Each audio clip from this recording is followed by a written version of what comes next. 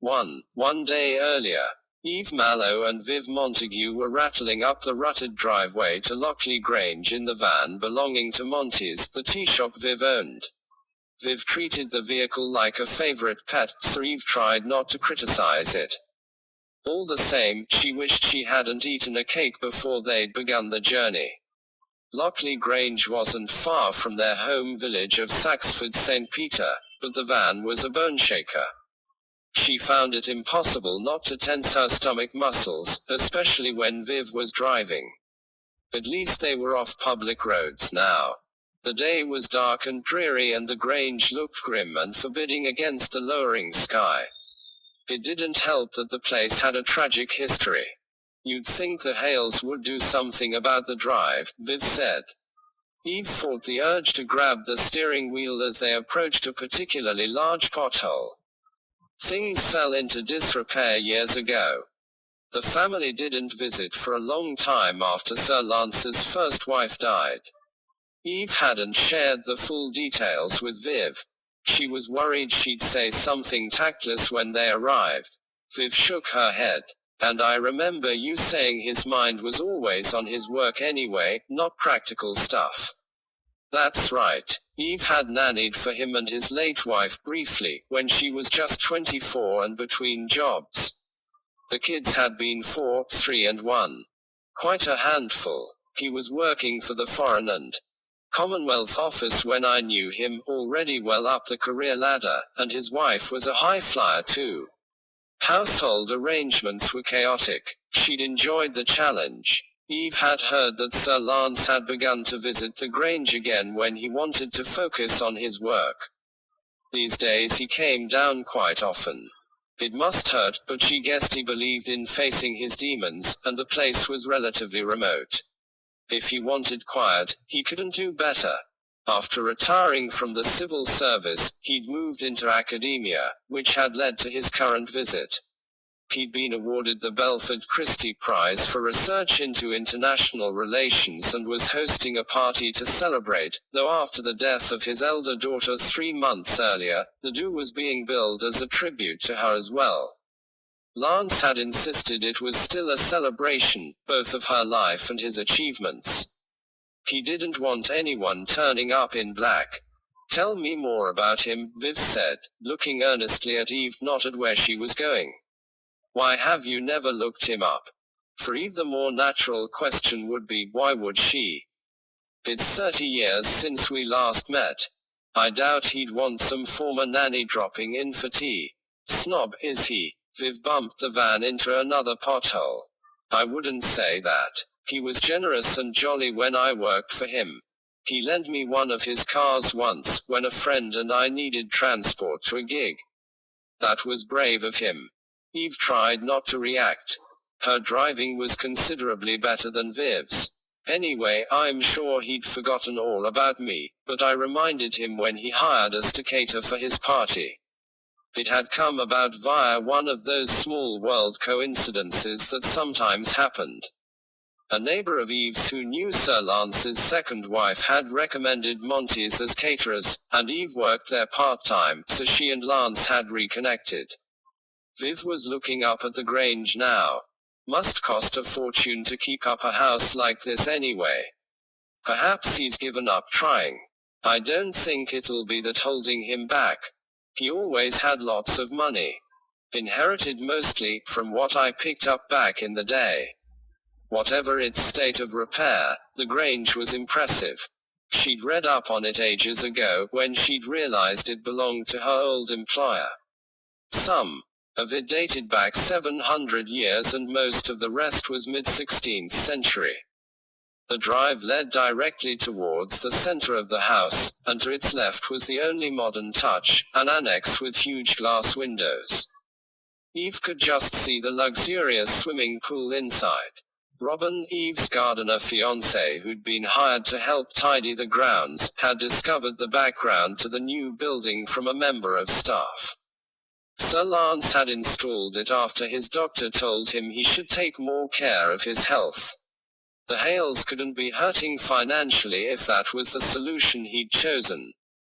It wasn't as though the Grange was even his main residence, though he'd been here for the past week, working and preparing for his guests. I saw an article about the Hales London house in one of the Sunday colour supplements, Viv said. Talk about immaculate. I suppose his second wife must have had some influence there. It would explain the media featuring the place too. Sonia Welton Hale was a model and a household name. I'm surprised Sir Lance has chosen to host his celebration here, not in the capital. Suffolk was the most beautiful county, but London would be easier for the dignitaries to reach. Less space there probably. Lockley Grange was certainly cavernous. They could have hired a venue though. Lance had always been extravagant when it came to parties. I'm surprised the prize committee didn't organize the event anyway. Viv's hair, holly berry red this Christmas season, gleamed in the Grange's outside light. Eve cast Viv a sidelong glance and smiled. They did, I gather. A small, dry affair in the afternoon with a handful of top academics in attendance and no alcohol. If I know Lance, this will be a very different event with a much larger audience. The surroundings might be rough around the edges, but I expect the attendees will be dressed to the nines. If it had been a celebration pure and simple, Lance would have lapped it up, but how must he be feeling when it was also a memorial to his daughter?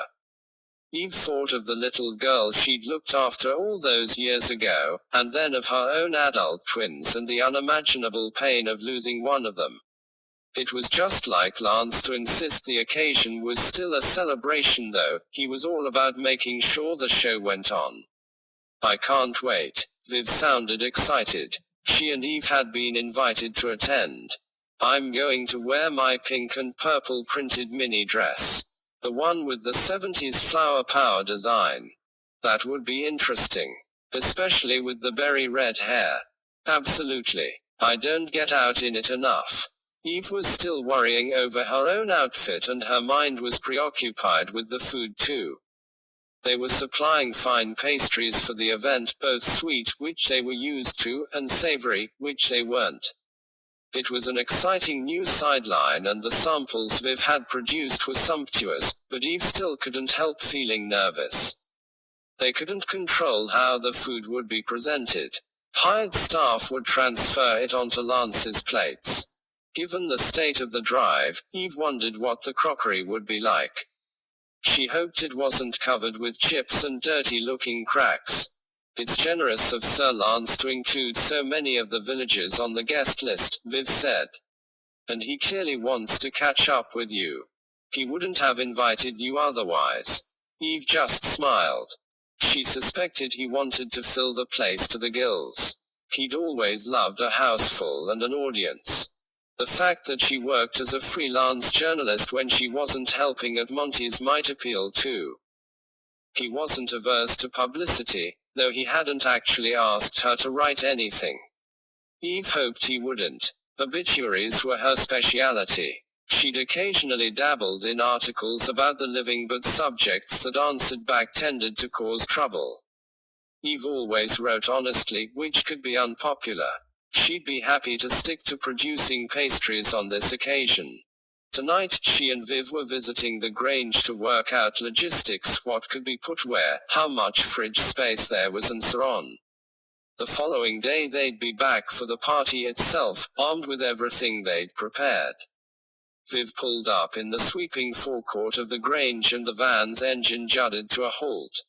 She shuddered as she looked up at the house. I wonder if it's haunted. Eve could see where her unease had come from. The tall chimneys and the great walls of old brick were dark against the gathering dusk and the blank, curtainless windows were disconcerting. Anyone could be watching them. They'd never know. The grounds were the same, dotted with dark evergreen bushes and woods, beyond which anything might lurk. Her mind was dragged towards what had happened in the grounds many years earlier and her stomach tensed further. Let's get inside. She needed to focus on the here and now and see what they were presented with. Meeting Lance again would feel strange too. So far they'd only talked on the phone. Eve pulled on a bell as they reached the huge oak front door, but after waiting a full 2 minutes, no one came. The door was ajar, despite the frigid weather, and she glanced at Viv. "Shall we?" Viv shivered and nodded as Eve pushed it open, then shouted after them. If a house as vast as Lockley Grange stood any chance of staying warm, closed doors would be a must. The entrance hall was dark and starkly lit by a chandelier in the center, leaving its four corners in shadow.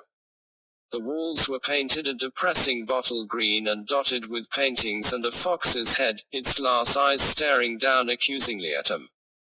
To one side was a large, free-standing coat rack. Eve was distracted by approaching voices. "Of course, we haven't done what she suggested yet. What do you think? Worth the upheaval?" A deferential-sounding woman. "Yes." That was Lance's rich, melodious voice. "She knows style, Lucy. It's her thing. Everyone has a talent." He sounded entirely at ease with the woman called Lucy. Eve knew of her by reputation, though they hadn't ever met.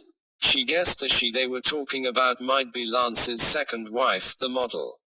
She was an unknown quantity, though Eve had read articles about her.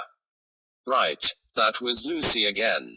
6 plug-in lamps for the entrance hall, then. I only hope the electrics can take it. Eve was pleased to know she'd get the before and after experience. The lamps sounded like a good idea. The place certainly needed something. The pair still hadn't reached the hall, but their voices were getting louder. "I was thinking earlier that the fox head looks rather moth-eaten." Eve wasn't surprised it had stuck in Lucy's mind. Lance grunted. "I agree, but she's right about that too. The less faded paint behind it will show if we take it down. She suggests swapping out one of the darker paintings instead and putting that photograph of the bronze palm tree in the gilt frame in its place." "The palm tree?" The woman's voice took on a tone of surprise and slight disapproval.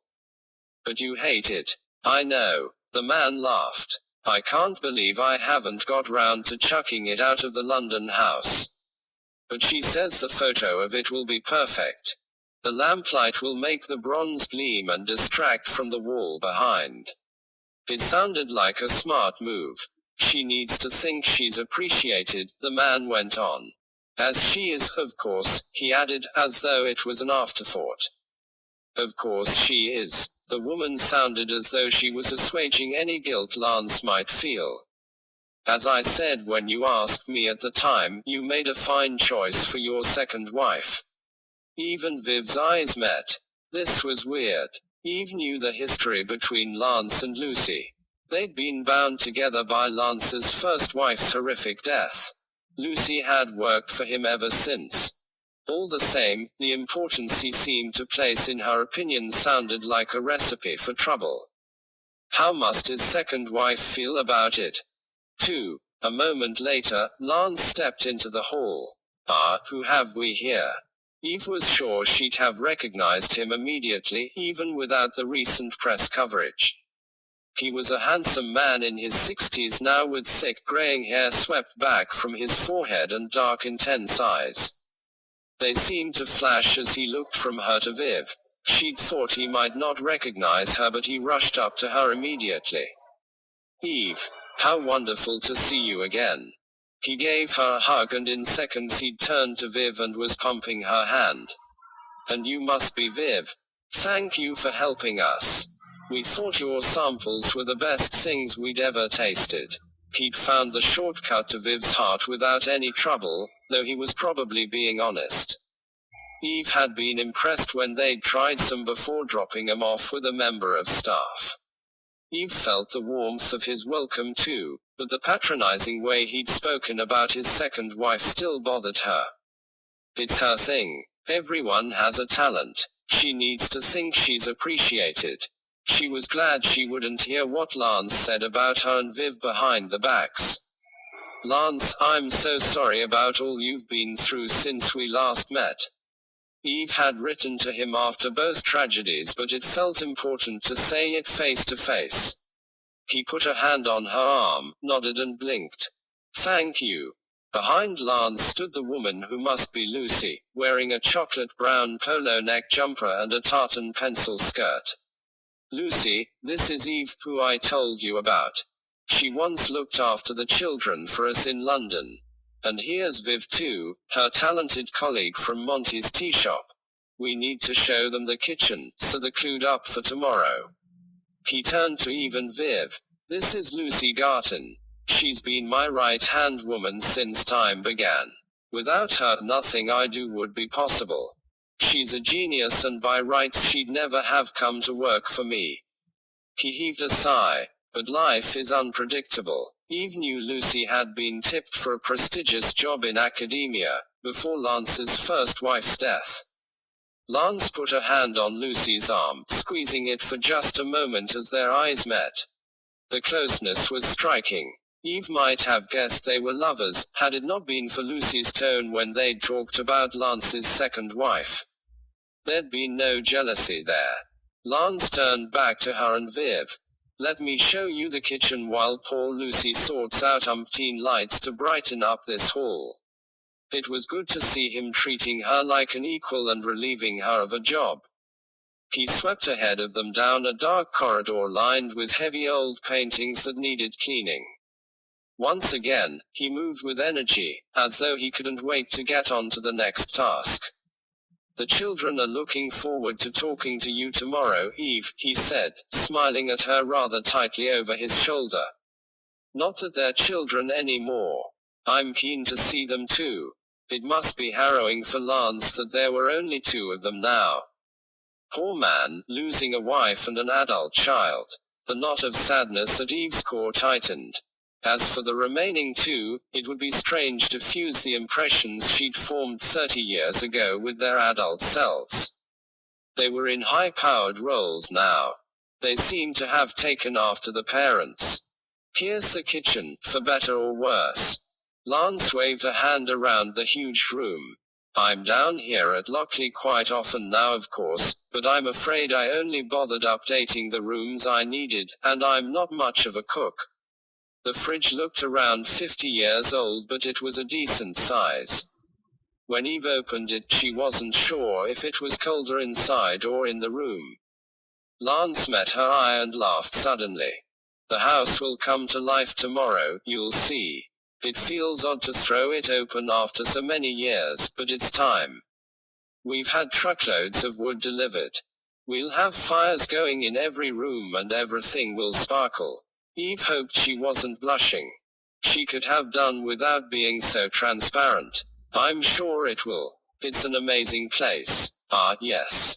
Amazing covers a multitude of sins, doesn't it? He was laughing again. We're lucky to have half of Saxford St. Peter helping us to get ready. I'll leave you so you can plan without me breathing down your necks, but when you've finished, I hope you'll join me for a drink before you go. He's a lot warmer than the house, Viv said loudly, the instant he'd left the room. Please keep your voice down. Eve whispered. What are you worried about? It was a compliment. They turned to work out where to store the pastries for maximum freshness and convenience, though unless the fire at one end of the kitchen worked miracles, they needn't worry about anything spoiling in the heat. Eve found some stackable racks which would help them cope with the quantities they needed to bring. 10 minutes later, they retraced the steps down the corridor, listening for voices to guide them to Sir Lance and the drinks he'd mentioned. They were nearing the front entrance when they heard him and Lucy talking again. It's lucky that the other guests were prepared to come to Suffolk when you changed the venue, Lucy said. It's been quite a scramble to get it all sorted, but I know it's what you wanted. It seemed essential at the time, Lance replied. With the four of us in the same room, the truth was bound to come out and it would only upset Sonia. I never thought I'd entertain here again, but Suffolk was the obvious answer at short notice. Though now it might all be pointless, his voice turned irritable before it trailed off. What do you mean? Lucy's tone was sharp. It doesn't matter. Eve had 2 seconds to ponder their words as she entered the room. Sir Lance hadn't come to Suffolk for the space Lockley Grange offered then. It seemed he and Lucy had rearranged the entire event to keep his second wife, Sonia, apart from someone who might hurt her. Eve's mind was full of questions. Who was it, and why couldn't they travel outside London? What made him a threat, and why were Lance and Lucy keeping Sonia in the dark about it? Perhaps she was vulnerable in some way. Otherwise, it seemed downright peculiar that they knew about it and she wasn't involved. 3. The weather was bitter that evening, with rain turning to sleet outside the Crosskeys pub. Eve and Viv were holed up inside, close to the blazing logs in the inglenook fireplace. Viv looked very festive, her hair toning nicely with the berries of the holly which had been put up for decoration. It was just under a month until Christmas. Sharing the table were Eve's fiancé Robin and her neighbors, Sylvia and Daphne. Sylvia was involved in Sir Lance's party too, thanks to her career as a professional photographer.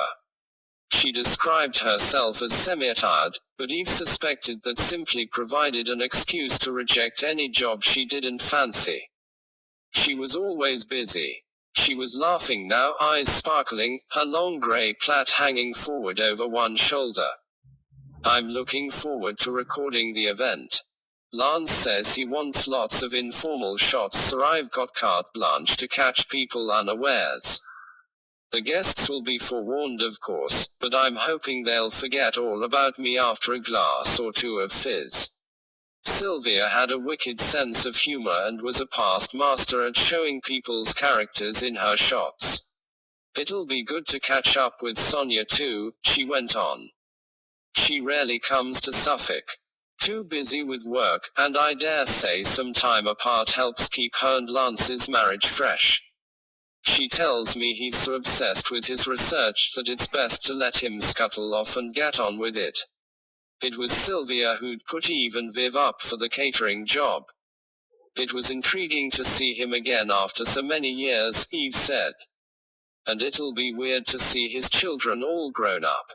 Once again, she thought of the family members who'd be missing. I'm looking forward to meeting Sonia as well. His first wife was still alive when I was with him. Sylvia nodded, her eyes serious.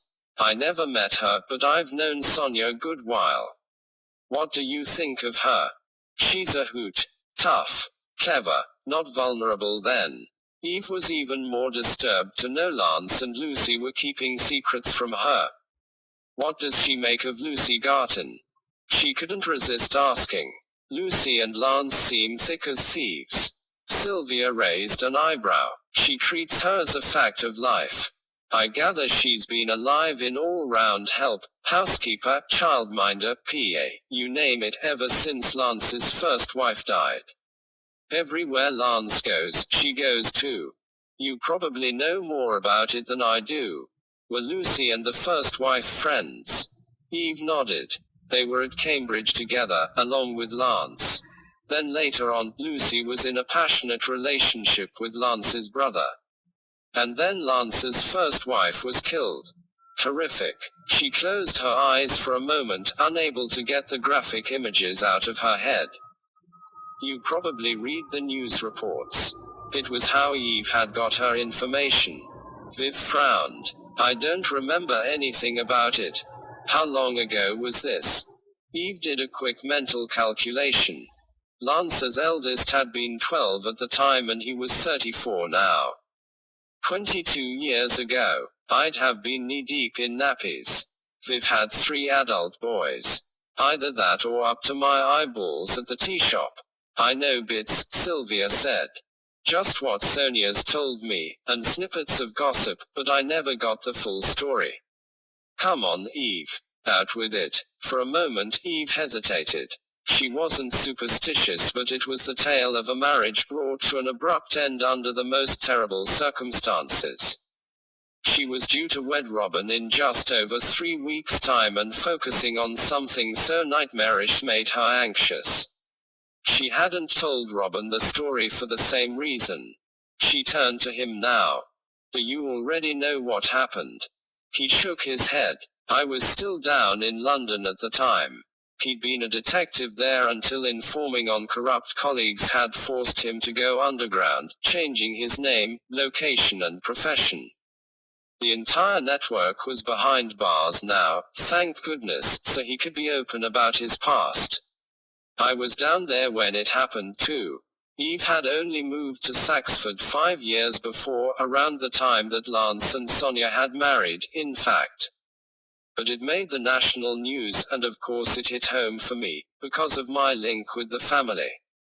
It's the same with the latest tragedy. They all nodded. They discussed the details of Lance's daughter's death, given the party was billed in part as a tribute to her. Eve put down her glass of wine and turned to the others.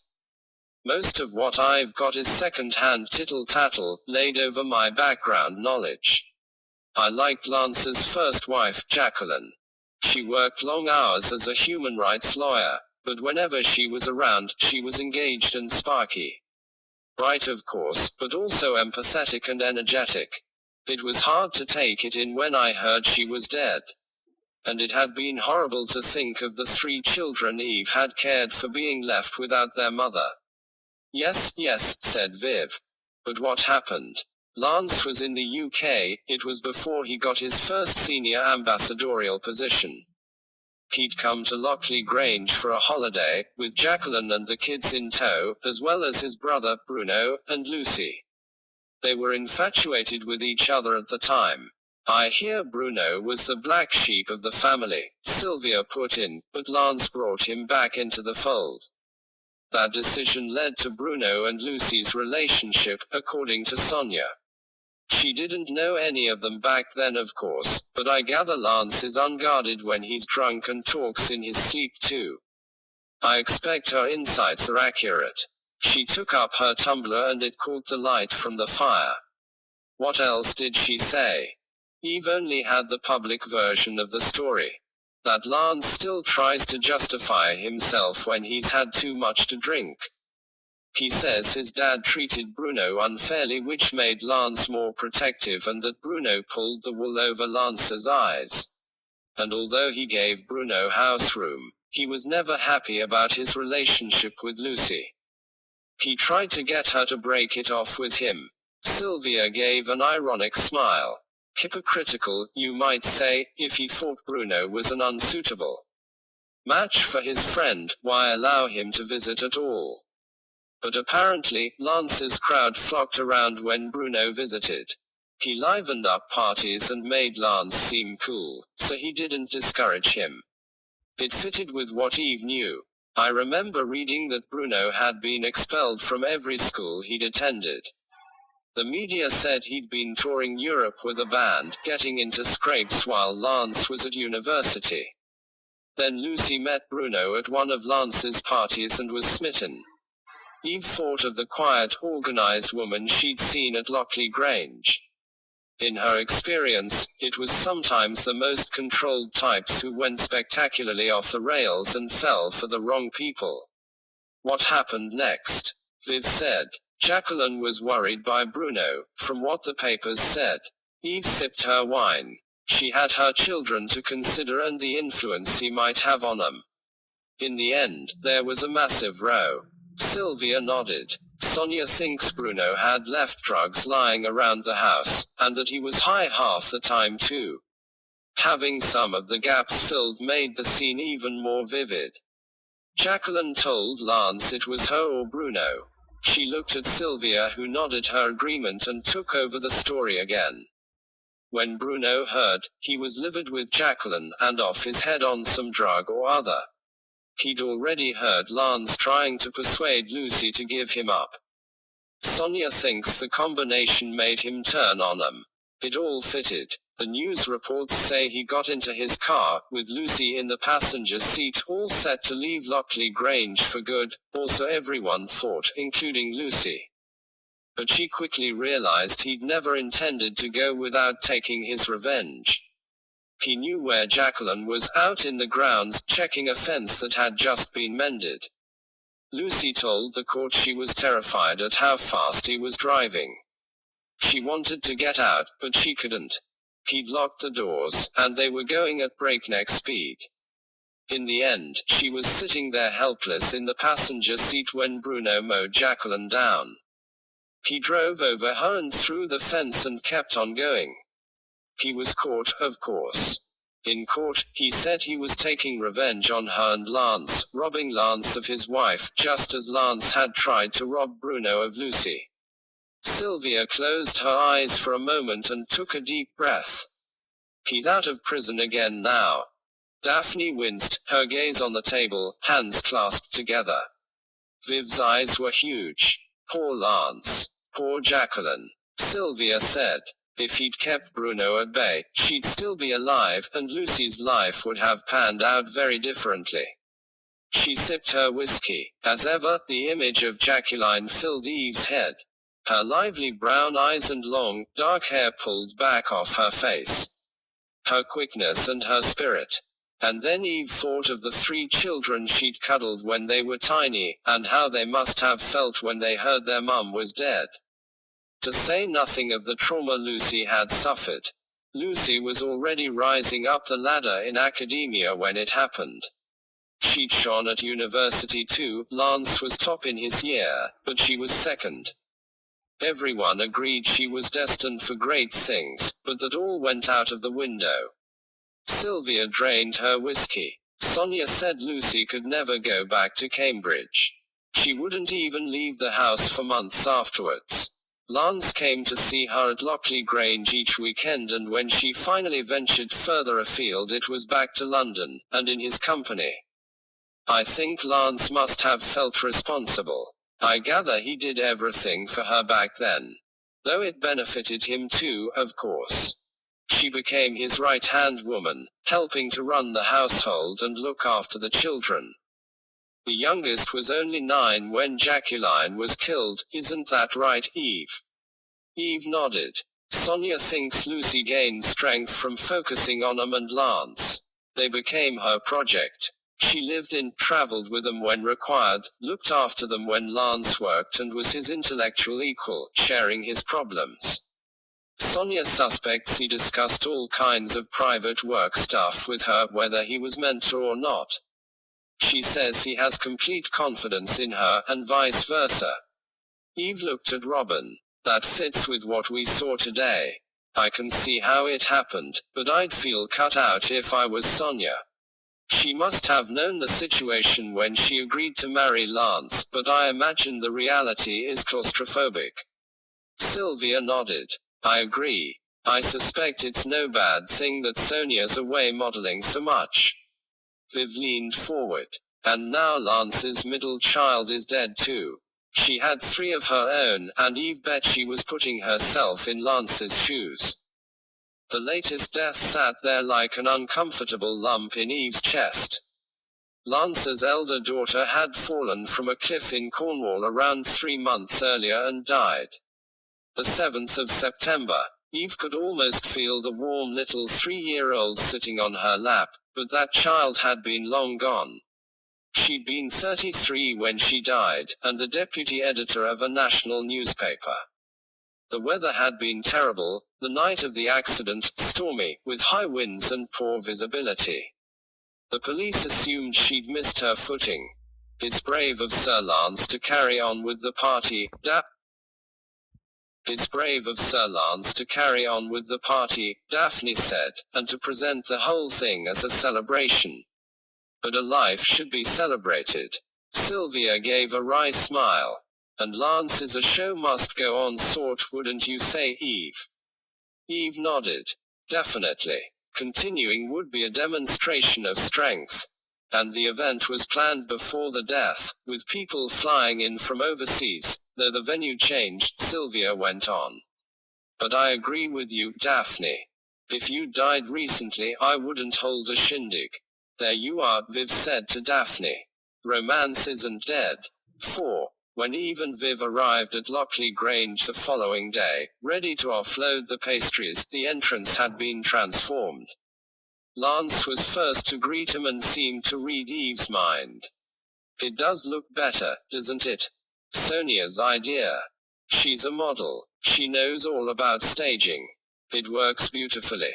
The bank of lights and the gleam from the huge photo of the bronze palm tree were what caught her eye. The dark hallway beyond was all but invisible. Lance walked with them towards the kitchen, but even Viv assured him they could find their own way. You must have a lot to do, Eve said. He nodded, beaming. He didn't look a bit nervous despite the number of guests he was expecting and the press who'd been invited. Eve enjoyed meeting people, but public speaking wasn't her thing. She and Viv went to and fro, carrying the pastries to the kitchen, stacking them ready for the hired staff to serve. By the time they'd finished, they'd covered every surface, including a hatchway to an adjoining room. There's no room to transfer our food to the serving dishes, Viv said. It's asking for trouble. What's the betting half the pastries land on the floor? She seemed disinclined to leave. I'm sure the staff will find a way. Eve steered her out of the door. We need to get back home, change and pick up the others. Robin and Daphne were attending the party as well as Sylvia and her trusty camera. Viv glanced at her watch. We're not in that much of a hurry. Eve took a deep breath and tried to relax. She was always ahead of time. Even so, we should leave the staff to it. She hated people peering over her shoulder as she worked, and they probably would too. It's out of our hands now. But Viv turned right out of the kitchen instead of back towards the entrance hall. I'll just see if I can find 'em to have a very quick word. Eve would have to follow. She might need to smooth ruffled feathers. Oh my word, Viv said, pausing by an open doorway. Look at this. They'd gone further away from the rooms Lance must use on his Suffolk visits. Here, the place felt abandoned. The room Viv had spotted made it clear life had been interrupted. The space looked frozen in time. Eve wandered in for a closer look. She couldn't help herself. Copies of The Economist and Vogue dating back 22 years lay on a coffee table, coated in dust. Desiccated insects decorated the mantelpiece and a paperback, still open, had been abandoned on the arm of a sofa. There was even a dried-out coffee cup. Eve had wondered how Lance had coped with coming back. It seemed this was the answer. He'd holed up in a small part of the house and refused to look at the rest. Too many memories, she guessed. Let's go. Viv's face was pale. It's creepy. They were just about to turn back when Eve heard a raised voice. This is just like you, Maynard. Eve recognized Lance's rich tones. Viv raised an eyebrow. Maynard is Lance's son. For once she managed to whisper. Eve nodded, picturing a scruffy 4-year-old with tufty hair and loose shoelaces. I don't suppose you'd care to tell me why you need so much money. Lance's voice reverberated with anger. It's an investment opportunity. Something only a fool would turn down, and it's now or never. It's not as though you're short. I can pay you back with interest if you'll just trust me. Trust you? Lance's voice dripped with disdain. You're clever, Maynard, but not as much as you think. Not as clever as you mean. Lance didn't reply. This is so typical. You can't bear to be challenged. Far from it. What I can't bear is you expecting me to believe your ridiculous lies. Wait. Is someone blackmailing you? He sounded panicked now, then muttered something under his breath. The only word Eve caught was conserve, which figured. They both had reputations to protect. A moment later he was clearly audible again. Has word finally got out? Not as far as I know. I'm hardly likely to say anything, am I? Maynard matched his father's tone. But you might have. Don't be ridiculous. Of course I haven't. Not even to Sonia. Lance huffed. Certainly not. Why would I? It happened years before I met her. If you haven't talked, then it must be Lucy. So you were being blackmailed then? I didn't say that. It won't have been Lucy. Lance's voice was quieter again. She's 100% loyal to you and me. I don't think it's possible to be both these days. You and I are at each other's throats half the time. And if Lucy had to choose, she'd choose you. It's not in my interest to have your grubby secret come out either. Lucy wouldn't tell. Then it has to be you. Everyone knows you have no filter when you're drunk. How dare you? A door down the corridor was yanked open. Eve and Viv moved as one into the room with the abandoned magazines. Eve's heart was thudding hard, her chest tight as the pair of them waited. From the shadows they saw Maynard storm past. Sturdily built, and well turned out in a dark suit. Jaw heavy, eyes mean. She tried to see the little boy she'd known in his features, but he was barely recognizable. She was already familiar with the modern-day Maynard, though. He'd been a member of Parliament for 2 years. She'd scanned the press coverage after he was elected and seen his photo again in the reports on his sister's death. Thank goodness he didn't realize he'd been overheard. Eve wondered what the heck he'd done. It sounded serious enough to put anyone who knew about it in danger. 5. Later that evening, Eve stood in the reception hall with Robin, Viv and Daphne, feeling their way into the party. Eve was in her fitted green velvet dress, a glass of champagne in hand. You don't need to worry, Robin said as her gaze ranged over the room. You look gorgeous whatever you wear. Flatterer. She gave him a smile. I'm not sure I like you being able to read my mind so easily. I have to say, you scrub up quite well yourself. He grinned. It took me hours to get the dirt from under my nails. A perennial gardening hazard. He looked $1 million in evening dress. She couldn't believe they'd be married so soon. The thought still sent a thrill of excitement through her. After her disastrous ex had walked out, she'd never thought she'd feel so joyous again. Here's Sonia. Sylvia had appeared in front of them with a beautiful blonde woman who was probably somewhere in her 40s. She had wide blue eyes, high cheekbones and elegant bone structure. Eve could see why she was sought after as a model. Tonight, she wore a black figure-hugging dress with lace sleeves and a sweetheart neckline. Eve shook hands. Pleased to meet you. I gather you're responsible for the party decor. It all looks amazing. Sonia gave her a wry smile. Thanks, but most of the Grange is stuck in the past, I'm afraid. I was surprised when Lance decided to host the party here, but he said he knew I'd make it work. She laughed and rolled her eyes. Maynard had joined them. It was 3 hours after his row with Lance, but he still looked disgruntled. He turned to Sonia. You might not be the sharpest knife in the drawer, but you're very good at menu planning and making things look better than they really are. Ouch. Eve and Viv shared a grimace. The party guests nearby had gone quiet, just in time to hear Maynard's insult. Eve had been about to introduce herself and remind him of old times, but now she held back. In a bad mood, Sonia asked him. Perhaps she knew about the argument. Don't tease her, Maynard. A tall man with sandy hair appeared beside them. Everyone's got their own talents. He must have been listening to Lance. It's easy to see Sonia's.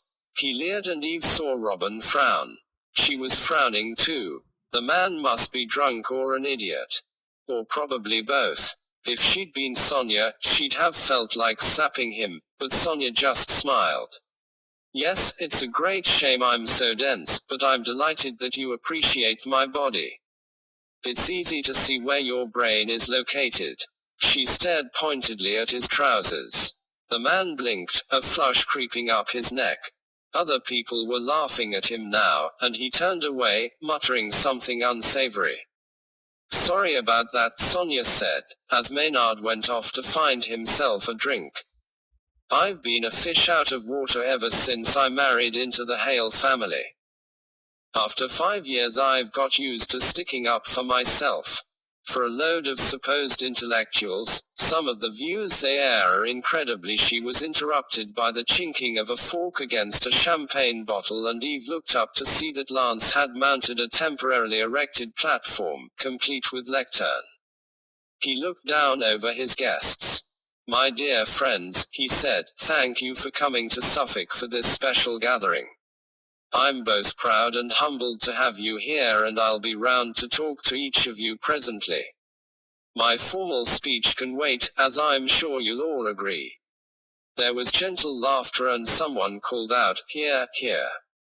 For now I want to focus on my wonderful, darling daughter, Jenna. Silence fell instantly. When I planned this event, I thought she would be here by my side, along with dear Maynard and Naomi. The fact that she's no longer with us breaks my heart. He paused to take a juddery breath. She was known far and wide, but allow me to talk a little about her achievements. He spoke of her upbringing in the Hale household, her triumphs at school and at Oxford, her glittering career in journalism, and the stories she'd broken. At last, he paused and took a deep breath. Please raise your glasses to her now. Darling Jenna. Everyone repeated the toast. Several people were crying, and when Eve turned to look at Lance, moments after he'd left the stage, she saw he was no exception. He'd held it together bravely for his speech, but no more. Maynard's eyes glistened too, and Lance was hugging a young woman with chin-length chestnut hair who looked very distressed. Naomi. Eve recognized the hair color, the dimpled chin and large eyes. Lance and Jacqueline's youngest, to whom Eve had sung lullabies and read baby books. The news of Jenna's death was an awful shock to all of us, Sonia said, though she wasn't crying herself. We weren't close, she went on. She didn't feel I was right for Lance, and she never got past that.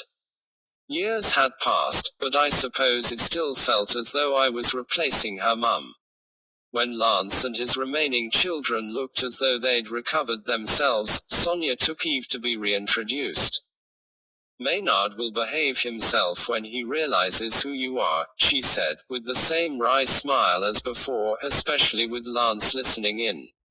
As they approached, Lance pulled Sonia towards him. He was clumsy about it, and Eve sensed he'd had too much to drink, just like the sandy-haired man. My darling, he said to her. You look ravishing.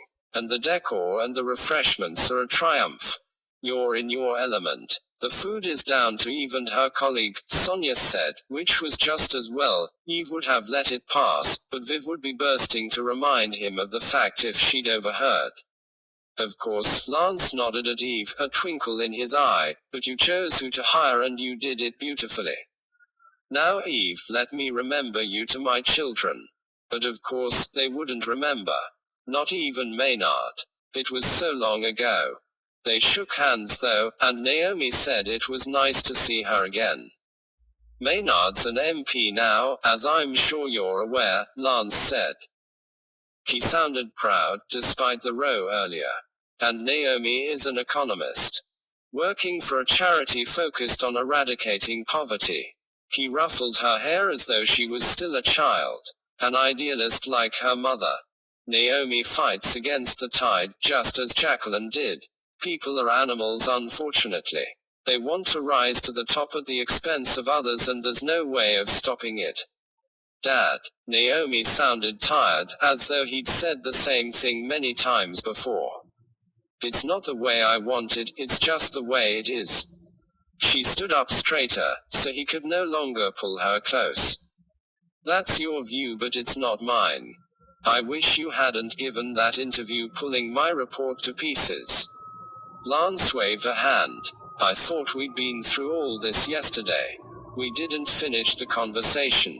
You walked out of the room. Naomi's face was pale, her knuckles clenched white. Why bother wasting my breath when I could see I'd never convince you? Eve guessed the idea that he might be wrong hadn't crossed his mind. As for the interview, I had to say what I thought. Very publicly. Naomi was only just controlling her voice. Rubbishing his own daughter's work was extreme, especially when he was wading into her area of expertise. Lance wasn't an economist. Naomi began to walk away, an act of strength in Eve's eyes. I suspect she's in a bad mood because her partner couldn't make it tonight, Lance said. That's theatrical folk for you. Apparently directing a play's more important than this event, even if you're months into a run. You'd think everything would run like clockwork by that stage. Naomi swung round. Don't be so selfish, Dad. The play's important. She turned to Eve. It's been such a success that it's just transferred from a tiny venue in Edinburgh to one of the city's best theatres. The sort where critics from the national dailies turn up. I was the one who said it should take precedence. Eve nodded. Good for Naomi. She suspected it was Lance who felt slighted. He was welcoming and generous, but she'd realized early on that he liked to be top dog. That's put me in my place, he said, laughing, as Naomi strode away. Still, something's got her goat. We're close normally. How could he be so obtuse? She's already told you what it was, Maynard drawled. You pulled 3 years of her research apart. She's not as good as she thinks she is, and you've forced her to face up to the fact. No wonder she was fed up. As for Maynard, he really was infuriating. Memories of him as a child filtered back into her mind. The way he and Jenna, aged just 4 and 3, used to fight over who was best. Lance had encouraged them. He'd already started teaching them to read and played them off against each other, setting challenges, both mental and physical. Jacqueline had been worried that Jenna would come off worse, being a year younger than her brother, but rather than putting a stop to Lance's games, she'd egged Jenna on not to be beaten. Naomi, aged 1, had been too young to get involved. She'd seemed like an oasis of calm in comparison. Lance was shaking his head at his son. Nonsense. Naomi's a big girl with an excellent brain. She can fight her own battles. He watched his daughter weave through the crowds until she was out of sight. Maynard looked furious. 6. It was another half hour before Eve saw Naomi again. She was standing chatting with a small group including Maynard when Eve accidentally caught her eye. I'm sorry about earlier, Naomi said, moving closer. It's Dad's night. I shouldn't have let my temper get the better of me. I hope I was less grumpy as a baby. You were sweet. It was funny to think of her on Eve's lap, eating a rusk. It can't have been easy when Lance gave that interview. Eve had looked it up on her phone during a visit to the ladies. Within days of Naomi producing her report, he'd cast doubt on her conclusions. He was a man with plenty of contacts, and his pronouncements had caused a stir because he was her dad. I was hurt, but I shouldn't have been surprised. I know his views are different to mine, and he's never been backward in coming forward. She paused, then took a deep breath and shook her head. All the same, he was a good dad to me growing up. It can't have been easy after Mum died. It's just that it's a crucial time for the charity. I'd got some interest in Parliament and an appointment to go and speak to a group of MPs. Maynard rolled his eyes, but she carried on.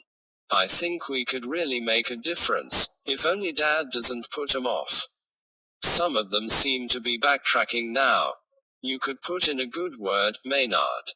Maynard groaned. I can't tell them what to do. I've said I'll try. Eve wouldn't trust him to try for a minute.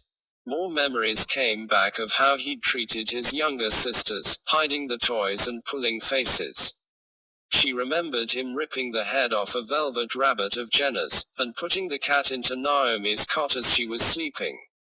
Once again, she wondered what he'd done that was worthy of blackmail, and what he might do to resolve the situation. As an MP, he had an awful lot to lose. In that quiet moment, she became conscious of Lance's rich laugh. He was surrounded by women now. Eve had already registered that he was good-looking, but the way they pressed in close made his magnetism even more obvious. He's got a meeting out of his hand, hasn't he? It was the drunk, sandy-haired man again, watching proceedings. It's always been that way. Maynard's dismissive tone sounded almost genuine. Underneath it, Eve decided he was jealous. Plays away, does he? The sandy-haired man grinned. Maynard's look turned unfriendly. That's an unpleasant question to ask, even for you. What do you say, Naomi? The man turned to her. I notice Maynard's not denying it. Naomi's lips narrowed and Mr. Sandy Hare looked at her speculatively. The bad atmosphere was making Eve increasingly uncomfortable. She had a sense of foreboding, as though all the rivalry and resentment among the Hales was coming to a head. She was glad of the interruption when Lance stood up to give his second speech. It was fascinating to watch him. He managed to talk as though he was in a one-to-one conversation with each person in the room. Eve could imagine how successful he'd been as a diplomat. Not that there was anything diplomatic about the way he'd rubbished Naomi's research. She guessed he applied different rules in his personal life. Perhaps he felt threatened by his children, the young pretenders ready to replace him. That could be why his marriage to Sonia worked, assuming it did. They operated in entirely different spheres. No one would compare them, unlike him and Jacqueline, who had different careers but used similar skills. Eve knew their marriage had been passionate, but tempestuous too. She'd heard the rose. Eve turned her attention back to Lance. He'd stopped suddenly mid-speech, his eyes on the lectern where he stood, his hand gripping its angled top. For a moment Eve wondered if he was ill, but then he snapped out of it, gave a quick snort, and carried on. There'd been some problem with his notes, perhaps. He sounded just as engaged and warm as before, but he shot the occasional livid glance at a woman of around Naomi's age with long dark hair. She twisted her hands nervously, face pale, eyes hollow. She looked exhausted. When Lance finished, he met the young woman's eye and gave the faintest nod towards a corner of the room. It was agonizing. Eve felt sure he was going to tell her off. Doing it in the same room as the guests was unforgivable, but there was an intensity in Lance's eyes and a fresh drink in his hand. A moment later, he and the young woman had reached the quiet space to one side of the partygoers. It wasn't at all private. Eve heard bits of the dressing down, and what she didn't hear was echoed in shocked whispers by those standing closer by. The woman was Lance's research assistant, and Lance was accusing her of mucking up his speech notes. Of deliberately leaving out an entire page to throw him off. And then he was telling her it hadn't worked because he was a professional and couldn't be destroyed in such a basic way. The words seemed way over the top. Even if the speech had gone disastrously, it wouldn't have finished his career. The woman was in tears, swearing she hadn't muddled his notes, deliberately or otherwise. That she'd checked him 10 minutes before he started talking. Eve felt for her. Even guests who were too polite to stare couldn't help witnessing her humiliation. And she looked so worn out after preparing for this very event, perhaps. Eve remembered being that tired once, and how impossible it was to keep your feelings in check. If the woman had messed up, it was probably because she was overworked. Eve heard Lance's final words, "It's not just about the speech and you know it. I've already warned you, you knew this was coming. You've betrayed me. You can wave goodbye to a career in international relations. No one will want to work with you by the time I've finished." Eve could believe it. He'd never done anything by halves. It was the other side of his passionate, intense coin. Already, he'd muddied her name in front of a large group of academics working in her field. He seemed intent on shutting the woman down. She was left stranded on the opposite side of the room from the huge double doors, the best means of escape. It was Naomi who went to her, taking her hand and putting an arm around her shoulder to shepherd her through the crowds. Lance watched them from a distance, his eyes angry. Most people had turned away. The show was over, but Eve was spellbound, full of pity with no way of expressing it. It meant she saw the research assistant's look of despair before she and Naomi turned their backs on the crowd and huddled together, as if they were exchanging secrets. When Eve could see Naomi's expression again, it was one of total confusion. Then her hand was back on the research assistant's arm as she leaned in, speaking urgently. Eve didn't catch the words, but the research assistant's reply rang out, sharp with surprise. No, of course not. No way. Then Naomi stood back, leaning against the wall as though to stop herself falling. She was fiddling with the zip on her navy velvet bag, but her eyes were wide and unfocused. Whatever Lance's assistant had told her, it had clearly knocked her for six. Eve glanced away and realized Lance was still watching Naomi too, his brow furrowed. Lance's research assistant disappeared and Sonia came to check on her stepdaughter. They talked quietly and Sonia hugged Naomi. It was nice to see signs of the close relationship. Naomi had clearly accepted her stepmom in a way that Maynard and Jenna hadn't. Eve was glad her twins got on with Robin and that they were old enough to see things in the round. Naomi looked grateful for Sonia's support, but Eve still fancied she was holding something back. There was none of the urgent chat she'd exchanged with the research assistant. Eve couldn't imagine what that had been about. The moment Sonia left, Naomi made for Lance. For the first time since Eve had met him, he looked scared. Uncertain. Naomi nodded towards the double doors and Lance went out of them ahead of her without so much as a murmur. Something in her eye must have told him she wasn't mucking around. Eve's sense of unease increased. If the Hale family was on the brink, hearing Naomi and Lance's conversation might tell her why. Once again, she thought of Naomi as a baby and her protective feelings came rushing back. It was no excuse, but she followed her anyway, muttering something to Robin about needing the loo. But it was no good. There were too many people milling around for her to listen in as she had with Lance and Maynard. It was another row though, Eve could hear that much, and several bystanders raised their eyebrows. At the moment the worst of the Hales blow-ups were happening behind closed doors. The event was keeping a lid on things, but that meant there was nowhere for the pressure to go. In her experience, it was a recipe for disaster. The talk of betrayal, of careers destroyed, of years of work going to waste, and above all of blackmail, made Eve's mouth go dry. She and the gang stayed until the party's bitter end, thanks to Sylvia's role as official photographer. Lance seemed to have sobered up a bit and was sweetness and light again, but Eve couldn't forget the events earlier in the evening. She was walking hand in hand with Robin, ready to get her coat when she noticed someone had dropped her handkerchief on the floor. She wasn't wild about picking it up, the last thing she wanted was to catch a bug before her wedding, but if she didn't do it, someone else would have to. She'd wash her hands immediately afterwards. Eve held the hanky gingerly. Heck, what was that smell?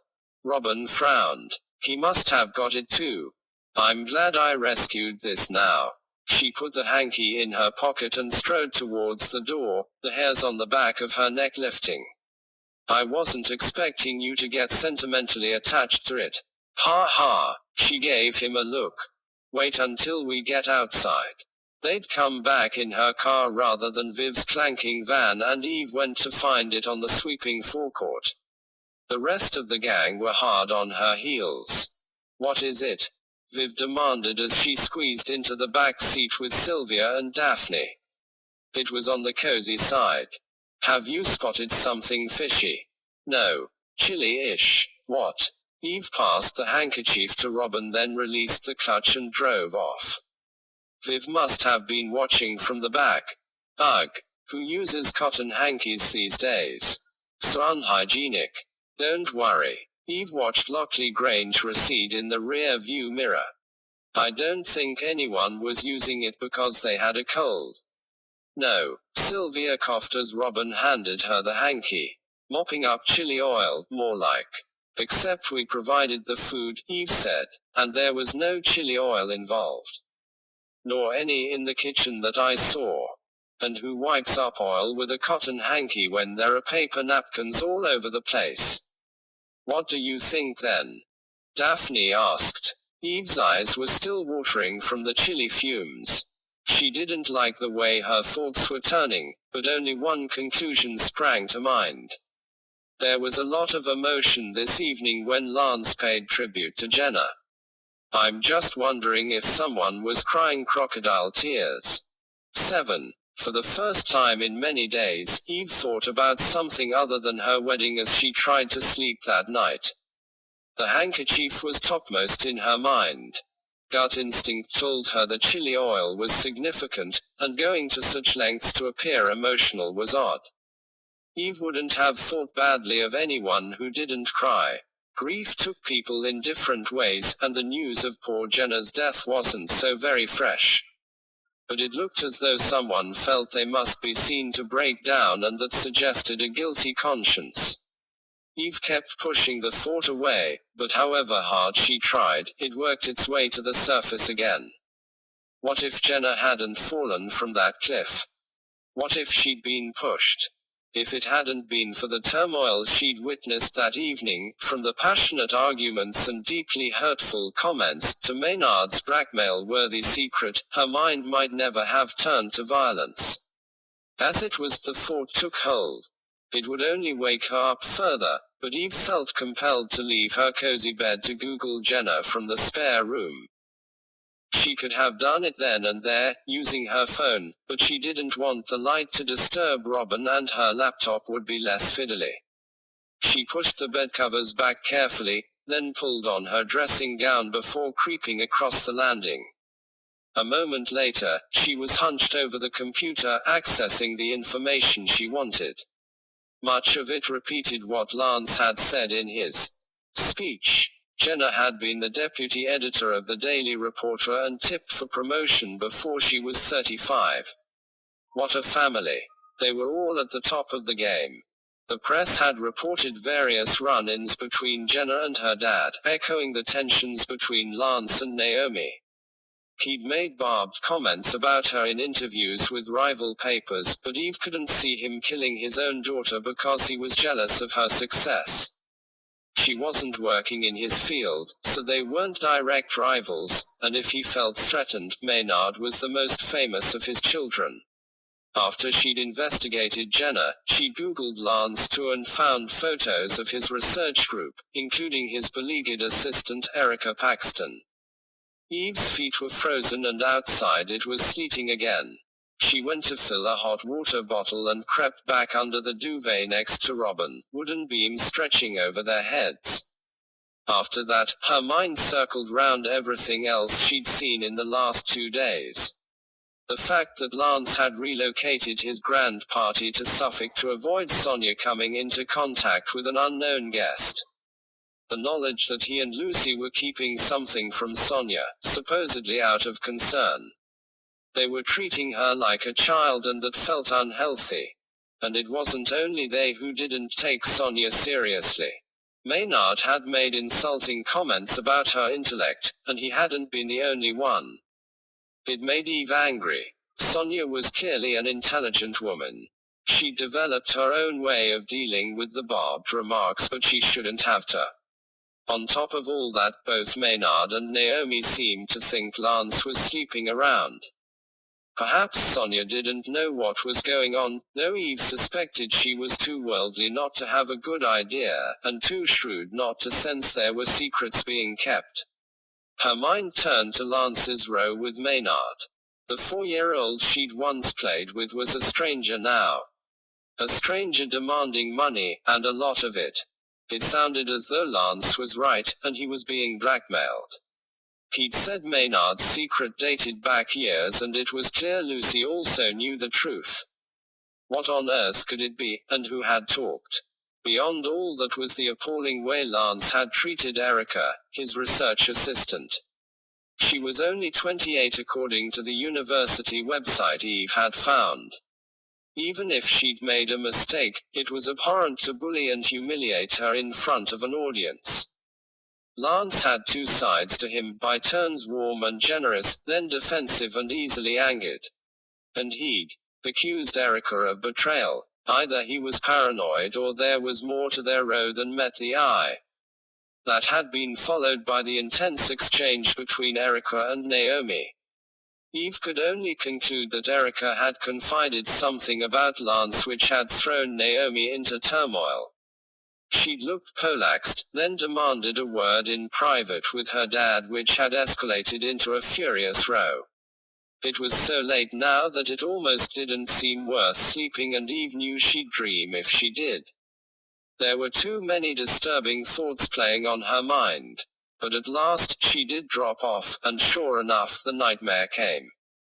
She lurched awake a little after 5, heart thudding. Robin reached out and held her hand. "You had the dream again."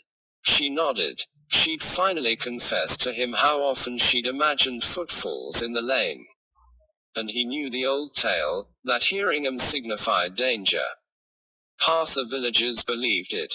Eve's official explanation was that she conjured up the dream when she was upset. She hadn't yet told Robin it only ever came just before death. Downstairs, Gus, Eve's dachshund, whined. Deep down, she was frightened that it wasn't just her imagination, but what else could it be? Any other explanation would be ridiculous. "Tell me," Robin said, squeezing the hand he still held. So at last she told him the bits she'd left out previously. "There are more things in heaven and earth, Eve," he said afterwards. "You're no credulous fool, that I do know." 8. As Eve set off to fetch Monty's trays from Lockley Grange the following morning, she felt better.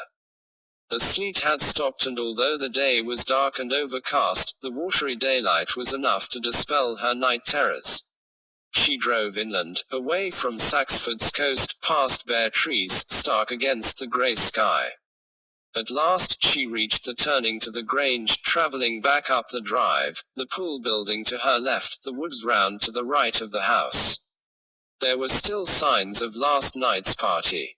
As Eve pulled up, she spotted fellow villager Molly Walker and her team of cleaners through a window, busy with bin bags collecting rubbish and recycling. Molly lifted a champagne bottle and dropped it into a sack. A woman in a dark dress and white apron let Eve in and invited her to go straight to the kitchen. Even the entrance hall was a mess. Someone had left a half-drunk glass of wine on a shelf, an extinguished cigarette floating in it. EWW. Poor Molly. There was something horrible about the smell of stale alcohol and tobacco in the cold light of day. Eve was crossing the hall towards the kitchen passageway when Sonia descended the stairs. "Morning." She squinted at her. "You look a lot more put together than I feel. We had people staying overnight and they simply wouldn't go to bed." "Horrendous." She laughed. "You haven't seen Lance, have you?" Eve shook her head. "I've only just arrived." Sonia frowned. "I'm not sure where he laid his head last night. I lost track of him." Then she put a hand over her mouth. "Sorry, that sounds bad. I don't think he's slept into one of the guest bedrooms or anything, but he was celebrating rather wildly all day yesterday. One of the guests arrived early, so the festivities had begun by midday. I suspect he nodded off somewhere and will be waking up around now with a crick in his neck." Maynard appeared in the doorway. "You haven't stumbled across a sleeping father, have you?" Sonia asked him. Maynard's look of distaste said it all. "No, I'm glad to say. I wouldn't want the cleaners seeing him passed out." "I'm surprised about that," Sonia said. "You're not normally keen to guard his reputation." She turned back to Eve. "Most of the Hales have a marked competitive streak." Maynard sneered, turned on his heel and stalked back into the reception room. Sonia followed Eve to the kitchen. "Coffee, I think. Will you join me?" Eve was about to politely decline when she saw that her and Viv's trays hadn't been washed up yet. Someone had propped them between the wall and a dresser where they'd been forgotten. "Oh no," Sonia said. "That's a poor way to repay you for your hard work. Here, let me help." But it was a one-person job and Eve secretly liked to retain control. "Please don't trouble. It won't take a moment. Though perhaps I'll take you up on that coffee." Of course. They each got to work. It all seemed to go off very well last night. Eve was partly making conversation, but she was curious to see if Sonia would comment on any of the tensions. She hadn't held back with Maynard just now in the hall. In the main, yes. I felt sorry for Erica. It was hard to get such a telling off in front of everyone. Sonia pulled a face. Lance shouldn't have done that. He can't bear anything that makes him look foolish. When I challenged him on it once, he blamed his parents. I gather they pitted him and his brother against each other. And Lance had repeated the behavior with his own kids, or the elder two at least. You'd think he'd have realized it was a bad idea, but Eve had seen it happen before. People often complained about the behavior of the parents, then mirrored it. Intellectual achievements were everything in Lance's family, Sonia went on. Whenever he or Bruno failed, they were shown up in front of friends and relations. It was almost always Bruno who came in for a drubbing, but even if Lance beat him, his parents still pulled him up if he didn't get top marks. They certainly ensured the pair of them ended up as rivals. I often wonder if it was nature or nurture that made Bruno a killer. What's cleverness without love and understanding? Eve couldn't help thinking of the way Sonia had been slighted the night before. Objectified and patronized for what she did well. She wondered how Sonia felt after 5 years of marriage. Naomi seems to buck the Hale trend, Eve said. It was she who'd first gone to check that Lance's research assistant was okay. I put it down to her being the youngest. I imagine she watched Maynard and Jenna tearing lumps out of each other and realized it was a mug's game. I've never heard her lay into either of them, though they've picked on her. All the same, she's driven, no pushover, and I love her for it. Sonia laughed. Then again, I'm biased. She was the only one who accepted me marrying Lance. Maynard and Jenna couldn't bear that I was so brainless compared with their mother. They thought Lance was letting himself down. She turned to Eve. Don't worry, I know I'm not brainless. Thank goodness for that. It's perfectly obvious to me, but the way they treated you sounds horrendous. Eve rubbed all the harder at a stubborn bit of cheese as she thought of the distress they must have caused. Thank you, but it doesn't bother me. Eve found that hard to accept. She was getting an adrenaline rush just thinking about it. When the pair of them had finished the coffees and Eve had scrubbed the rest of the platters into submission, Sonia helped her carry her cargo back to her car. Molly and her crew were outside now. It had been bitterly cold and damp last night, but empty bottles and glasses had still made their way into the grounds. People going outside to smoke perhaps, or for illicit liaisons. Eve balanced Monty's platters on her hip and unlocked her car boot. Once she'd dumped them and taken the rest from Sonia, she gave Molly a wave. Molly waved back, looking game despite the debris she needed to clear. Eve felt grumpy on her behalf. It wouldn't have hurt anyone to bring the stuff back indoors. Molly and a couple of her team were pottering towards the swimming pool annex as Eve thanked Sonia, got into her car and sat off down the drive. It was only as she glanced in her rear view mirror from near the Grange's front gate that she realized something was wrong. Molly had been standing close to the annex's window, but now she staggered back, gesturing to someone from the team not to come closer. Her body language told Eve something awful had happened. Molly was leaning forward, hands on her thighs, as though to get her breath. What the heck? Last night's dream was back in Eve's mind as she turned her car around and pulled up close to the annex. Molly, are you okay? She could tell it was a silly question. Molly looked at her but didn't answer, just pointed over her shoulder towards the pool, her face pale, eyes wide with shock. Eve took that as permission to look. And there, through the picture window, she saw the body of Lance Hale, slumped by the side of the pool.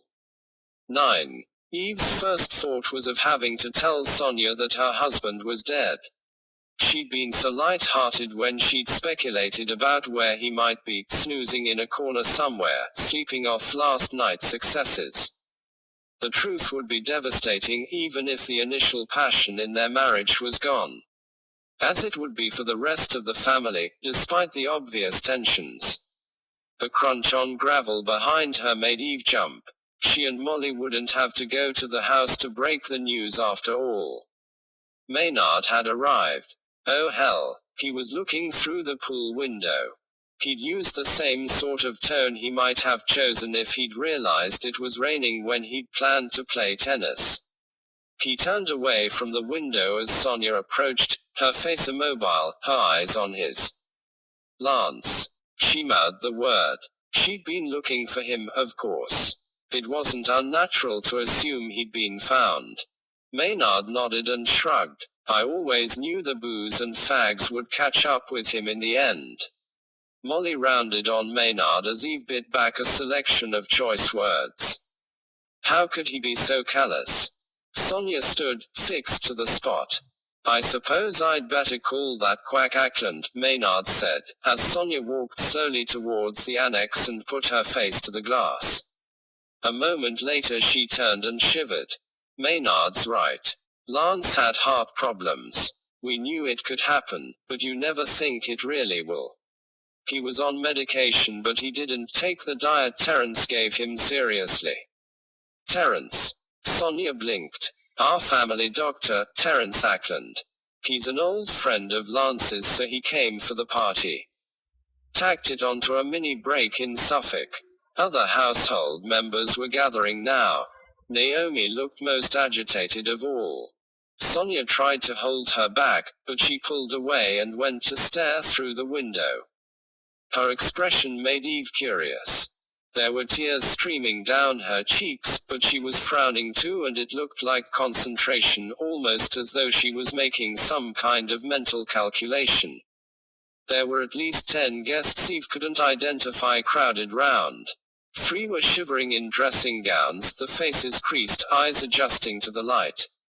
Eve scanned their expressions. They all looked shocked. And over to one side stood Erica Paxton, Lance's research assistant. She was hovering further back than the rest and looking at the ground, her long hair falling forward so that it hid her eyes. In Erica's position, Eve would have adopted just that stance if she'd wanted to hide her reaction. And then at last, Lucy Garton worked her way through the gathered group. Lucy, who'd worked for Lance ever since his brother Bruno had involved her in a murder. Lance had been her mainstay, according to Sylvia. When her world had collapsed he'd offered her a haven. They'd been intellectual equals, and thick as thieves, steering the Hale family ship together. Lucy moved forward as though dragged against her will, her mouth hanging open, her eyes wide with horror. Like Sonia and Naomi she stared through the glass, then lifted her hands to her face and howled like an animal. Not much later, uniformed police arrived, called because Lance had died suddenly, and Eve offered to stay in case they needed to talk to her. Everyone congregated in the reception hall where the party had taken place and the officers took down the contact details. In the end though, Dr. Ackland, a well-turned-out man with smooth dark hair and brown eyes, pronounced the death as natural causes. Lance's medical history combined with an examination raised no questions. Several people looked tense, from Erica Paxton to Naomi and Sonia Hale. But who wouldn't, under the circumstances? At last, a private ambulance arrived to remove Lance's body and Eve was free to go. The police left and the group in the reception hall was stirring when Lucy Garton glanced around the gathering. Did none of you see Lance in the pool last night? Everyone shook their heads and Maynard gave her a withering look. Someone would have mentioned it if they had. Lucy's eyes met his. Terence said the time of death was between 1 and 3. I couldn't sleep and I saw 2 people near the pool at 2:15. A murmur rose. What? Sonia was sitting up straight now. What did they look like? Lucy shook her head. It was too dark to see, and too far away. I thought it was a man and a woman, but I can't be sure. She looked at them each in turn, her brown eyes steady but her hands twisted, clutched tightly together in her lap. It could have been anyone heading to the digs after the party, Maynard said. The drive goes that way. But all the cars were parked further up close to the house, Sonia said, and this place is too remote for anyone to have walked here. Oh, well, whatever. Maynard sounded impatient. Perhaps it was a couple off for a quiet walk without their other halves. Either way, I'm sure they'd have called for help if they'd seen Dad. We're none of us monsters. Lucy glanced at him sharply, and Maynard looked away. Eve wondered if each of them was thinking of Maynard's secret. If Lance had been telling the truth, Lucy was the only person left alive who knew it. 10. Eve relayed everything that had happened to Robin when she got home, sustained by his firm hug and the attention of Gus, who seemed to sense her upset. Later she told the tale again, this time to Viv during her afternoon shift at Monty's tea shop. It was good to be able to pause, safe in the knowledge that the staff could look after the customers. They'd finally conditioned the new waitress, Emily, into waiting until people had finished chewing before offering more cakes or snatching the plates away. They'd been less successful with her friend Tilly. Eve had danced a jig when she'd handed in her notice. They'd been about to let her go after finding her absent-mindedly digging into a customer's plate full of brownies as she stood by the table, chatting. It's a relief that Lance's death is natural causes, Viv said. I could easily imagine Maynard bumping him off. Eve wanted to feel reassured too, but the tensions of the night before still filled her head. I agree, but what Lucy saw makes me wonder. Perhaps the people she spotted knew Lance was in trouble and didn't try to save him. Maynard and a girlfriend maybe. He was desperate for Lance to lend him money last night. Assuming he inherits a share of the Hale fortune, he'll be sorted once probate goes through. He didn't deny it when Lance asked if he was being blackmailed. I wonder what he's hiding. It left Eve feeling jittery. All families had secrets, of course, but knowing Maynard's was serious made her feel complicit for saying nothing. Yet there was no investigation, no case to answer. And if she did tell the police, it would be her word against his unless Lucy filled in the blanks. Eve couldn't see her doing that. She was renowned for her loyalty to the family. But doing nothing still made Eve twitch. Of course, getting involved would be crazy right now. It was 3 weeks until her wedding, that was all she should be thinking about. Yet as Eve waited tables, she continued to worry over it. If she pitched to write Lance's obituary, she might find out more. The timing was terrible, but if she didn't get involved, she'd never know what Lance, Maynard and Lucy were hiding and if she should be acting on it. It was a can of worms, but her conscience nagged at her. Could she walk down the aisle feeling happy if she'd turned her back on something that might affect Naomi badly? Eve's fondness for her had come rushing back. And what about Sonia, who was also in the thick of the Hale maelstrom, and a good friend of Sylvia's? Worst of all, what if there'd already been a murder and it went undetected? She spent half her spare moments that afternoon texting Jim the vicar about wedding readings and the other noting her thoughts on Jenna and Lance's deaths. It was only when Jim replied, "Do we need to talk?" that Eve realized she'd included, need to consider practicalities of luring Jenna to the cliff to push her over. In her latest text, instead of adding it to her notes, she sent a blushing face emoji in response. It was lucky that Jim knew about her hobby, but it showed that murder and weddings didn't mix. She should let this go. What on earth's the matter? Viv said. You've just walked straight past a customer with a plate that needs clearing. It's almost like you're human. Very witty. Eve explained her quandary. Write an anonymous note to the police and let 'em worry about it. They'll never follow it up. You know what Palmer's like.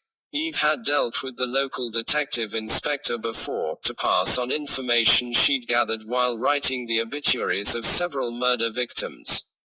He shunned inconvenient clues. Digging for dirt on a powerful MP might affect his career. Viv shrugged. It's not every day you get married. Don't put it all on the line now. Investigating blackmail sounds like a dangerous business, especially with Maynard involved. I could see him killing to protect himself. Ironically, that made up Eve's mind. What if Naomi or Sonia got in his way and he did just that? By the end of her shift, she'd messaged her contact at Icon magazine to suggest Lance would make a good subject. The situation at the Grange preyed on her mind for the rest of the day, but the following morning Icon accepted her pitch and the die was cast. Eve called Sonia Welton Hale to repeat her condolences and sound her out about some interviews. Sylvia wondered if you might be in touch. Sonia sounded reasonably collected. She rang to find out how I was.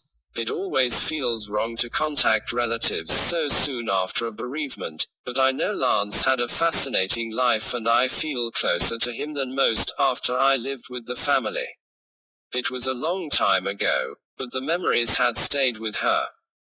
He was so welcoming to me. I'd love to tell his story and discover what he'd kept hidden.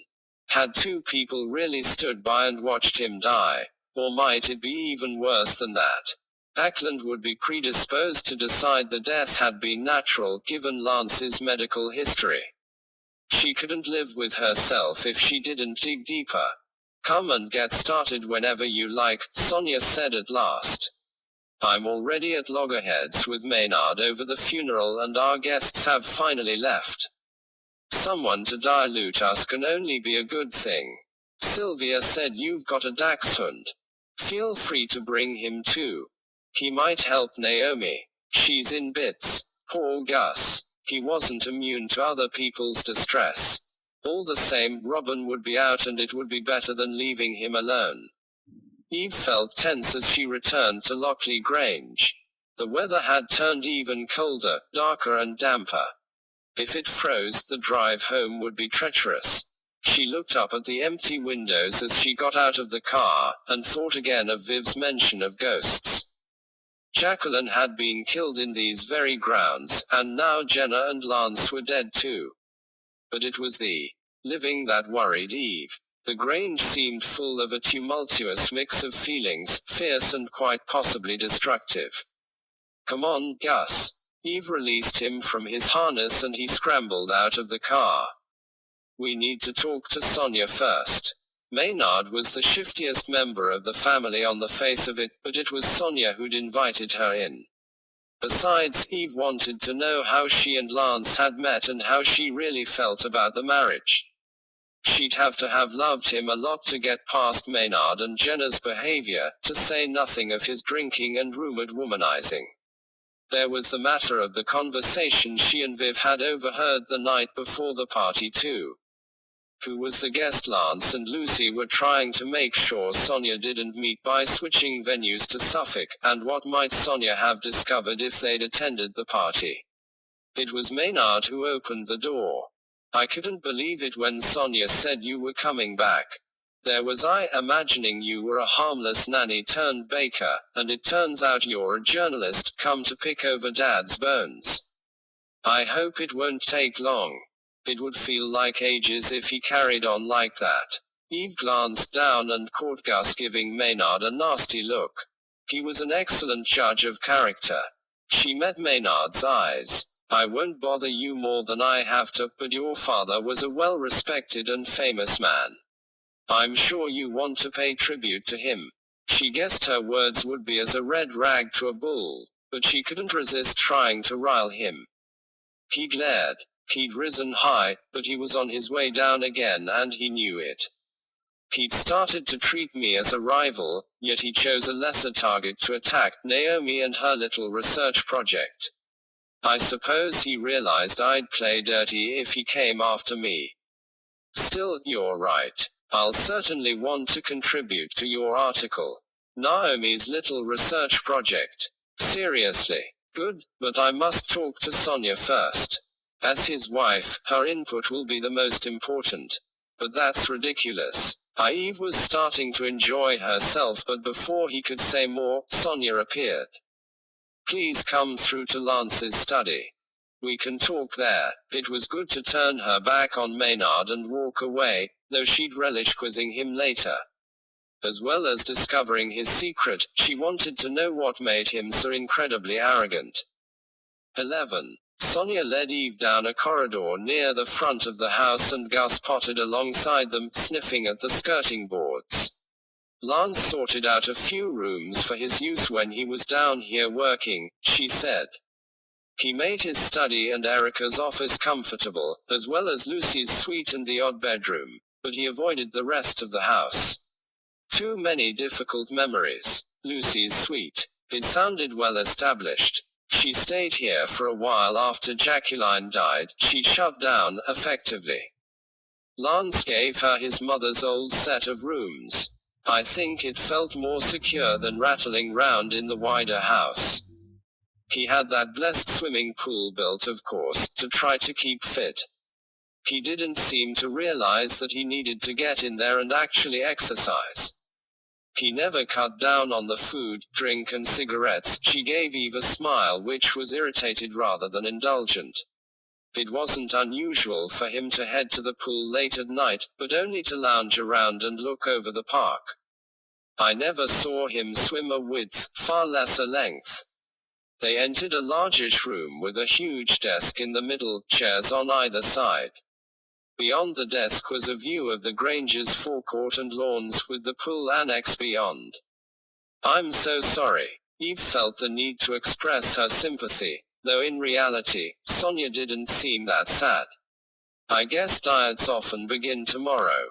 Sonia nodded and motioned Eve to a seat, bending to make a fuss of Gus before sitting down herself. So what would you like to know?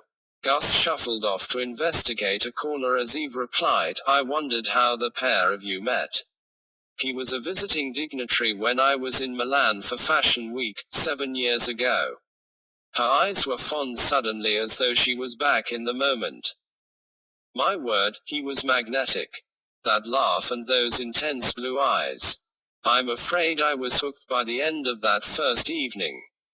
Her choice of words was interesting. I'm afraid implied it had been a weakness, and possibly that she'd thought better of it since. I loved his excesses and his confidence, Sonia went on. He hadn't been without self-doubt though. His rivalry with Maynard, Jenna and Naomi showed that. So you and Lance were an item from that very first night. Eve said. It sounded romantic. Sonia nodded. He told me I was nothing like his first wife and he rejoiced in us operating on totally different levels. He said it meant there was nothing to argue about. His language felt significant too. He could have said they worked in different spheres, but levels implied something else. Didn't you find that insulting? The words slipped out before Eve could stop them. I'd realized by that stage that he was a bit of a big head. Sonia rolled her eyes and gave a tight, ironic smile. Eve guessed she was angrier than she was letting on. She had spirit, you only had to look at the way she put down her detractors to see that.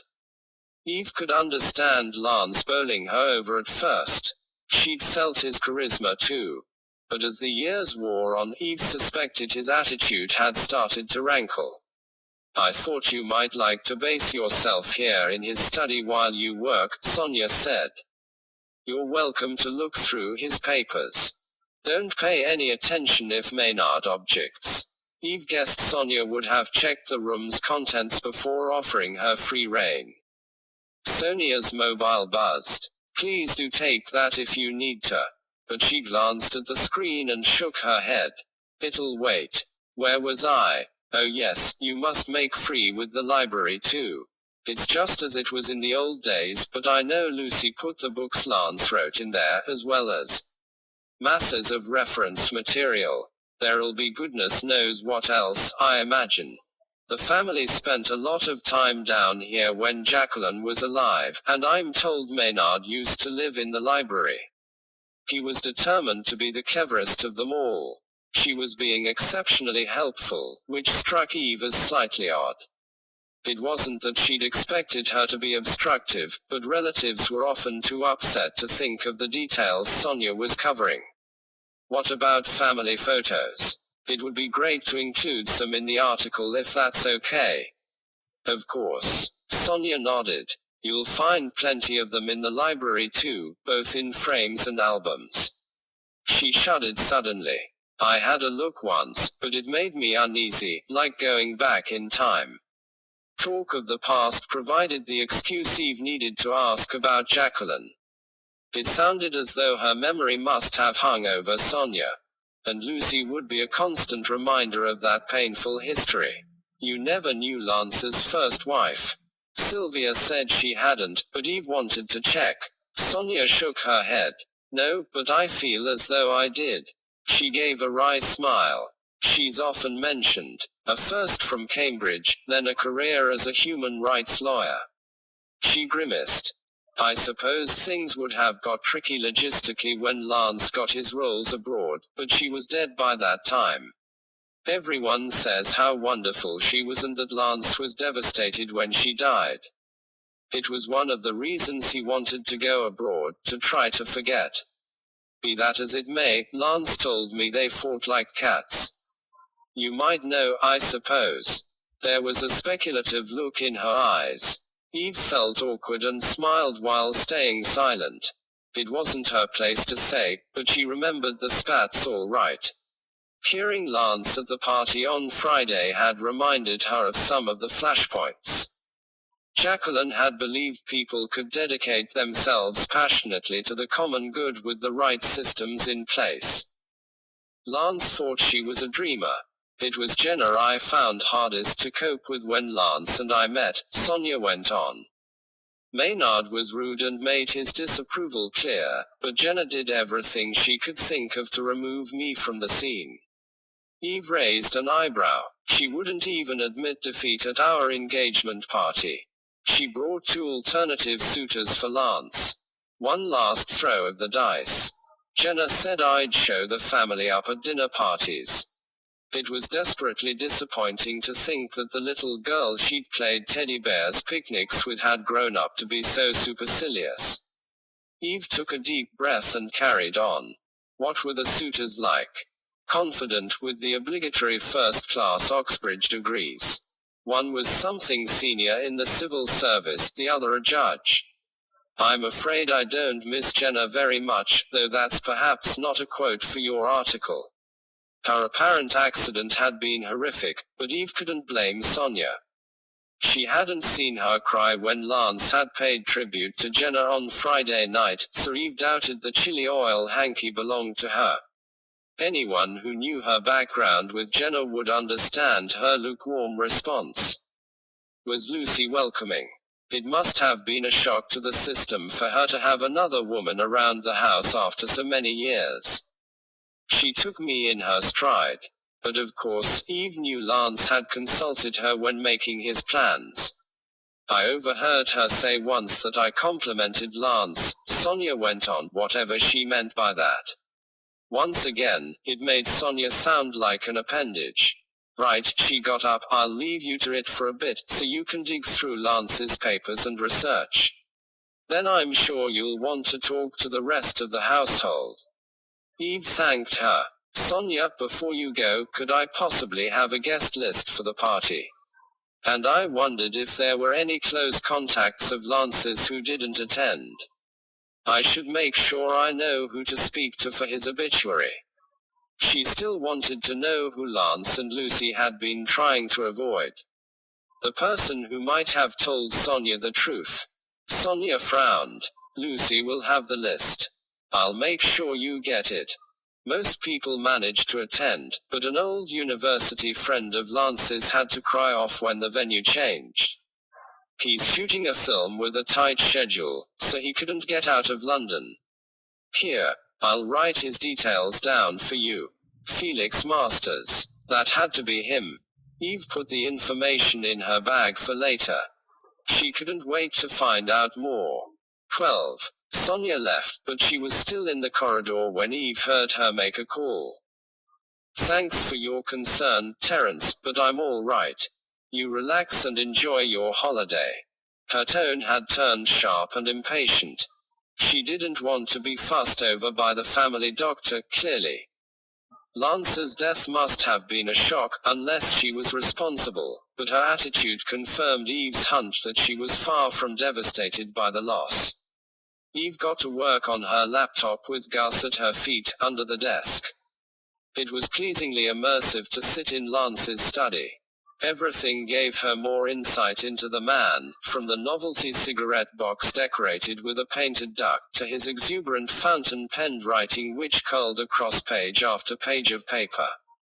It appeared he hadn't taken life too seriously, except where his reputation was concerned. There was personal correspondence in the desk as well as draft papers for publication, and it was fascinating. Once again, you could see his generosity. He'd repeatedly offered friends the keys to a place he owned in France for summer holidays and given freely to various charities. But when someone had written to challenge his views, Lance had clearly been incensed. He'd scribbled all over the letter in red pen, calling him a fool and worse. Eve went looking for a draft response to the letter, grateful for Lance's old-fashioned habit of printing out emails and writing everything longhand. First, at last, she found it. He'd responded diplomatically, as you'd expect from his former profession, but there was a note across the bottom addressed to Erica, telling her to monitor the writer's output and run everything they published past him. Underneath he'd written, "I intend to rip him to shreds." The more Eve looked, the more convinced she was that Sonia, or someone, had been through Lance's things before her. It was as expected. Eve would have done the same. As it was, a few of the files in his cabinet were out of order and the topmost papers on his desk were older than the ones lower down. After an hour or so, Eve went to find the bathroom, telling Gus she'd be back in a minute. On her way along the echoey corridor, she heard a voice. Someone sobbing between their words. She didn't mean to listen in. People ought to be able to grieve privately, but by blocking her ears she couldn't help it. You know what it's like when you know something needs doing, even if it involves destroying someone you love. It was Naomi.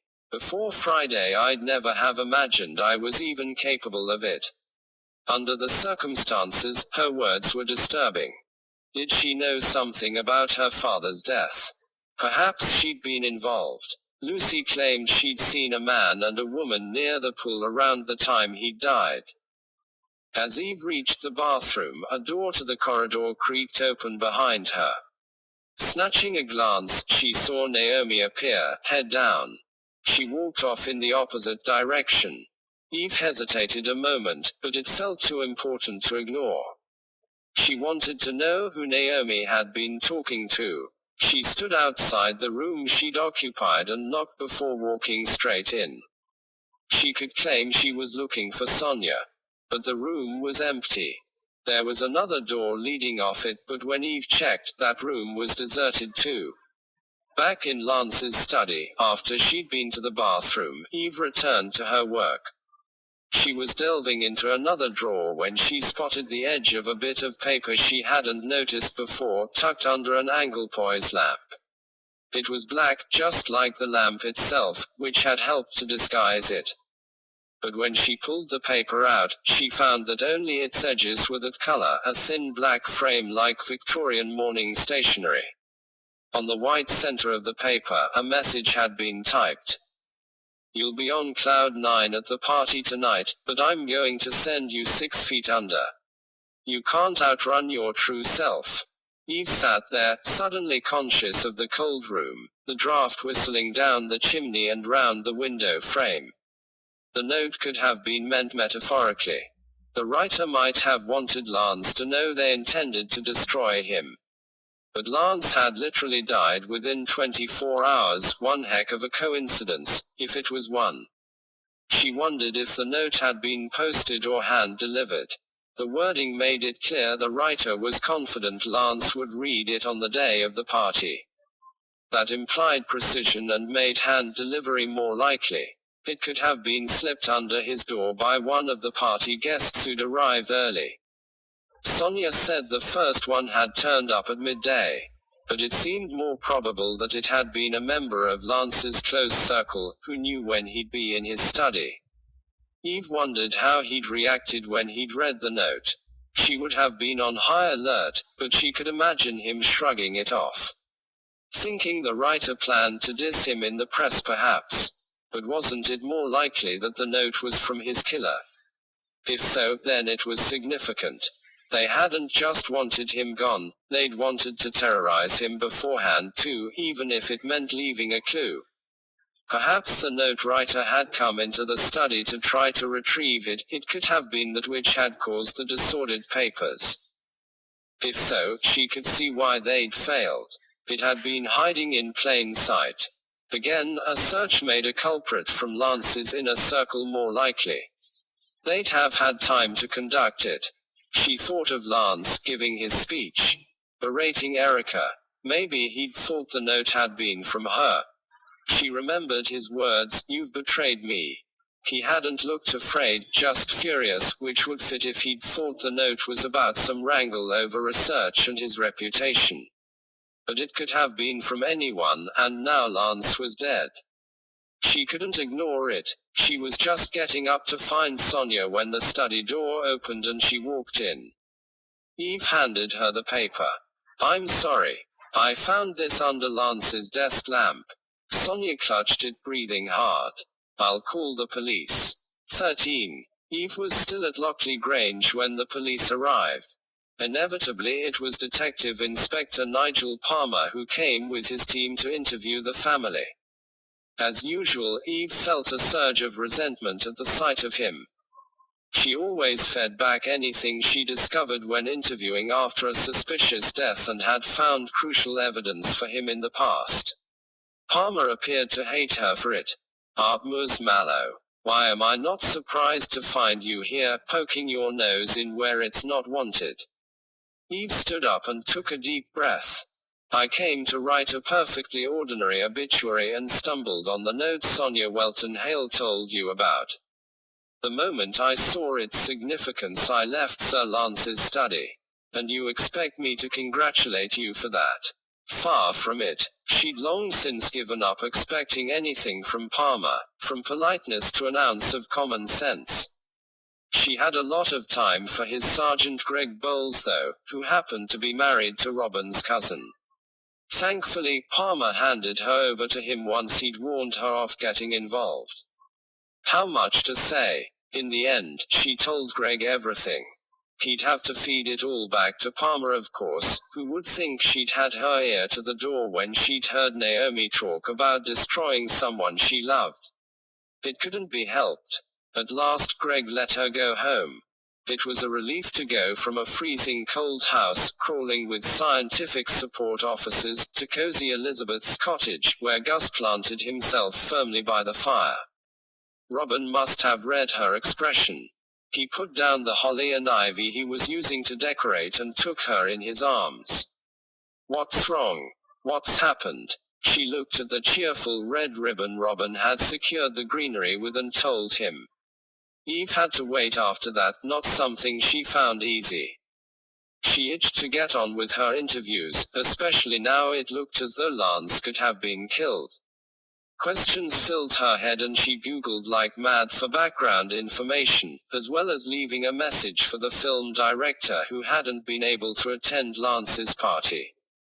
It was late the following day before Robin got news of the investigation via Greg. Palmer drove the entire team up the wall and Greg used Robin as a safety valve since he was a trusted friend. He knew some of his information went a little further, to Eve especially, but that flowed both ways. He saw the value in it. "Gang meet up," Eve said, when Robin got off the phone. He nodded, so Eve used her WhatsApp group to invite Viv, Sylvia and Daphne round to share the news. They might have thoughts and insights, especially Sylvia, who'd known Sonia for years. Normally, Viv's brother Simon would be in on proceedings too. He had fingers in lots of pies and was always useful, but he and his wife had gone off to catch some winter sun before Eve and Robin's wedding, the first holiday after a financial crisis the year before. They'd have to do without him. At 6 o'clock that night they were sitting around bowls of cashews with glasses of mulled wine in their hands, warming themselves by the fire. Gus had already toured the visitors, receiving tickles and pats from each of them, and was now stretched out on the rug between the inglenook fireplace and the coffee table. He looked thoroughly relaxed and Eve envied him, but she was glad to see her friends. She wanted to develop a plan of action. What news from the police, Robin? Sylvia's eyes were unusually serious. He hesitated for a moment and her intelligent gaze met his. I realize there's a conflict of interest because of my link with Sonia. I won't share what you tell me, but I can leave if you'd prefer, so long as I can take my mulled wine and nuts, naturally. Robin grinned. I wouldn't have dragged you across the road if I didn't trust you. Sylvia and Daphne lived diagonally opposite him. But it's true. This has to remain absolutely confidential. We can't assume Sonia's innocent, however nice she might seem. Sylvia nodded. I believe most people would be capable of murder in the right circumstances. Daphne blinked. I don't think I would be. Well, I'd kill for you if I had to, Sylvia said. If you're not prepared to return the favor, then I'll take it on the chin. Can't you take anything seriously? Daphne looked exasperated. Sylvia reached for another nut. I'm deadly serious. Do the police know how Lance died, Robin? The post-mortem showed an overdose of digoxin. The heart medicine. Eve had heard of it. He nodded. Lance was taking it regularly. It's not a drug of choice these days, the dangers speak for themselves, but it's still given to people who can't cope with other options. Greg says Lance was allergic to the standard medication. There are signs that someone removed several doses from his supply. The likelihood is that they crushed the pills and put the powder into something that only Lance ingested. Unfortunately, all the dishes used on Friday night have been cleaned, but the most probable vehicle was cold coffee in a flask on a shelf in the kitchen. Lance always had a supply there on party nights, apparently. He tended to drink too much, so he'd go into the kitchen during the evening to down the coffee and sober up. Sonia would make it up for him, but the whole household knew about the habit. On this occasion, she made the coffee early, because he started drinking at lunchtime. Unfortunately, the pathologist can't verify the time of death. Ackland gave. Rigor mortis had worn off by the time he started work, and it was no use relying on body temperature either. He gave them a rueful look. They'd kept him cool at the funeral directors to preserve the body. But if Ackland's assessment of between 1 and 3 a.m. was correct, then Lance could have ingested the digoxin between 1 and 6 p.m. on Friday. He liked the coffee cold so he could swig it fast and reappear again. And downing a strong-tasting drink quickly would be perfect from the killer's point of view, Eve said. That and the fact that he was probably very drunk before he started on it. He'd be unlikely to notice a change in taste or any sediment. Robin nodded. It was cleverly done. Cleverness seemed to be a theme where the Hales were concerned, and Eve included Sonia in that, whatever the others thought. On the upside, Robin went on, it's doubtful people outside the household knew about Lance's coffee flask, and it looks as though the drink was doctored before most of the guests arrived. Given that our suspects are probably down to 6, Sonia of course, he glanced at Sylvia apologetically, then Lance's remaining children, Maynard and Naomi, as well as his research assistant Erica Paxton, and his employee and friend, Lucy Garton, who's been with him for decades. That made 5. Who's the 6th? The doctor, Terence Ackland. He was a close friend of Lance's too. He was one of the few people who arrived early, and he knew Lance's habits and how easy it would be to pass the death off as natural. There's no clear motive for him yet, but Greg says Ackland was sweating when he was interviewed. In this weather, that's saying something, Sylvia said dryly. 14. Robin rose to top up their mulled wines. I said it at the tea shop, and I'll say it again, Viv said. This feels like the wrong time to get involved, Eve. You're getting married, for heaven's sake. I know Palmer's a prize prune, but just this once, I think you could leave him to. She caught Eve's expression and stopped talking. Okay, I give up, but don't say I didn't warn you. What do you know about the suspects? I'll write down what you say. Eve looked anxiously at Viv's notebook, which was even more scrappy than the last time she'd seen it, full of loose pages with very little space left. She'd make her own notes once Viv had gone, just to be on the safe side. Just like you, Sylvia, I like Sonia, Eve began cautiously. I sense a bit coming. Sylvia's smile was knowing. It sounds as though Lance had been patronizing her for years, and I think both Maynard and Naomi believe he was having affairs. I'm not certain she knew, or that she'd kill over it, but I find it hard to believe she'd take it lying down. In all honesty, she doesn't seem that sad that he's dead either. She hadn't walked out on him, so perhaps she stayed for a reason. An anticipated inheritance maybe. He was a lot older than her and not in good health. Sylvia looked thoughtful, rather than cross, for which Eve was grateful. It's a fair point. She was besotted with Lance at first, he had terrific charisma, but I'm not sure how the land lay more recently. Eve remembered the way Sonia had talked about meeting him. I'm afraid I was hooked by the end of that first evening. I think reality might have set in. Does she inherit Robin? She gets a third of the cash. It's split 3 ways between her, Maynard and Naomi, and each of their shares increased when Jenna died. The properties are dealt with separately. Maynard gets Lockley Grange, the London house goes to Naomi, and there's a place in France which will be sold, with the proceeds divided between the lot of them. There's plenty of money not tied up in bricks and mortar too. Sonia's inheritance will be substantial. She definitely has a motive for Lance then.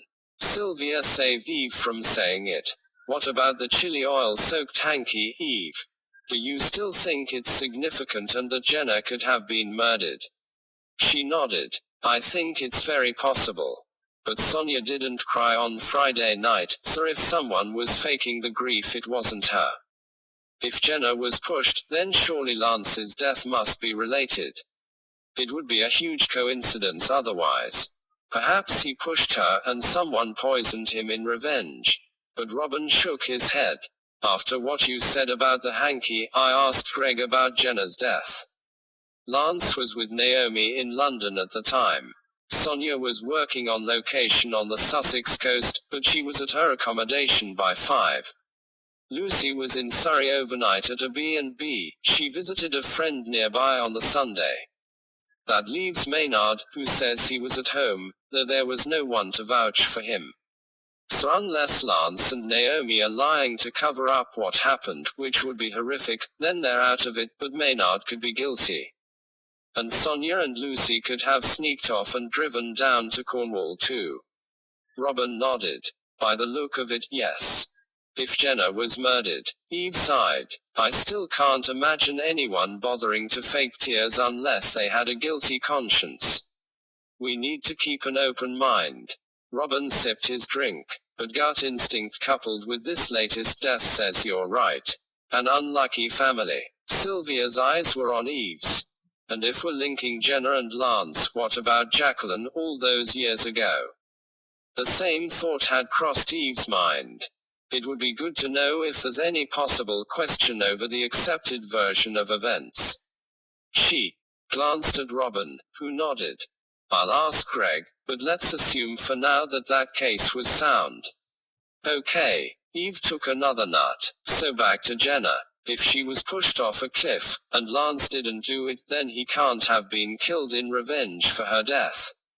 We need to look at other motives. Perhaps someone wanted the pair of them out of the way, in which case Maynard would be a strong candidate. She reminded him of his and Lance's argument. He wanted money, and killing Jenna before Lance increased his inheritance. Though he was clearly hoping Lance would just cough up, Sylvia said. True, Eve sipped her drink, but it's possible he'd already arranged the poison and asked in the hope of getting an advance on his inheritance. Because probate takes ages, and blackmailers aren't known for the patience. Sylvia's thoughtful eyes met hers. Yes, that's a point. Nasty. Nasty does rather sum him up. But he might have other motives for killing Jenna too. Either way, I think he's a suspect for both deaths if Jenna was pushed. It would be a horrific double murder, but I could see it. Of course, Lance refused his request for a loan, so he'll be short of cash until the admin's done. It means he'll need another way to raise funds to pay his blackmailer. Hushing up his secret provides another motive for killing Lance, of course. He was convinced he or Lucy had been gossiping about it, and that Lance was more likely because he's indiscreet when he drinks.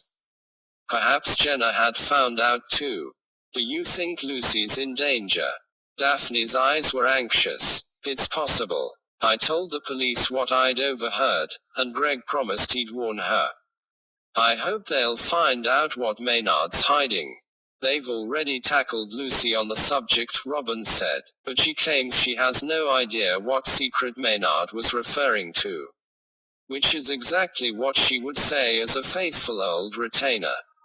At least it would have put her on her guard. What did Maynard say? I presume the police asked him about it too. Robin nodded. He claims he had an affair with the wife of a fellow MP, and that it would be career-ending if it came out. He told Palmer he thought Lucy had picked up on it, but perhaps he was wrong. He says there's no question of blackmail. He wanted a loan from his dad to put into a business venture. Robin pulled a face. Palmer lapped it all up, of course. Assured him he had no interest in the affair, so it won't get checked. It was just as Eve had feared. Palmer loved powerful people. Maynard's lying. It didn't surprise her one bit. Whatever the secret is, it clearly happened ages ago, and Maynard's only been an MP for 2 years. Eve thought it through. I think Maynard will arrange to pay off the blackmailer very soon, and so he'll probably have to borrow money on the strength of his incoming inheritance. I assume he'll do each transaction in person, rather than leave an electronic trail, so I need to be ready to follow him if he makes a move. If she could work out who he was paying, she might discover his secret and how much he had to lose. Maynard sounds like a strong candidate for the killer, Daphne said. He seems like an odious man, Sylvia agreed. Viv drew a line under a section Eve assumed must relate to Lance's son. Eve couldn't help noticing that it also contained the words peace, salmon, and stain remover. But she mustn't interfere. So what about Naomi? Viv said, looking up. Eve sighed. Well, we know she has an alibi for Jenna, albeit one provided by her dad. She strikes me as a sympathetic character. It was good to know one of the 3 children had turned out well. But she's still in the running. Perhaps she suddenly saw Lance for what he was. He couldn't take competition, and she was starting to impress some very important people. I looked up the report she wrote for the charity she works for. It got an excellent response when it first came out. People in Parliament were sitting up and taking notice. But after Lance's interview, rubbishing her ideas, those same politicians started to ask questions, and some even made fun of her suggestions.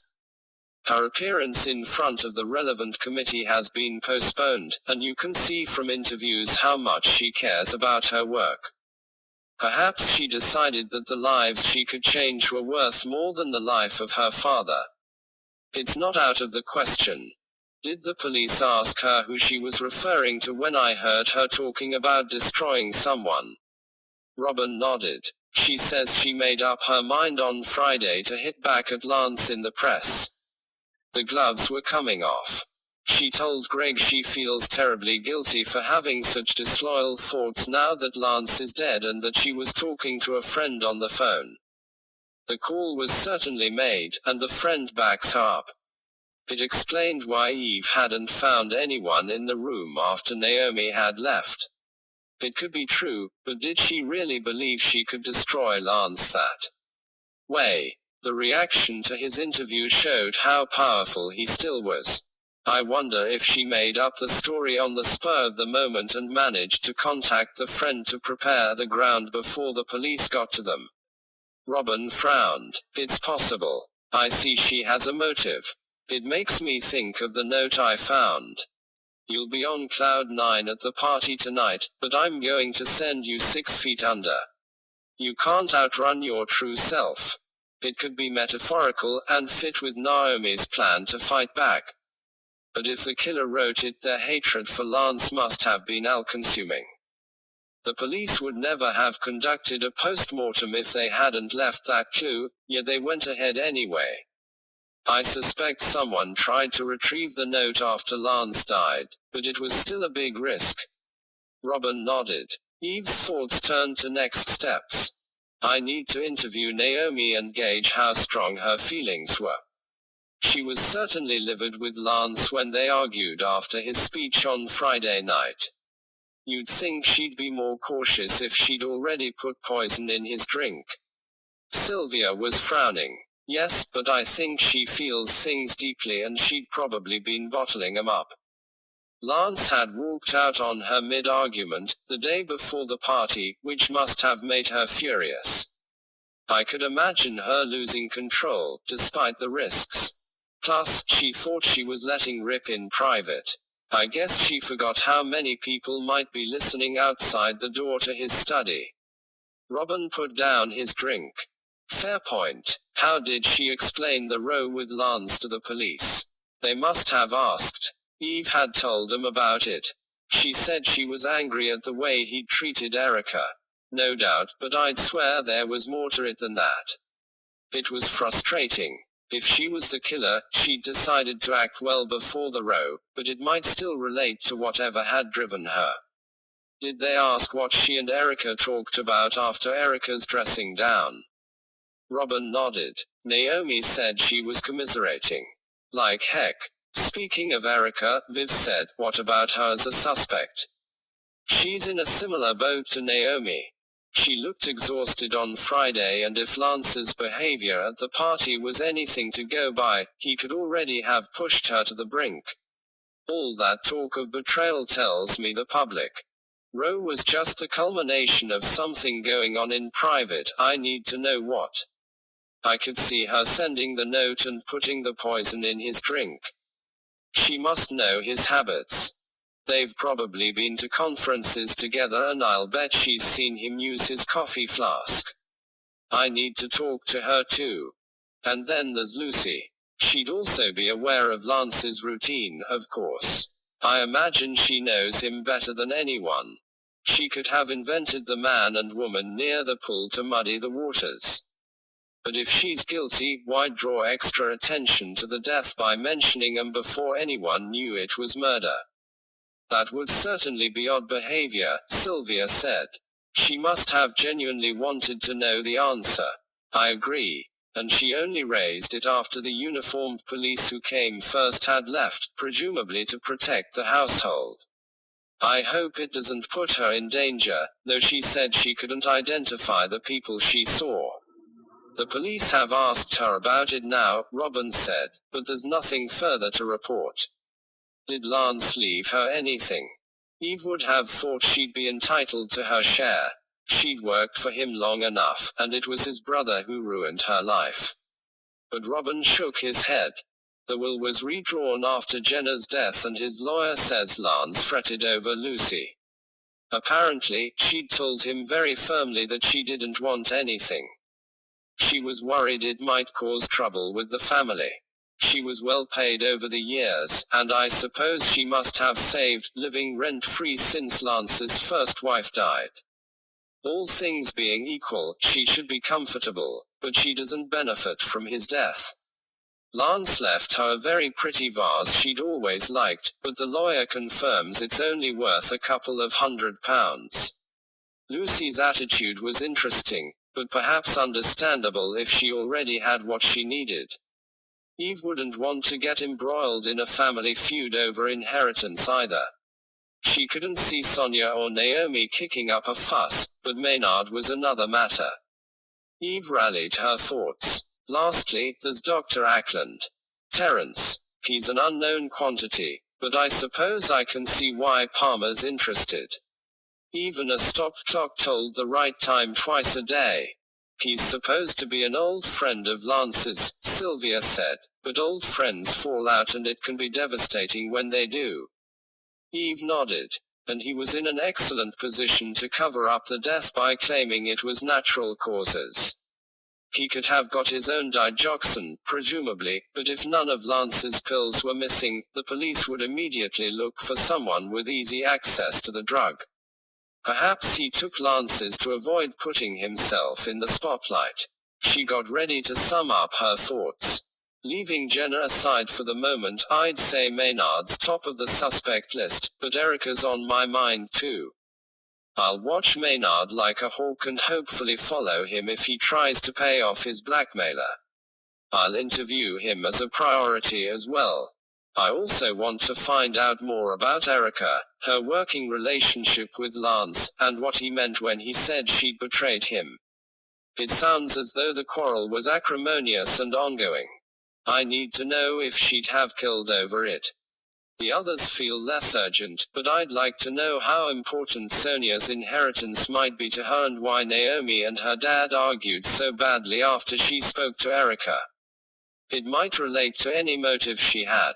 Lucy's high priority for an interview too. She doesn't feel like a strong suspect, but she must have known Lance inside out. I must get to know Dr. Ackland as well, and lastly I want to talk to someone who knew Jenna. If she was pushed, something must have triggered it. Hearing about her life just beforehand might give us a clue. Sonia got Lucy to email me a guest list for the party and I've spotted a colleague of hers who might fit the bill. She's still in Saxford, staying at the Cross Keys. Hopefully she'll talk to me. How can we help? Daphne asked. Sylvia's photographs might come in handy. Sylvia nodded. I've already reviewed them to try to identify the owner of the hanky. No joy, I'm afraid, but I'll go through them again. Eve leaned forward. Thanks. Any tiny detail might be relevant. The police had copies too, of course. And we all need to be each other's eyes and ears. If any of the key players does anything, however insignificant, we can share it on the WhatsApp group and where possible, follow to see what they're up to. The police have told the suspects to stay in Suffolk, Robbins said, so that'll help. Ackland's in a rental cottage here in the village. I can chat to Sonia if you like, Sylvia said, placidly. I couldn't ask you to. It wouldn't be fair. My conscience won't trouble me. I'll just be trying to confirm she's innocent. She smiled. After the gang had left, Robin took Eve in his arms. I know I can't ask you not to look into this, he said, but I was cheering Viv on when she tried to put you off. He held up his hands. It's all right, I know. You bonded with Naomi when she was little, you're a journalist and you're already involved. You wouldn't be the woman I love if you weren't determined to go for it. But I wish it hadn't happened now. The wedding's so close, Eve felt a stab of guilt. I know. Just as well I always organize things months ahead of time. He put his head on one side. You know that's not what I meant. Though there is your cousin Peter to contend with.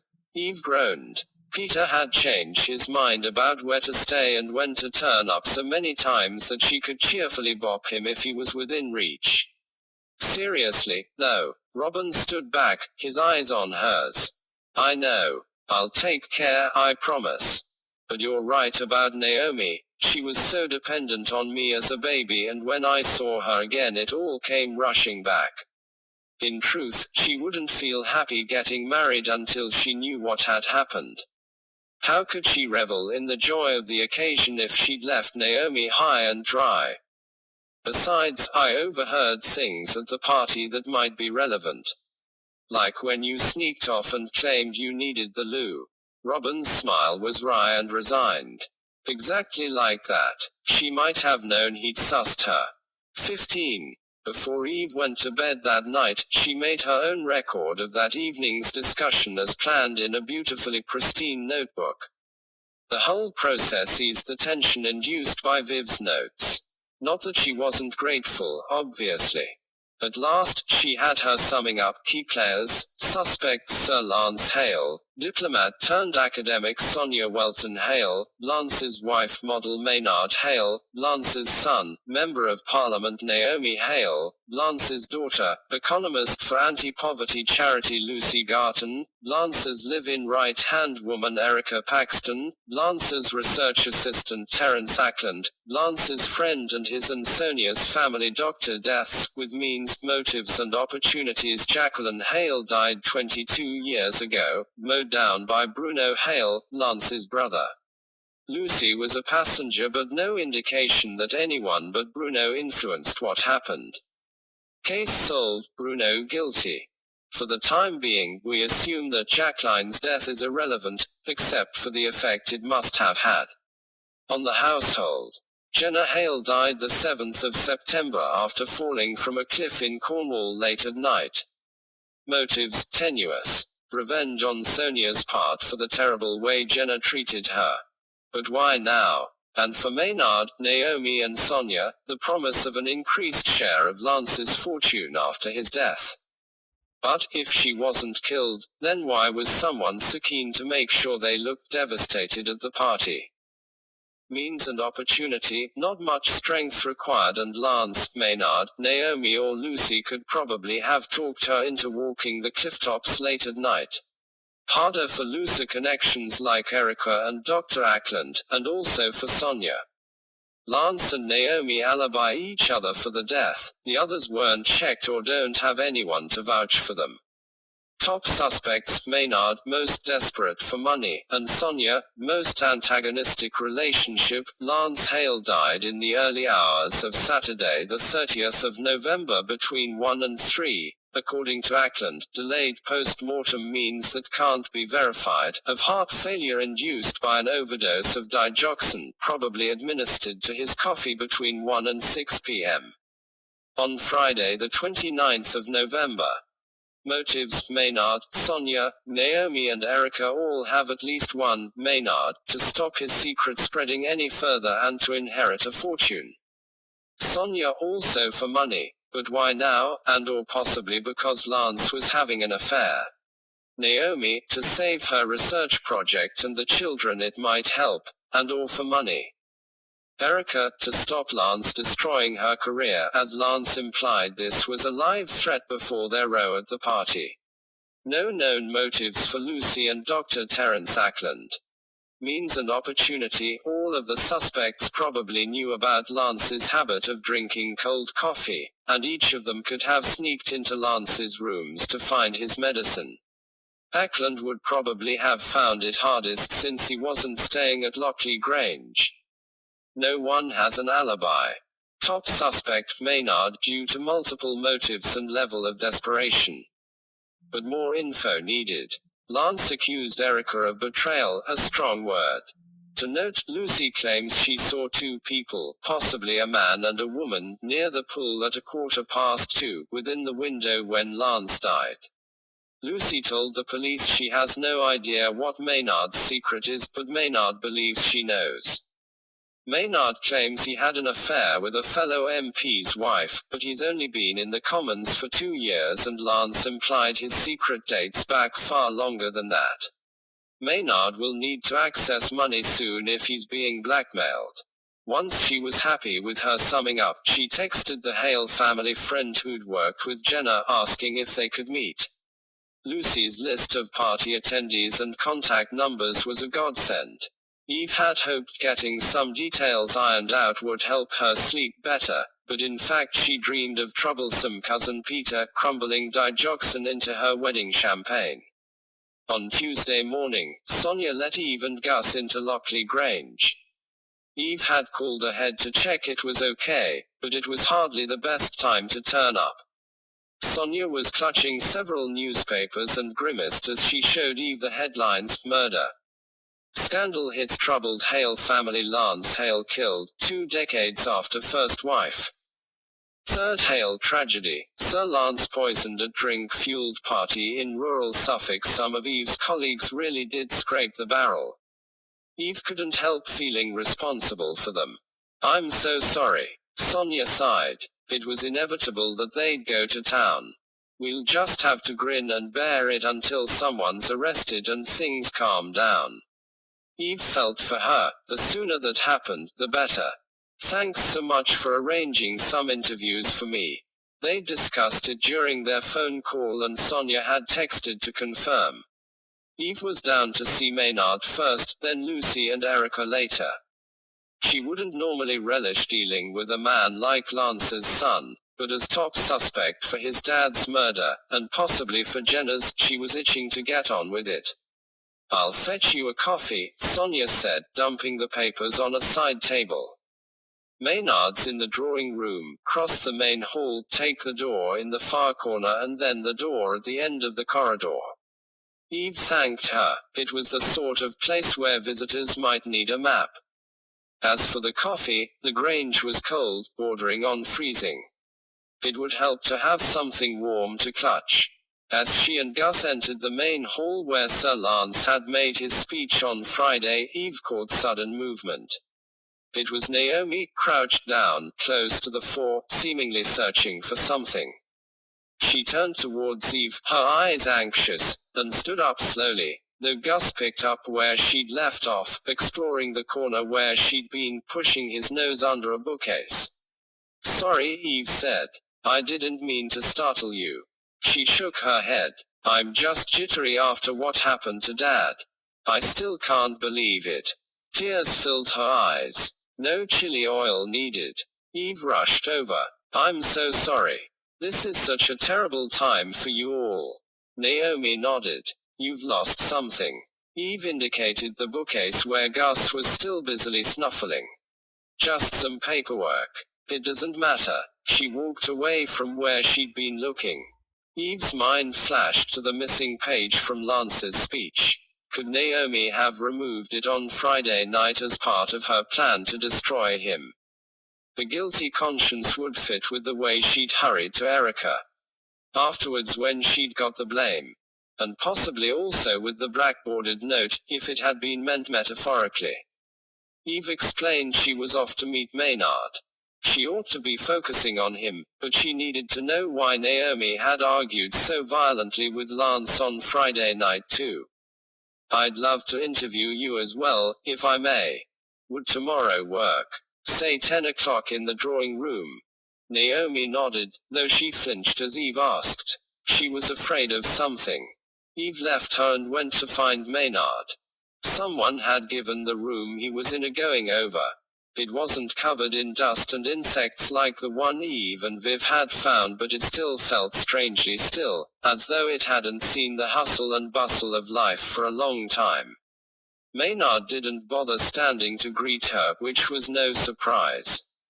Worse still, he ignored Gus, despite Gus rolling over to have his tummy tickled. Ridiculous dog, but Eve still felt deeply affronted on his behalf. How could anyone not oblige? You said you'd like to contribute to your dad's obituary, she said, taking a seat on a sofa. It would certainly help me to hear about your relationship. I can tell you weren't his #1 fan, but I guess you loved him when you were little. Eve felt sad again. He used to race you round the garden. That was a long time ago. Everyone accepts the parents at that age. He sat forward, his shoulders hunched. I've heard you work with the police. I wonder if it was you who listened into my private conversation with Dad. You must have followed us. Eve said nothing. I can tell you that Dad had started to irritate me, but people don't commit murder out of annoyance. He was a threat to Naomi, of course, and to Erica. I see that. They're weaker than he was. But I'm not, sir. I had no reason to risk killing him. The man was poisonous. I never thought otherwise. Eve smiled. It was possible Maynard was foolish enough to believe her. As for my links with the police, they're exaggerated. I've occasionally given them information I've stumbled across. Nothing more than that. She let that sink in. So what was Lance like when you were growing up? I only got a snapshot of a few months when you were small. But you know he was self-obsessed, Maynard said. His work and his goals meant more to him than anything. He shrugged. When the mood took him, he'd play Dad in short bursts, and always with something wild and showy. Taking us out in a speedboat, or up in a balloon. A memorable outing he could tell his friends about, and then it was over until the next time. He seemed like an interesting mix. I remember him as generous. He lent me and a friend his car once. My friend thought he was charming. Eve wanted to push Maynard's buttons. It would make him share more, and she needed to get to the bottom of Lance's character. Maynard laughed. She could see the scorn in his eyes. Dad had an image of himself which was just as you described, fun, charismatic, generous and passionate. And he could be all of those things so long as it didn't cost him anything. He had more than one car, and if you'd wrecked the one you borrowed, he had the money to buy another. By taking him up on his offer, you made him believe in that version of himself. And I expect he enjoyed your adoration. That was a strong word, but in truth, Eve knew what he meant. It's that old thing about the ego versus the id, Maynard went on. The id, the primitive, impulsive part of Dad's psyche, was revealed in all its ugly truth whenever someone poked him in a tender spot. Especially if his reputation was threatened. His dark side could come raging to the fore in an instant. Eve thought of the letter she'd seen from another academic, challenging his ideas, and Lance's response, the desire to tear his rival to shreds. She disliked Maynard intensely, but that didn't mean he was wrong about his father. A moment later, her mind turned to the black-bordered note she'd found in Lance's study. You can't outrun your true self. That sentence fitted so neatly with what Maynard was saying. She could easily imagine him typing it. She shivered, and Maynard spotted it. Cold as the grave in this wretched place. I can't believe the police won't let us leave. Thank goodness he'd misread her. She didn't want him to think she suspected him. Whatever the truth, she was sure he had the capacity to be dangerous. It wasn't just me that Dad infuriated, Maynard went on. He drove Mum wild. She'd be working on a case, trying to focus, and he'd burst into her study and tell her she was ignoring him. We didn't see a lot of her either, of course, but at least she was predictable. She planned time with us, and not just when it suited her. It tied in with what Eve remembered. Lance had been effervescent and fun, but it was true, he could be selfish. I remember Lance's behavior causing tensions with Jacqueline. Maynard nodded. They fought like cats. When Mum got fed up with Dad's brother Bruno staying with us, she gave Dad an ultimatum. Either Bruno went or she did. You read about it in the papers. Eve nodded. What you might not know is that Dad said he'd rather Mum went. He said Bruno was more fun than her. And then Bruno had taken Lucy in his car, as though to leave the Grange, and mowed Jacqueline down. How guilty must Lance have felt? No wonder he couldn't face sorting out the rooms which were so full of Jacqueline's presence. People say a lot in the heat of the moment. I suppose Bruno realized he wasn't in earnest. If he thought he'd won, perhaps he'd never have done what he did. Eve hoped she was doing the right thing, exploring the situation. It was so horrific it almost felt as though it should be off limits. I think Bruno thought he was doing Dad's bidding. But Eve couldn't believe it. The idea that Bruno would be happy to serve life to please Lance was hard to swallow. They'd been rivals after all, and if Lance was bored with Jacqueline, he could have divorced her like any normal person. I'm sorry you've had to endure so much tragedy. She really was, despite not liking Maynard, and what must Bruno's actions have done to Lucy? Jacqueline's death must have been unbearable for you. I was tough enough to cope. Maynard certainly wanted her to think so. What about your dad? He must have been in bits. He was, at first.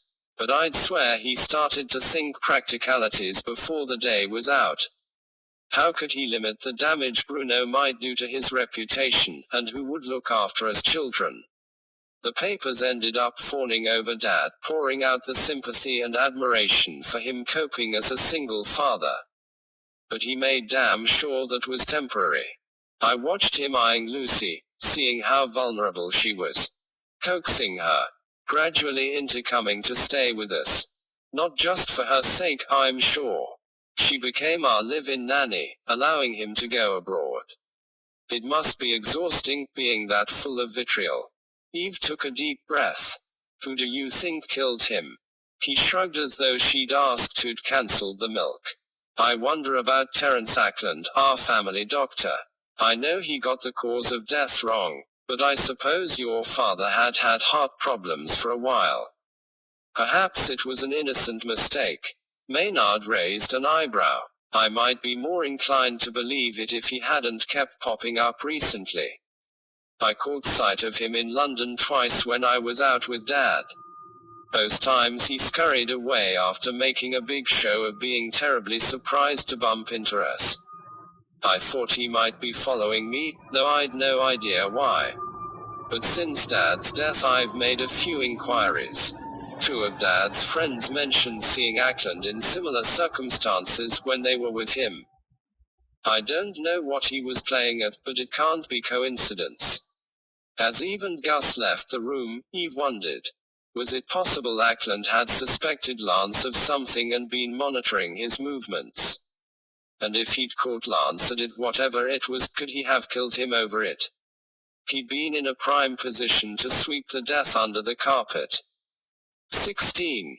Eve wanted to go back to Lance's study to write up her notes on the interview with Maynard, but she decided to nip to the kitchen and replenish her coffee first.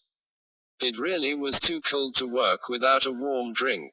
As she approached the room, she saw Sonia through the open doorway, stuffing one of the many bouquets of flowers which sat on the worktop into the bin with a curse. She jumped when Eve cleared her throat. The house was full of twitchy occupants, not that it was surprising. Sonia recovered herself, smiled at Eve and then groaned. Flowers from a series of males offering shoulders to cry on in the wake of Lance's death, if you can believe it. She grabbed the next 2 from the pile and stuffed them into the bin as well, carrying on until the worktop was clear and the bin full. Eve thought of all the admiring glances Sonia had had during the party and felt angry on her behalf. With a bit of imagination these creeps might realize she wouldn't be receptive. Even if her love for Lance had faded, she wouldn't instantly sign up for more of the same. I'm sorry. That's awful. Eve explained her coffee mission. Please go ahead. Sonia bent to make a fuss of Gus, who'd been standing patiently by her ankles, looking up, as though to catch her eye. Believe it or not, the heating is on, but it hardly makes a difference, the windows fit so badly. Would you like a heater? I'm sure I can find you one. Please don't trouble. I'm well wrapped up. Eve was wearing her warmest woolens. Back at Lance's desk, she tried to focus on writing her notes, but the memory of Sonia in the kitchen kept coming back to her. The hurried way she'd explained her irritation and binning every bouquet the moment she realized Eve was watching. Something didn't feel right. Eve was tense as she got up. She knew she couldn't leave it. Nonetheless, being caught rifling through the bin would be dreadful. Gus rose as well, name tag chinking, and looked at her appealingly. All right, you can come too. Before she left the study, she needed a plan. In the end, she took her coffee mug and a spare notebook with her. In the kitchen, feeling a sense of waste and shame, she deliberately spilled coffee over the notebook, leaving Gus looking perplexed. After that, she made for the bin, which she knew to be full. She took the bin bag out as she would have done if she'd honestly needed to throw something away and lacked the space. If anyone challenged her, she could say she was just trying to be helpful. She put a new liner in the bin, dumped her notebook, then took the full liner outside to where the wheelie bins lived, screened from the house by a yew hedge. It would be a lot easier to go through the contents there. After that, she removed the bouquets one by one. Gus was terribly interested and kept leaping up as though she was holding a slab of steak. The first bouquet was from someone called Frank and said, "My darling, you know where I am. And how I've always felt about you. Call me any time." Eve shuddered. No wonder Sonia felt tetchy. It was horrible to offer support with strings attached. But the next 3 bouquets brought Eve up short. Our sincerest condolences, Peggy and John Havers. Please know we are all thinking of you and the family, the Wilson Smiths. And so very sorry for your loss, Jemima Roseberry. Why had those bouquets suffered the same fate as the one from Frank? The next 2 were from single men, but there was no flirting or suggestion that they wanted to fill Lance's shoes. And then Eve came to the last bouquet, the one Sonia had been holding when Eve entered the kitchen. And that was the most interesting of all. Someone, presumably Sonia, had removed the card that went with it. Eve put the bouquets back in the bin bag, knotted it and put it in the general waste bin. Molly Walker was coming in to clean each day while the family were in residence. They'd hopefully assume she'd done it.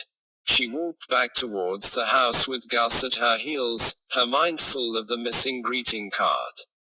Had Sonia been having an affair? Maybe her lover had sent her flowers with something revealing on the card. If Sonia had been seeing someone behind Lance's back, that changed things. She'd probably have come off worse in any divorce settlement if he could show she'd been unfaithful. Whereas killing him would mean walking away with her third of the cash, straight into the arms of her lover. Eve needed to know how much difference the money would make to Sonia. She had a contact in the modeling world, the improbably named Heaven Jones. She could ask her how much Sonia might earn and pick up any gossip. Eve was so preoccupied that movement to her right made her start. Erica Paxton, Lance's research assistant. Now she was acting oddly. Given where she was, she must have slipped out of the house via a side door, not the main entrance. She was skirting the building, flicking her gaze left and right and passing each window with caution. Heck, Eve didn't want to leave Lockley Grange without explaining, but instinct told her it was important to follow. She watched as Erica sidled away from the house and through some bushes before turning towards the far end of the forecourt. She got into a dark green VW. Eve needed to act fast if she wanted to see where she went. Her eyes met Gus's and she put her finger to her lips before following Erica via a circuitous route. She had to keep hidden from both her and anyone watching from the Grange.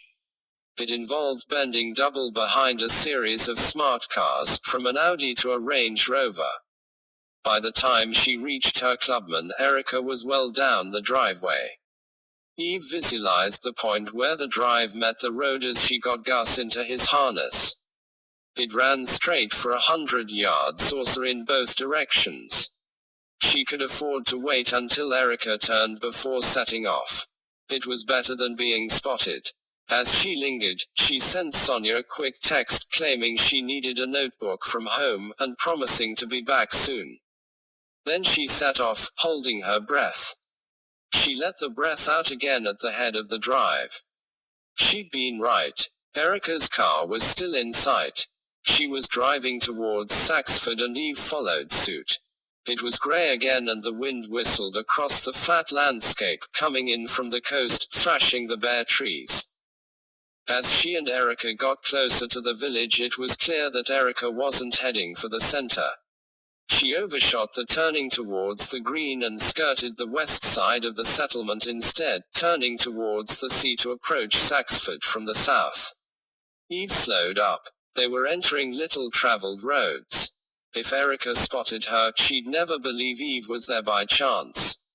Eve watched from a distance as Erica pulled up in the lane near a pretty red brick cottage with vanilla ice cream colored paintwork.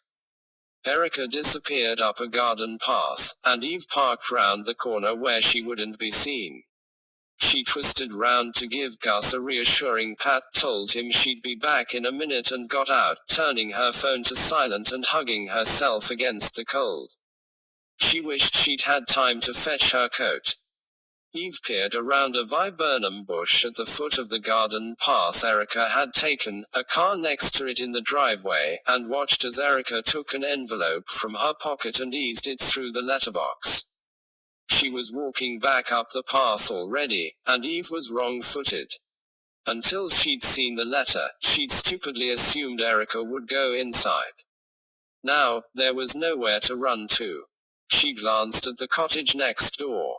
No car in the drive and no lights on inside, despite the dismal day. Taking a deep breath, she ducked into their front garden, then hid herself as best she could. She waited, frozen in more ways than one. But before Erica could reappear on the pavement, a voice called her name. The tone was harsh and anxious, not friendly.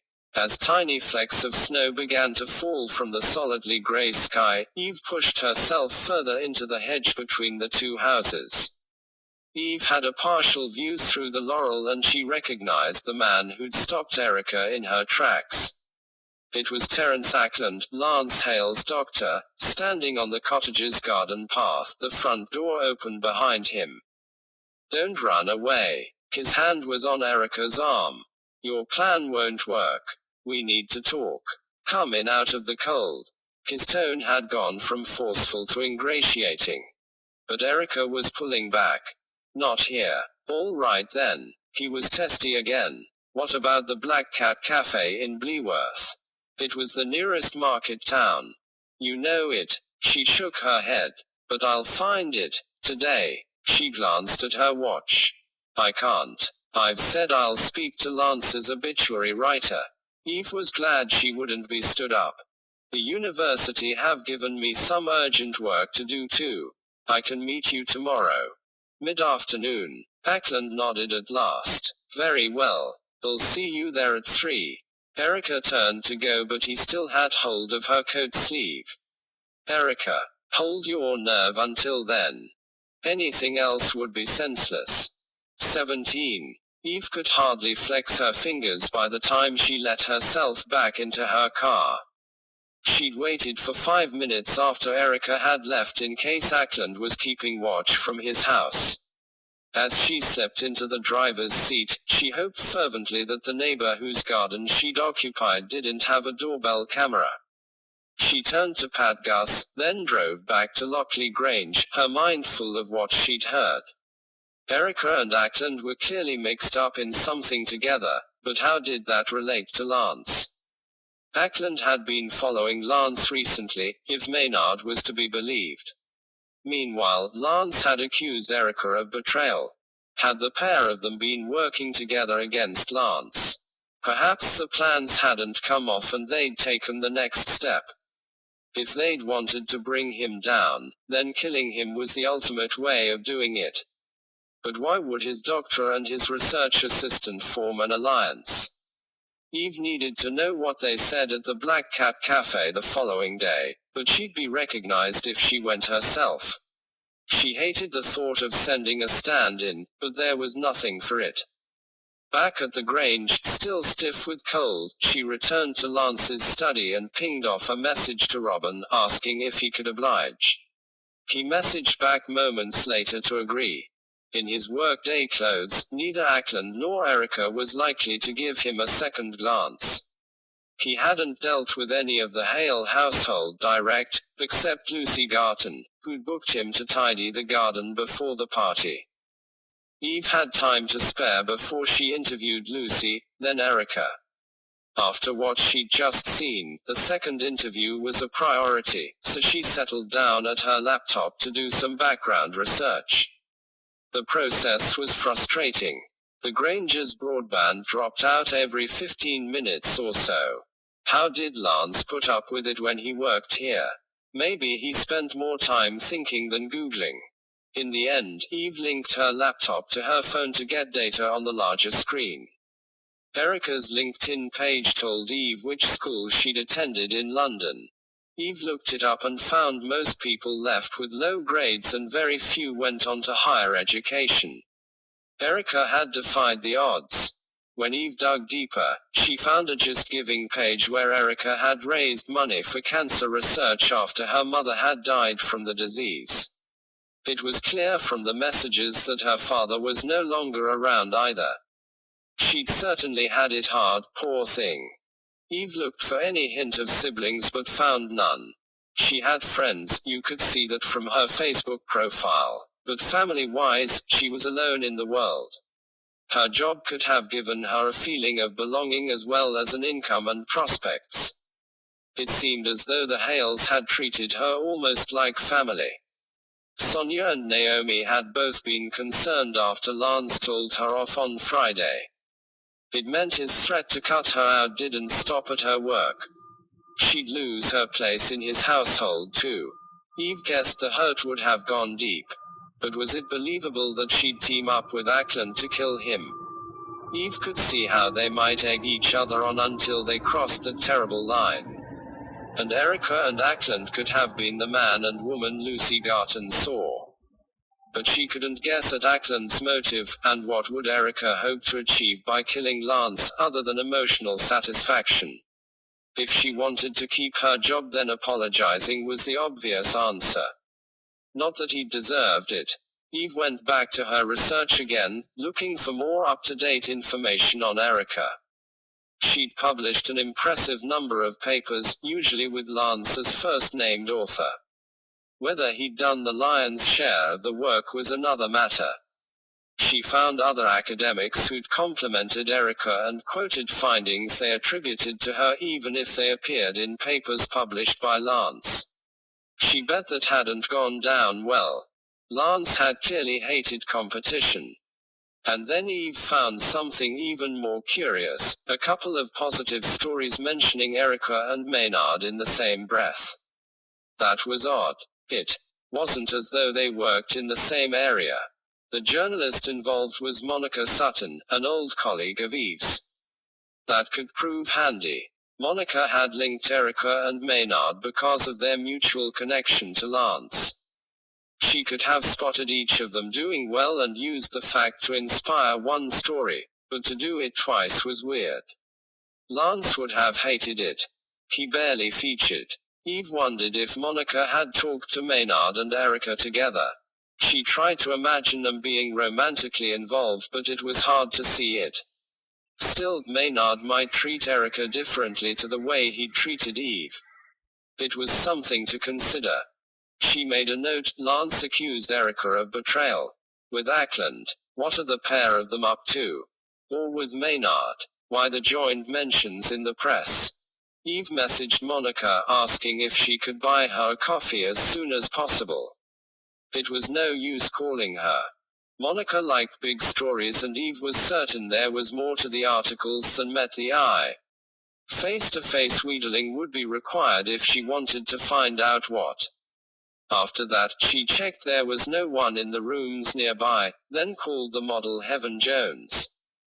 As soon as she explained what she was working on, she could hear the sad understanding in Heaven's deep melodious voice. It wasn't the first time Eve had picked her brains when working on the obituary of a murder victim. I know Sonia a little. She's still doing phenomenally well for herself. Eve couldn't ask her to dish the dirt on a friend. She'd have to tread carefully. She must be very well paid, I presume. Oh, absolutely. Kevin sounded a little envious. All those exclusive perfume advertisements. She'll be set for life. So unless she spent like crazy, she was unlikely to need Lance's money. It didn't mean she wouldn't be happy to have it, but it seemed less believable that she'd kill for it. I'm trying to get a handle on Lance and his connections. Did you know him at all? Not well, but he was always charming, funny, clever. He paid attention to his guests. Someone hinted he was having an affair. And actually, that Sonia might be too. But then people do gossip. I don't suppose there's anything in it. Eve could feel herself blushing. There was a pause. Anything's possible. Sonia's away a lot, but I've never seen her with anyone else. But Lance, her voice trailed off for a moment. I've heard the same gossip you have.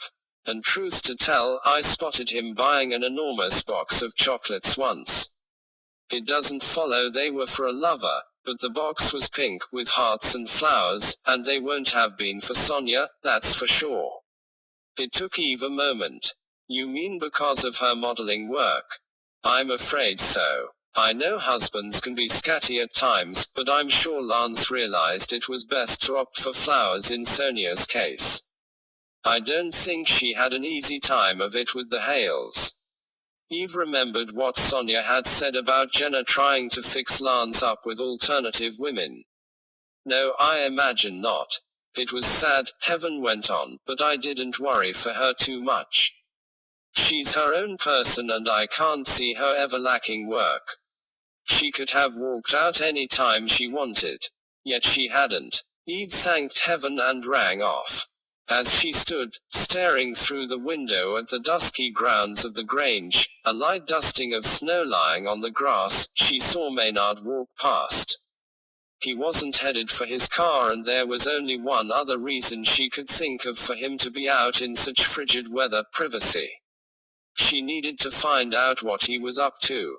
Eve pulled on her coat and walked down the long corridor towards the back of the house, following the direction Maynard had taken.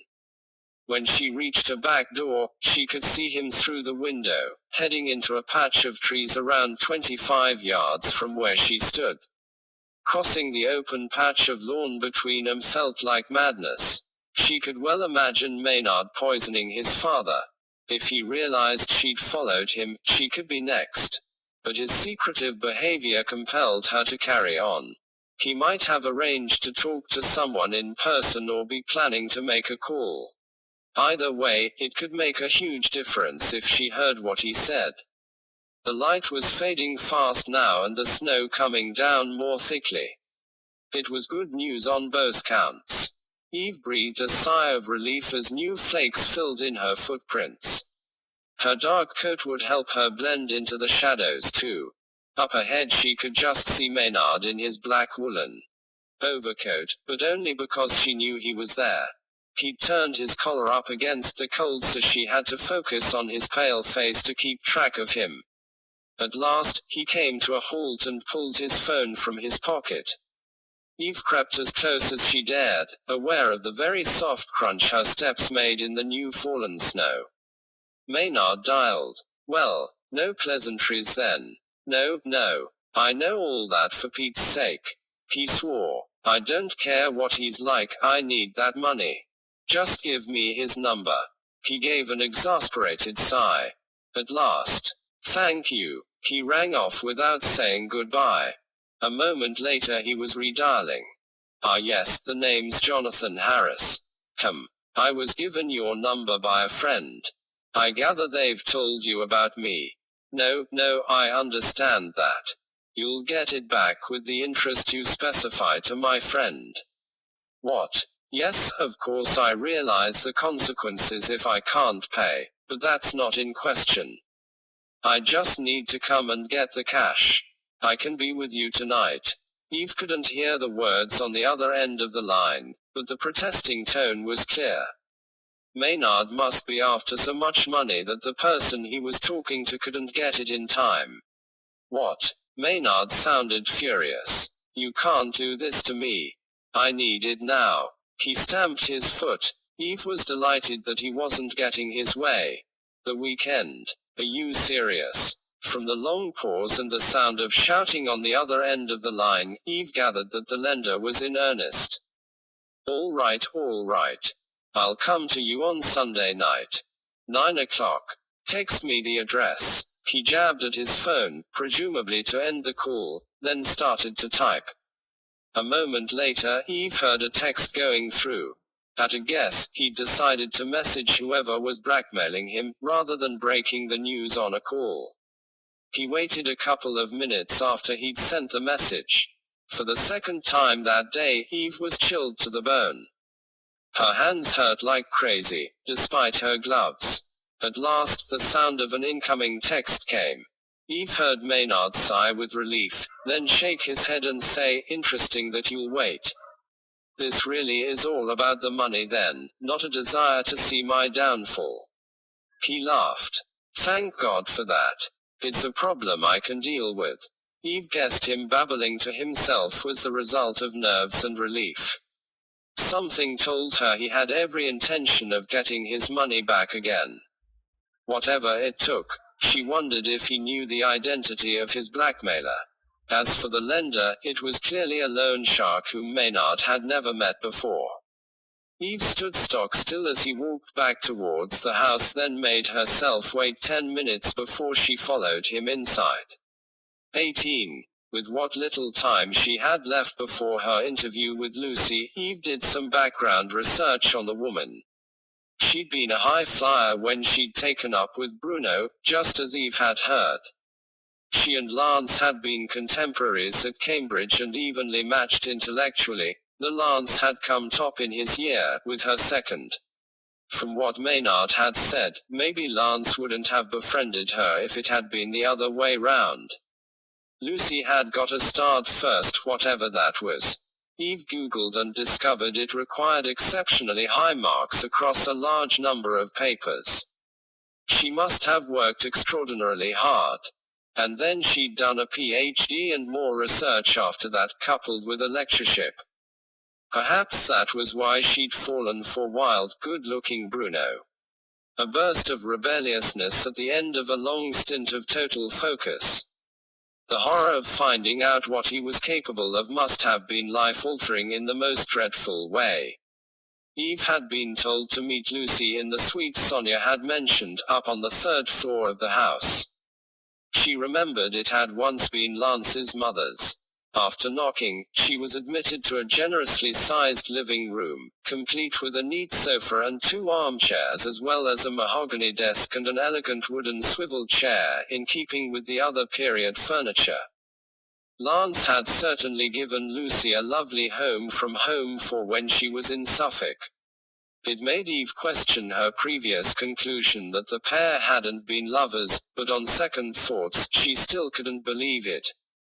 Lance had been single for 17 years after Bruno killed his first wife.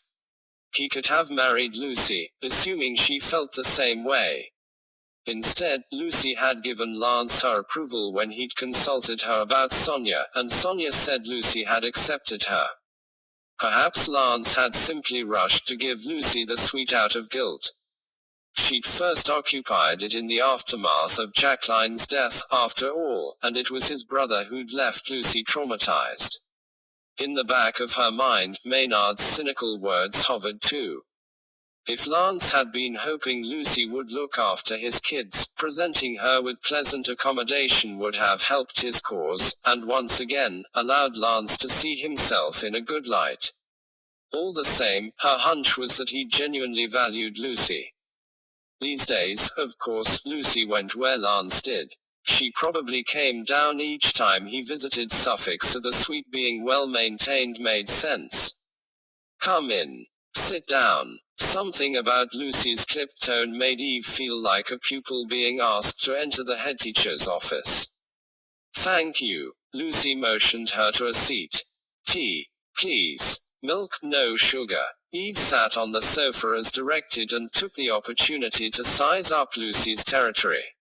There was a lovely carved statue on a mantelpiece, and the room glowed with lamps which reflected off a wall of glass-fronted cabinets facing the sofa and the door to the suite.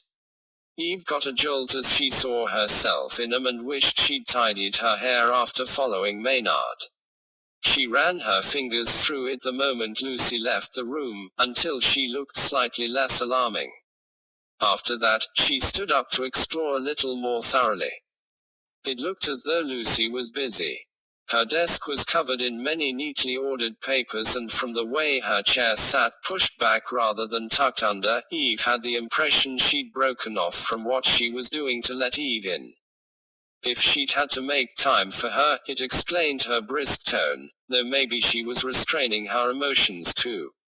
Eve's attention was caught by the open web browser on Lucy's laptop. She'd been Googling something to do with wills. That was interesting. Robin said she'd told Lance not to leave her anything, so what was she up to? Perhaps she suspected there was a problem with what Lance had left Sonia, Maynard or Naomi. They'd each gained a greater share in the Hale fortune after Jenna died. Eve wondered if it was something to do with that. In the background, she spotted the tabs of various shopping sites. An antique store, Hamley's Toys, and a high-end furniture outlet. The combination of Christmas shopping and planning for the future, perhaps, if she would shortly set up on her own at last. Robin had implied she'd been well paid over the years, and the tabs suggested she had money to spend. Eve couldn't completely quell a stab of guilt for snooping, but after a murder she couldn't apply the usual rules. She thought of Lucy in her own home after 20 years of running someone else's. All the hustle and bustle followed by quiet. It would feel strange. When Lucy reappeared with the drinks, Eve was looking innocently out of the window. The suite faced the garden and the woods beyond. The view might not have changed for 100 years and looked reassuringly traditional, in stark contrast to what was going on inside the Grange. It's a beautiful outlook. She caught Lucy bite her lip and wondered if she'd said the wrong thing. She'd probably miss it, but as Eve sat down and Lucy handed her her tea, she sighed. Maynard's made it clear he'd like me to stay, and it's this house he inherits. I'll have to make up my mind. It was interesting that Maynard wasn't pushing her out. He wasn't exactly full of the milk of human kindness, which might explain Lucy's reticence. She'd told the police she didn't know anything damning about him, but his desire to keep her under his nose might suggest otherwise. Treating her generously was sensible if she was a threat. The thought made Eve anxious. If he'd killed his dad to hush up past sins, he might end up doing the same to Lucy. She'd be a sitting duck if she stayed on. I guess it might be nice to have your own space after all these years. Perhaps. Tears sprang into Lucy's eyes and she wiped at them furiously with a tissue from her pocket, then met Eve's gaze.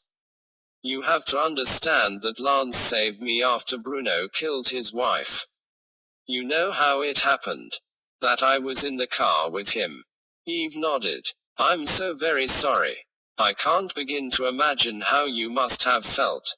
Lucy looked down at her lap. I was consumed with guilt. The words came out very quietly. I don't know how I could have been such a fool, but I'd fallen for Bruno to the point of obsession. Lance warned me, he did everything in his power to make me see sense, but I didn't listen. Lucy seemed back in the moment. Instead, when Jacqueline said she wanted Bruno out, I was furious with her. When I got into the car with him, I was telling him how much I hated her. I dashed round my room, packing, and I set out on that journey knowing I'd follow him wherever he went. I felt powerless to opt out. She closed her eyes for a moment. Hardly the feminist icon, am I? Her head was in her hands, but at last she looked at Eve again. Never in my worst nightmares did I imagine what he'd do, but I should have realized he wouldn't go quietly. Looking back on it now, I think I was as out of my mind as he was, despite not taking any drugs. It must have been horrific when you understood what he was planning. Did he drive straight to where Jacqueline was? Eve couldn't imagine the terror she must have felt as realization set in. Lucy nodded. He said, let's say goodbye to Jackie before we go. Then before I knew it, he was driving across the lawn towards her with his foot to the floor. He was staring out of the windscreen, leaning forward in his seat. I couldn't get out. He'd locked the doors, and we were going so fast, her hands went to her face. It took me weeks to remember anything beyond that. Now I think I recall Jacqueline looking up as we barreled towards her, but it might be a false memory. False or not, the thought made Eve feel sick. How could you ever put something like that behind you? I always worry, but she was stopped by a noise in a nearby room, and Eve fumed inwardly at the interruption. She heard Sonia's voice faintly. No, it'll all have to go, I suppose. Then a pause as someone else said something. Lucy got up, her eyes anxious. The soundproofing between the bedroom and the next door suit's very poor. Thank you, Molly. That was Sonia again, but I must do it myself. You could vacuum in here though, that would be lovely. As the vacuum started up, Lucy closed her bedroom door to act as an extra barrier between them and the next room. Hopefully she'd feel able to confide now. Eve leaned forward. Sorry, Lucy, you were saying you always worry. Please pick up where you left off. She swallowed and nodded. I always worry that Jacqueline saw me alongside Bruno. She must have thought I wanted her dead too. She looked at Eve with helpless eyes, a far cry from the organized, slightly brusque woman Eve had met when she'd first come to the Grange. Perhaps she'd had to maintain that facade ever since the killing just to avoid crumpling in public. Lucy took a juddering sigh. I'm sorry.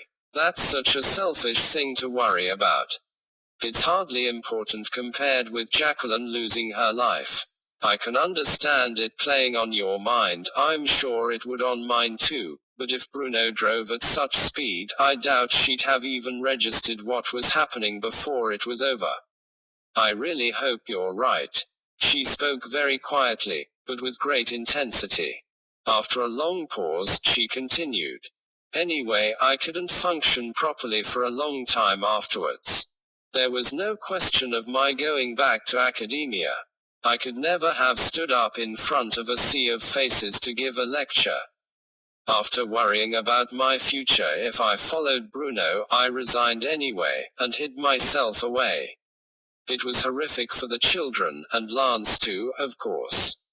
Yet Lance had managed to carry on, thrive and fly in fact. But he hadn't been in the car that killed his wife.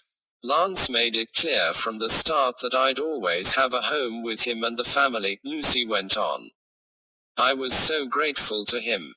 I remember sitting there marveling that he could look beyond me going off with Bruno, and what it had led to. Her eyes were wide, as though she was lodged in the past again. People think it's odd that I never went back to my career, but Jacqueline's death was too great a burden. I kept blaming myself. Perhaps guilt was something she and Lance had in common. Maynard said Lance had declared he'd rather lose Jacqueline than Bruno, because Bruno was more fun. I threw myself into helping Lance and the family, Lucy went on. And Lance said he couldn't have coped without me. 3 motherless children. Naomi was only 9 at the time, Jenna 11 and Maynard 12. They boarded when Lance went abroad, but I was there for them before that and during the holidays. It must have been hard, trying to fill in for their mum. She nodded. Hardest with the older 2. They were angry at everything, Jacqueline's death, their dad, each other. And Naomi for being less trouble and better liked than they were. She looked down. It's horrible to confess, but it was far easier to bond with Naomi than the others. She had a calm about her, a separateness. She watched the fights but didn't join in. I praised her for it and tried to encourage the older 2 to cooperate, but lashing out and competing over everything was already ingrained. And I soon realized singling Naomi out as a good example made things worse for her. Maynard was especially jealous, though he never admitted he cared. It must have been a trial, and hard on the heels of a horrific and traumatizing event. Did you ever go for counseling? She shook her head. I didn't feel I deserved it. I was actually quite glad when Maynard and Jenna played up. It felt like a just punishment. No wonder she wanted to talk now. Eve would be sensitive with the information she used.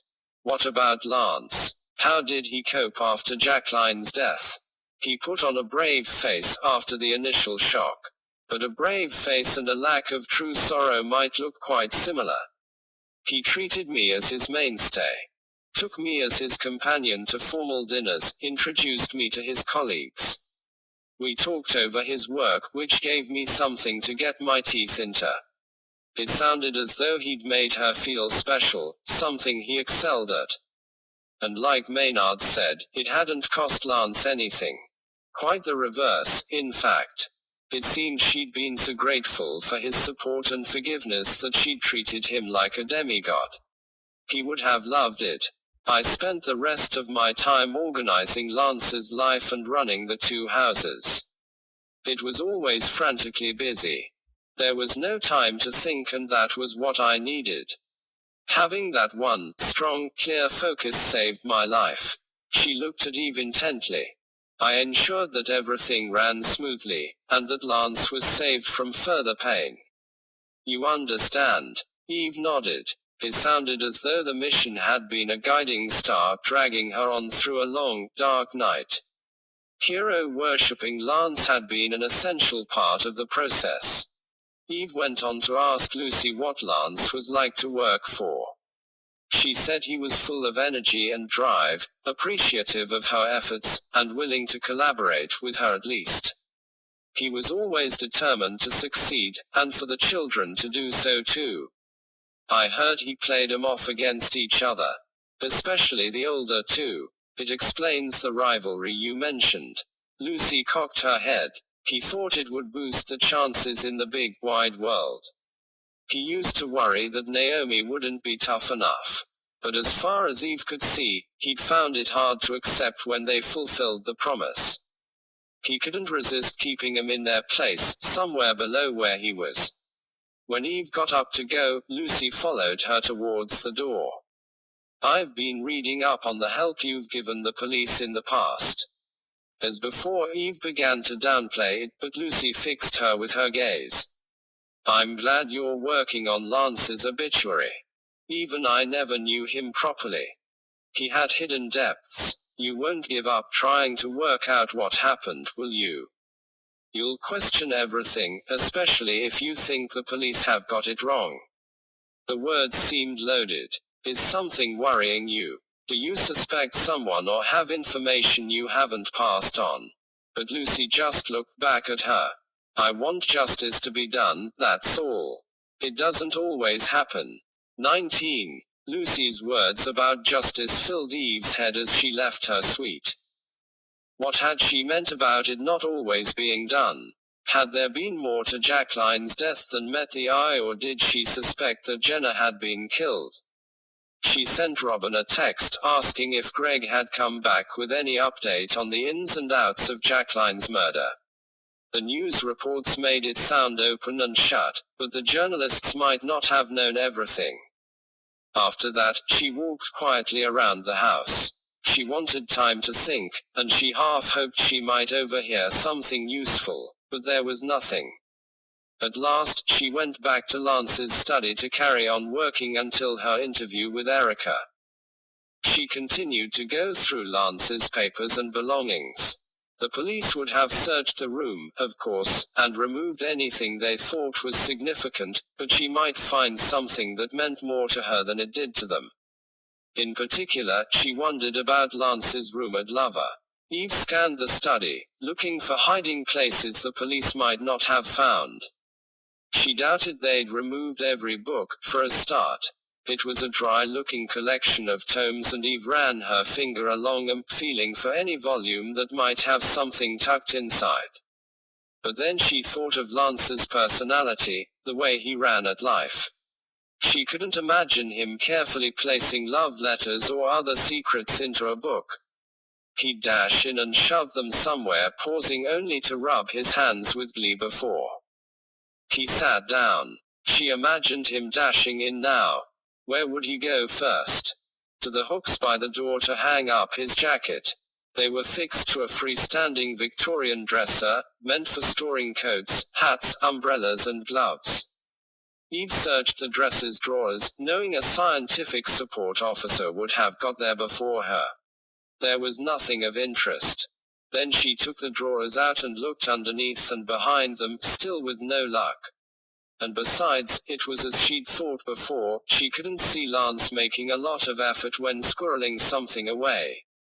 At the top of the stand was a shelf, above eye level, even for a tall person, but reachable if you were Lance. Eve moved a chair so she could climb on top and check it, but of course it was empty too. It was disappointing, and she stood there for a moment, looking down at the dresser, feeling fed up. And it was then that she saw it. A gap between the back panel of the dresser and a glove drawer which sat just in front of it. And in the gap, from this angle, Eve could see some papers. She got down from the chair carefully, as though anyone listening might guess at her momentous discovery if she made a noise.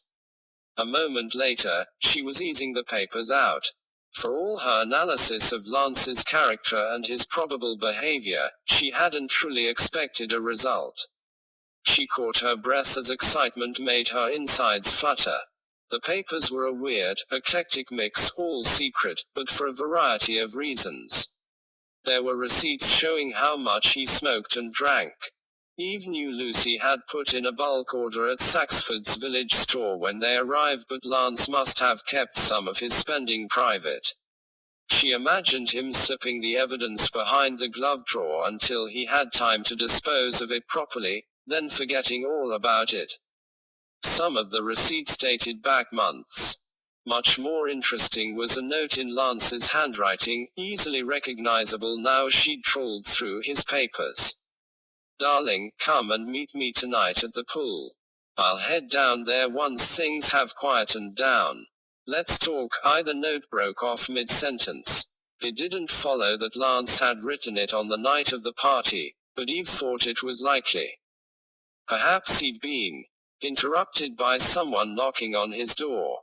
He'd have been right by the stand when he went to open up, so the gap behind the glove drawer was a logical place to hide it. Maybe he'd been writing to the person who'd knocked, and he'd issued the invitation direct instead. Either way, the note hadn't been sent. If only she knew what had happened. Lucy thought someone had been hanging around the pool when Lance died, but they couldn't have gone there to kill him. The overdose had been administered much earlier. And Lucy had seen two people, not just Lance's darling, whoever that might be. Eve guessed at Sonia, Naomi, or a lover. And having talked to Lucy, she couldn't imagine that lover being her. Eve went through the rest of the papers after that. At last, she found a note which was not in Lance's handwriting.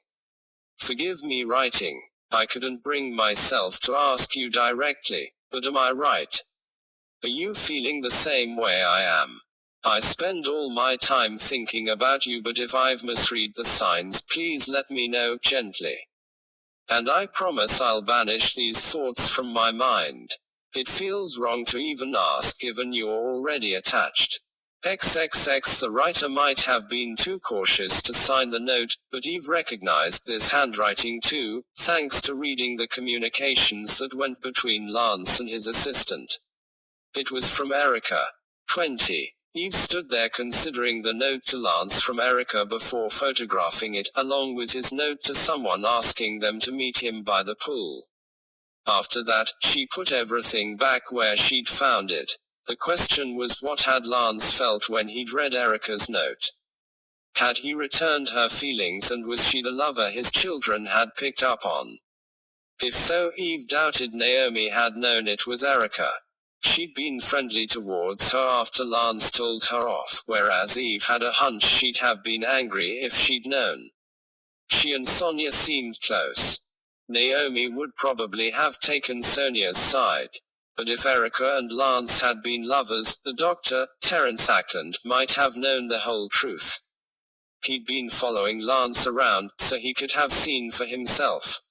How would that fit with the pair of them meeting up in secret? Eve couldn't fathom it, but any relationship with Lance made Erica look even stronger as a suspect. Him wanting to end her career was enough, but if the relationship had also been smashed to smithereens, it would only make it worse.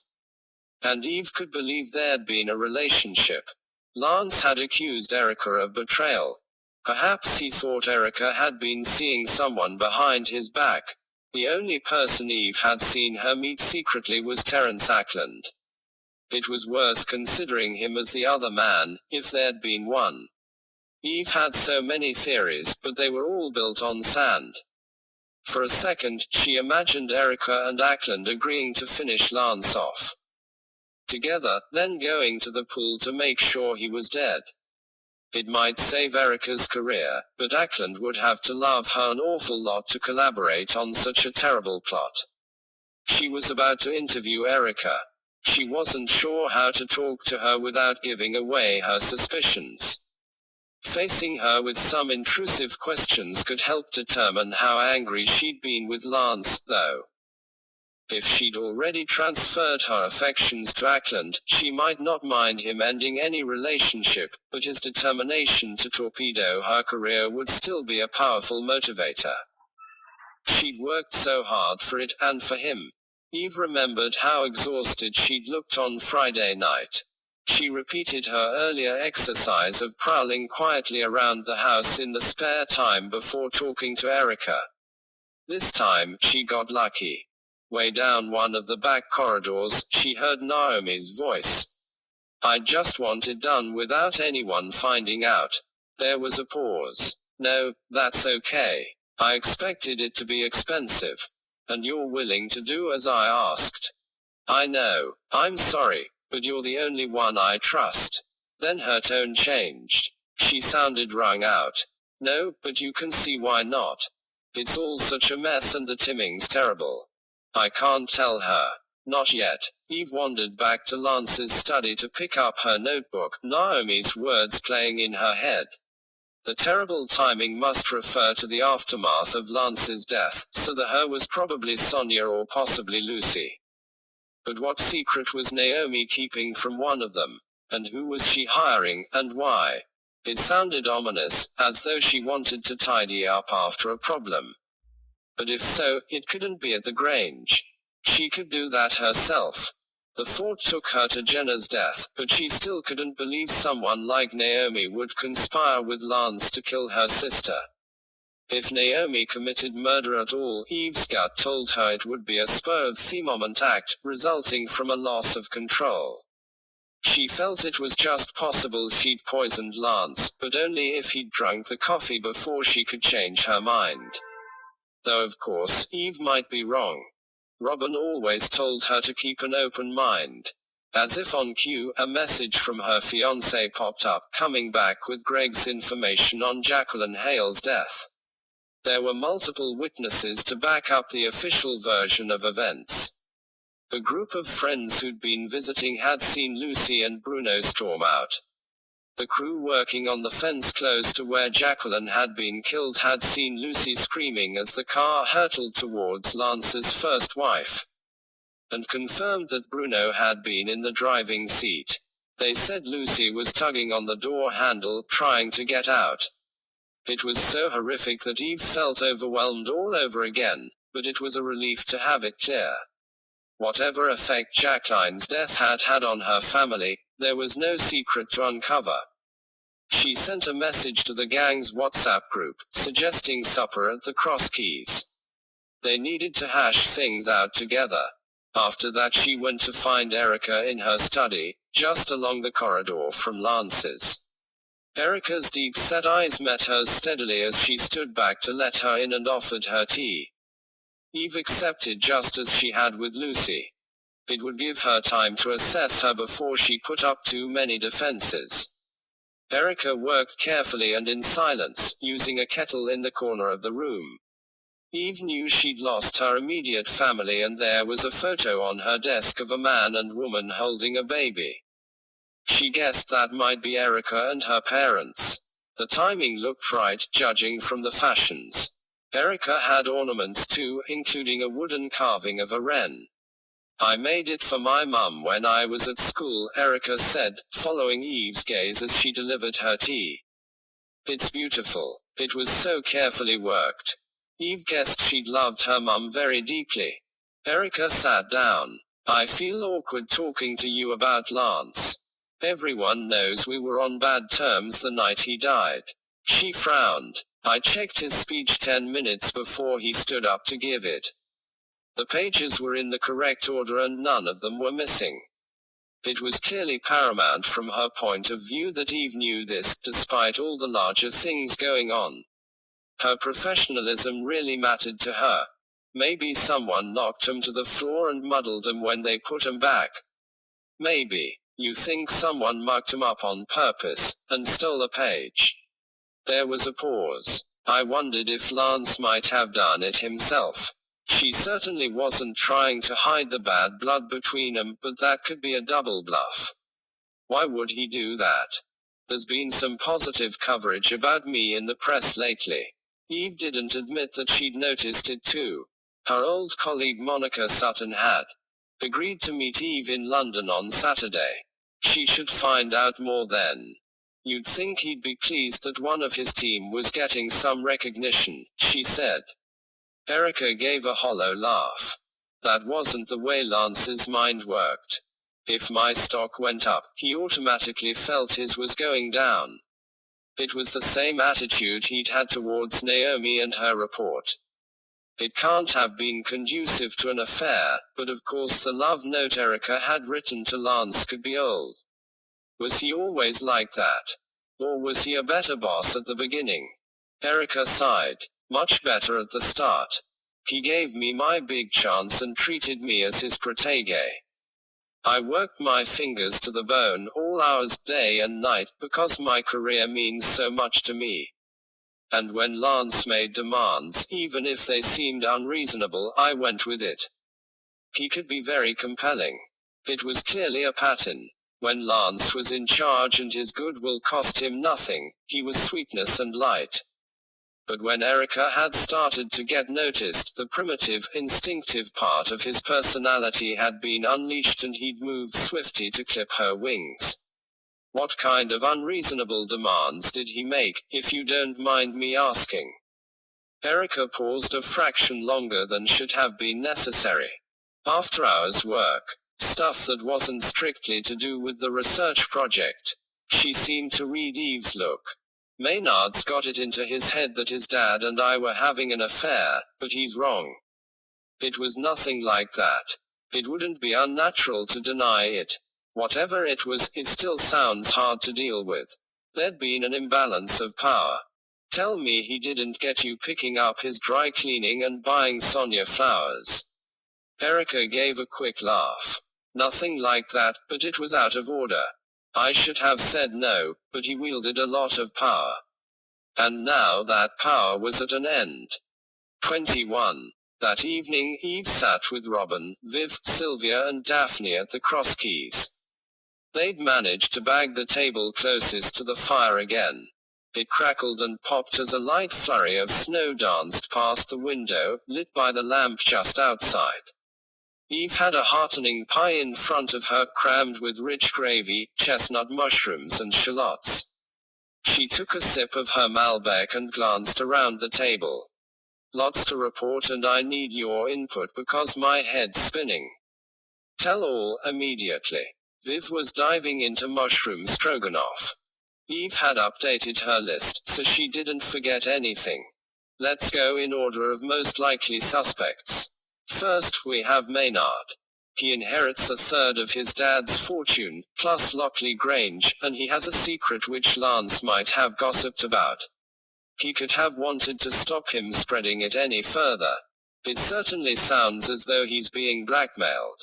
She relayed the conversation she'd heard in the grounds of the Grange, then finished a mouthful of pie. Next there's Erica, and she's moved up the suspect list for Lance. She explained about the note Erica had written to him and how she'd said he made unreasonable demands. She admits Maynard thought they were in a relationship, though she denies it. She might have decided it would be better to present her version of events before I heard it from someone else. If they were lovers, then Lance accusing her of betrayal takes on a new significance. Perhaps she'd finally seen through him and hooked up with someone else. Dr. Ackland, Viv asked. Eve had updated the WhatsApp group after that adventure. Possibly. There are definitely tensions between them, which would fit if Erica had talked Ackland into helping her kill Lance. And her motives clear, Lance was intent on ending her career. He told her at the party that she knew it was coming, so she'd have had time to plan the murder. Ackland would know exactly how much digoxin to use to bring on a heart attack, and he was in the perfect position to present the death as natural causes. But there are caveats. If the black bordered note came from the killer, it's hard to imagine Erica sending it. I can see she might want to frighten Lance to punish him, but I'd say she's far too controlled to give in to temptation like that and risk triggering an investigation. It's still possible it was typed by another member of the household and meant metaphorically, Robin said. True, but it feels like too much of a coincidence. And as well as that objection, I can't see Erica's motive for Jenna, if she was killed too. Sylvia steepled her fingers over her Boeuf Bourguignon and frowned. I can't help seeing your point. What do you conclude then? Eve closed her eyes, but no enlightenment rushed into her head. I'm not sure. I think we need to focus on what we know, dig further and wait for the mist to clear. The facts are that Erica and Ackland have something to hide, and that Lance asked Erica to do something which made her uncomfortable, yet at the time she loved or respected him enough to agree. Whether she and Lance became lovers is an open question. Maybe he turned her down, or she saw through him before they got that far. Or maybe they were still involved when he died, and he asked her to meet him at the pool that night. She explained about the note Lance had written but never handed over. What about Ackland? Viv asked. Anything more? Just that he and Erica seemed to disagree about how to deal with the secret, whatever it is. He said Erica's solution wouldn't work. He was desperate to talk to her before she did anything. I'll make sure I'm in the Black Cat Cafe when they meet tomorrow, Robin said. Thanks. And lastly for Ackland, Maynard thinks he was following Lance before he died. Again, that makes me wonder if there was some kind of plot afoot. Who's next on the list? Daphne tucked her silver hair behind her ears. Sonia, and sticking with the topic of affairs, I wonder if she's been having one. Eve explained how she'd gone through the flowers which Sonia had binned and found the bouquet without a label. She seemed irritated, infuriated even, when I discovered her disposing of that first bunch. Assuming she removed the label herself, it suggests a guilty conscience and a revealing message. She could have killed Lance in preference to going through a messy divorce. She gets a third of his fortune after all. But from what my modeling world contact tells me, Sonia's probably already wealthy. I find it hard to believe she'd kill out of greed. And what about Naomi? Sylvia asked. I liked her the one time I met her, but I don't know her well. I like her too, but she's got secrets. Eve relayed the latest phone call she'd overheard. She's prepared to pay a lot of money for someone to do a job for her, and her sense of urgency set my radar off. And you heard her talk about having decided to destroy someone on the day of the party. Viv was bolt upright in her seat. It sounds pretty dodgy. Eve nodded. And at the end of the most recent call, she talked about the timing being terrible and said, I can't tell her, not yet. I wonder if there's something she needs to break to Sonia or Lucy, but if so, I doubt it's anything to do with killing Lance. I can't imagine she'd confess her guilt, even though she and Sonia seem close. And what about Lucy Garton? Robin asked. She hadn't had time to fill him in before coming to the pub. Eve relayed her conversation with Lance's right-hand woman. I can't see any motive for her. She doesn't inherit, and you told me yourself she specifically asked Lance not to leave her anything. From what I can gather, she's comfortably off, and if she wants, Maynard will keep her on. But I think she might be worried. Eve explained how she was researching wills when she'd gone to interview her. She started off quite brusque, but I think that's a defense mechanism. I suspect she's suffered pent-up trauma ever since Jacqueline was killed, and it's possible she's never let her feelings out. I found it worrying, the way she asked me to search for the truth, because justice isn't always done. She looked at Robin, but the information you sent me about Jacqueline's death leaves no room for doubt. Bruno was guilty and he was punished, so I don't think she's talking about that. It made me wonder about Jenna's death again. Lance and Naomi alibi each other, but there was no one to vouch for Maynard. I suppose Lucy would go to the police if she could prove anything, but I wonder if she suspects. It's concerning, because she also knows Maynard's secret, though she's denied all knowledge to the police. I'm glad they asked her about it at least. It should make her aware of the danger. Have you reported all the latest stuff to P. Brain Palmer? Viv asked. Up to a point, Eve's gaze slid to Robin, who raised an eyebrow. Eve normally passed on anything relevant the moment she heard it. I've emailed Greg saying I think he needs to ask Maynard if he's being blackmailed again, and that Sonia might have a lover. And I've suggested he might talk to Lucy about Jenna's death and to Erica about a possible relationship with Lance. She mentioned the rumor about it to me herself. But I haven't told him to go and look for a note from Erica behind Lance's glove drawer, for instance, or repeated word for word what I heard Maynard say. Robin put his head in his hands. The trouble is, it's so specific. The family will guess exactly where the police got their information, and whoever killed Lance will find a way of ejecting me from the house. Long term, the police will learn more if I'm allowed to stay than if I overplay my hand. Robin took a long swig of his stout. She does have a point, Viv said, patting Robin on the shoulder. Eve turned to him. That's why we need to be the ones who follow Maynard on Sunday evening, when he leaves to keep his 9 o'clock appointment.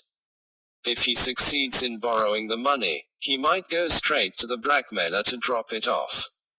I think he's had to ask for an extension, so I guess time will be of the essence. He was talking to himself after he got it. I think he was so relieved it made him unguarded. He's decided that the blackmailer's only motivated by money, not the desire to ruin his reputation, which clearly reassured him. He thinks he can deal with them, which sounds ominous. It looks as though they're communicating by text. Robin took out his phone, looking resigned. Sunday at 9. I agree, someone has to be there.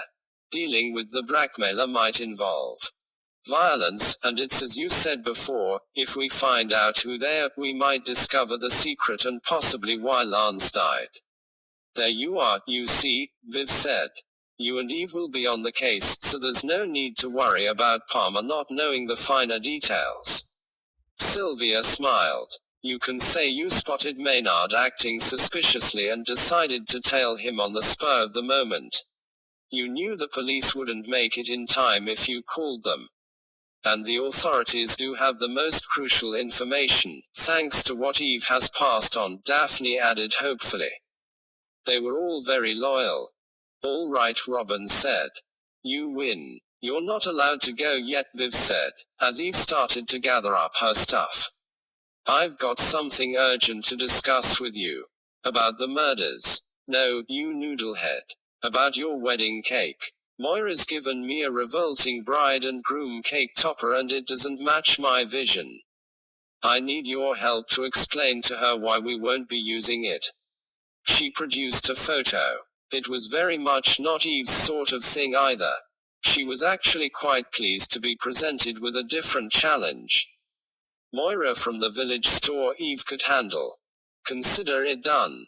22. Back at home, she mapped out plans for the case with Robin. Do you forgive me for not telling the police everything? He gave her a wry smile. Let's say I understand your motive, even if I don't officially approve. I just hope flouting the rules doesn't come back to bite us, that's all. So he got up to stoke the fire, causing Gus to stir in his basket. What's next? Naomi's agreed to talk to me tomorrow. I want to ask her about the final row with Lance to see if I can work out the background. I'll explore more of the house too, and listen into any conversations while I'm at it. Then later, I've got an appointment to talk to an old family friend of the Hales who ended up working with Jenna. Her text in reply to Eve's had come in while they were at the pub. She came to Suffolk for the party and she's staying at the Cross Keys. I'm hoping she can tell me what was going on in Jenna's life just before she died.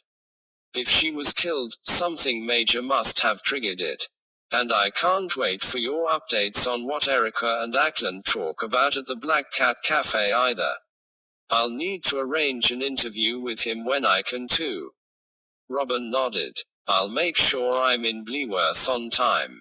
Thanks. She had high hopes for the following day. At 10 o'clock the following morning, Eve sat opposite Naomi in the drawing room as arranged. Gus had potted up to Eve's interviewee a little hesitantly, as though he could sense her tension and upset, but as Naomi stroked him, she began to look calmer. Eve started with gentle questions to put her at her ease. Her relationship with her dad sounded as though it had been good as she'd grown up. She was less resentful than Maynard about the time Lance had spent working, and she'd clearly felt encouraged in everything she did. It was in marked contrast to the impression Maynard had given. Eve explained what she'd gleaned from her interview with Naomi's brother.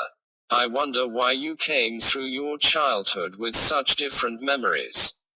Naomi looked sad. Looking back as an adult, I think I get it.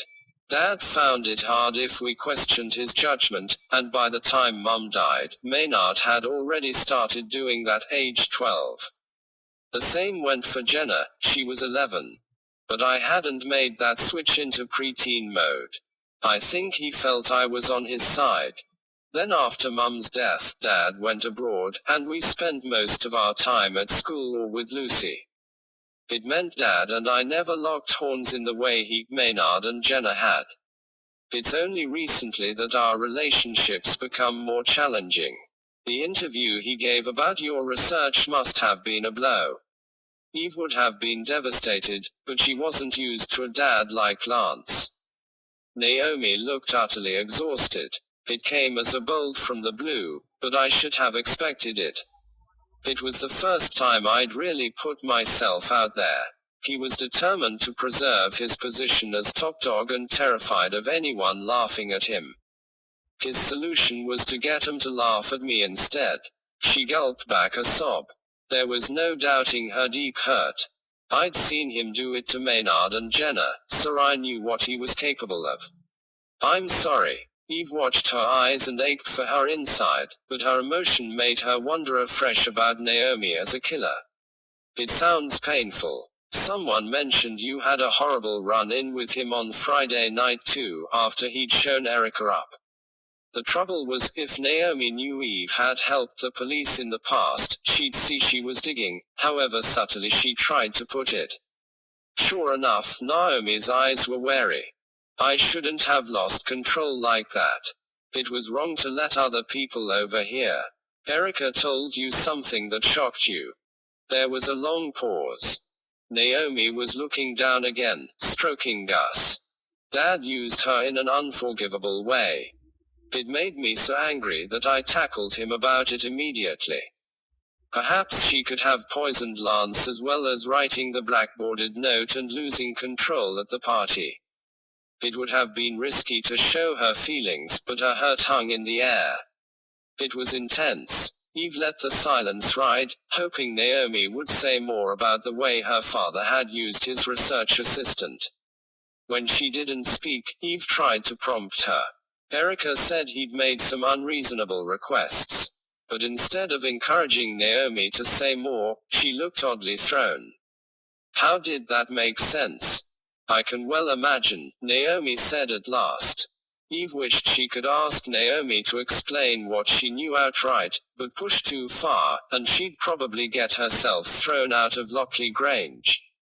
The killer, either Ackland or someone from the household, had every reason to want her gone. So instead, she expressed her sympathy again and left Naomi to it. Back in Lance's study, Eve wrote up her notes from the talk and wondered what lay behind Naomi's words. She was increasingly frustrated at having to wait to get more information on Maynard too. When her shoulders got stiff, she prowled around the house to see if she could see what he was up to. She managed to find the room he'd chosen to work in, and at one point caught him on the phone, but he was only talking about his parliamentary duties. In desperation, she went to the library Sonia had mentioned. She hadn't seen Maynard go in there, but he was supposed to have frequented it as a child, and Lance's books and the family photos were there too. She wanted to see them. The moment she entered the room, she was glad she'd come. It was atmospheric, decorated dark red and full of bookcases with gilt detailing. The center of the room was bare, so that it felt spacious, but on two sides there were comfortably worn chairs next to leather-inlaid desks. Eve found a dedicated section for Lance's books and picked out his memoirs of life as a diplomat, as well as the academic volumes he'd published. She'd borrow them to read at home if Sonia had no objection. After that, she skirted the room to get the measure of the place. Sonia was right, it was an eclectic mix. There was everything from classic fiction to detective mysteries, to reference books and travelogues. Lots on international politics too, as you'd expect from Lance's career. Perhaps they had got Maynard interested in standing for Parliament. She found a section for children's books over on the north side of the room, including several on academic subjects, as well as novels and collections of poetry. She pulled out a volume catchily titled, Multivariate Calculus and Mathematical Models. A sign that Lance and Jacqueline had been hothousing the kids. But the inscription inside wasn't from 'em. Someone had written in black ink, "Bet you can't understand any of this, Jenna. I'll read it when you've given up." Mosh. 2005. Mosh. Maynard something Hale. Only child though Eve was, she still knew enough to guess it was the sort of dedication a certain kind of brother might write. She found Maynard on Wikipedia on her phone. Maynard Oscar Simon Hale. After that, Eve pulled out several similar books to prove to herself that Maynard was just as nasty as he seemed. She found one he'd given to Naomi on economics. To Naomi, who's always asking questions. Dad might see it as a sign of cleverness, but if you're asking, you don't have the answers. They're all in this book if you can understand it. Mosh. 2004. How old had Naomi been then? Eve thought back and did some mental maths. Heck, only 11. So Maynard would have been 14. It would have been after their mother died, when Lucy had stepped into the breach to keep the family on an even keel. Eve was no economics expert, but the book looked degree level to her. She checked and found Amazon agreed. It was a similar case with the book he'd given to Jenna. They could have been child prodigies. It wasn't impossible when you looked at the careers. But from Maynard's inscriptions, Eve couldn't help thinking he'd wanted to crush their ambitions before they got going. What better way than giving 'em books they couldn't hope to understand? It was a horrible, mean-minded thing to do, but it fitted.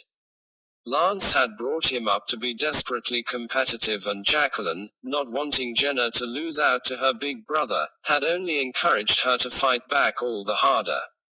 It seemed Lucy had tried to call order, but by that time it must have been ingrained. Maynard had been determined to hold his sisters back so he'd shine by comparison. Eve's other takeaway was that if Naomi had been asking clever questions about economics when she was 11, she must be exceptionally bright. Her charity job was less flashy than Jenna's or Maynard's, but she might be the most talented of them all. For a moment Eve considered Maynard killing Jenna to rid himself of a sibling rival. Was Naomi in danger too? Even if he'd murdered his father to get money and guard his secret, he'd effectively wiped out another family competitor there. But surely, he wouldn't go through them all. She suspected he'd be ruthless enough, but he couldn't hope to get away with it. Except no one even suspected Jenna had been pushed off that cliff, and Lance's death had very nearly been written off as natural. After she'd replaced the books, she went on to examine the rest of the room's contents. She found the photograph albums Sonia had told her about and flicked through old family groups with a lump in her throat. There was one of Lance and Jacqueline looking impossibly glamorous on an exotic beach, their 3 children standing in front of them. Eve guessed Naomi had been around 5 at the time, Jenna 7, and Maynard 8. He looked sullen, it had to be said. Jenna had been striking, even at that age. Imperious looking with her head held high, her hair swept back. But it was Naomi's adoring expression, focused on Jacqueline, that got to Eve. Mother and youngest daughter looked so happy, and Lance's expression was proud. Thank goodness they hadn't known what lay ahead. Within 5 years, Jacqueline would be dead. Eve was having one last look at the books when she spotted one that made her pause, an old volume on poisonous plants with a tattered green cloth cover. It couldn't relate to Lance's death, of course. His medication might be derived from foxgloves, but no one had given him the plants direct. All the same, she was moved to pull the book from its shelf and have a look. It had 50 pence written on the inside cover in pencil. A jumble sale find by the look of it. So who had wanted to research the topic? Perhaps Jacqueline had picked it up, anxious at the Grange's extensive grounds where anything might be growing.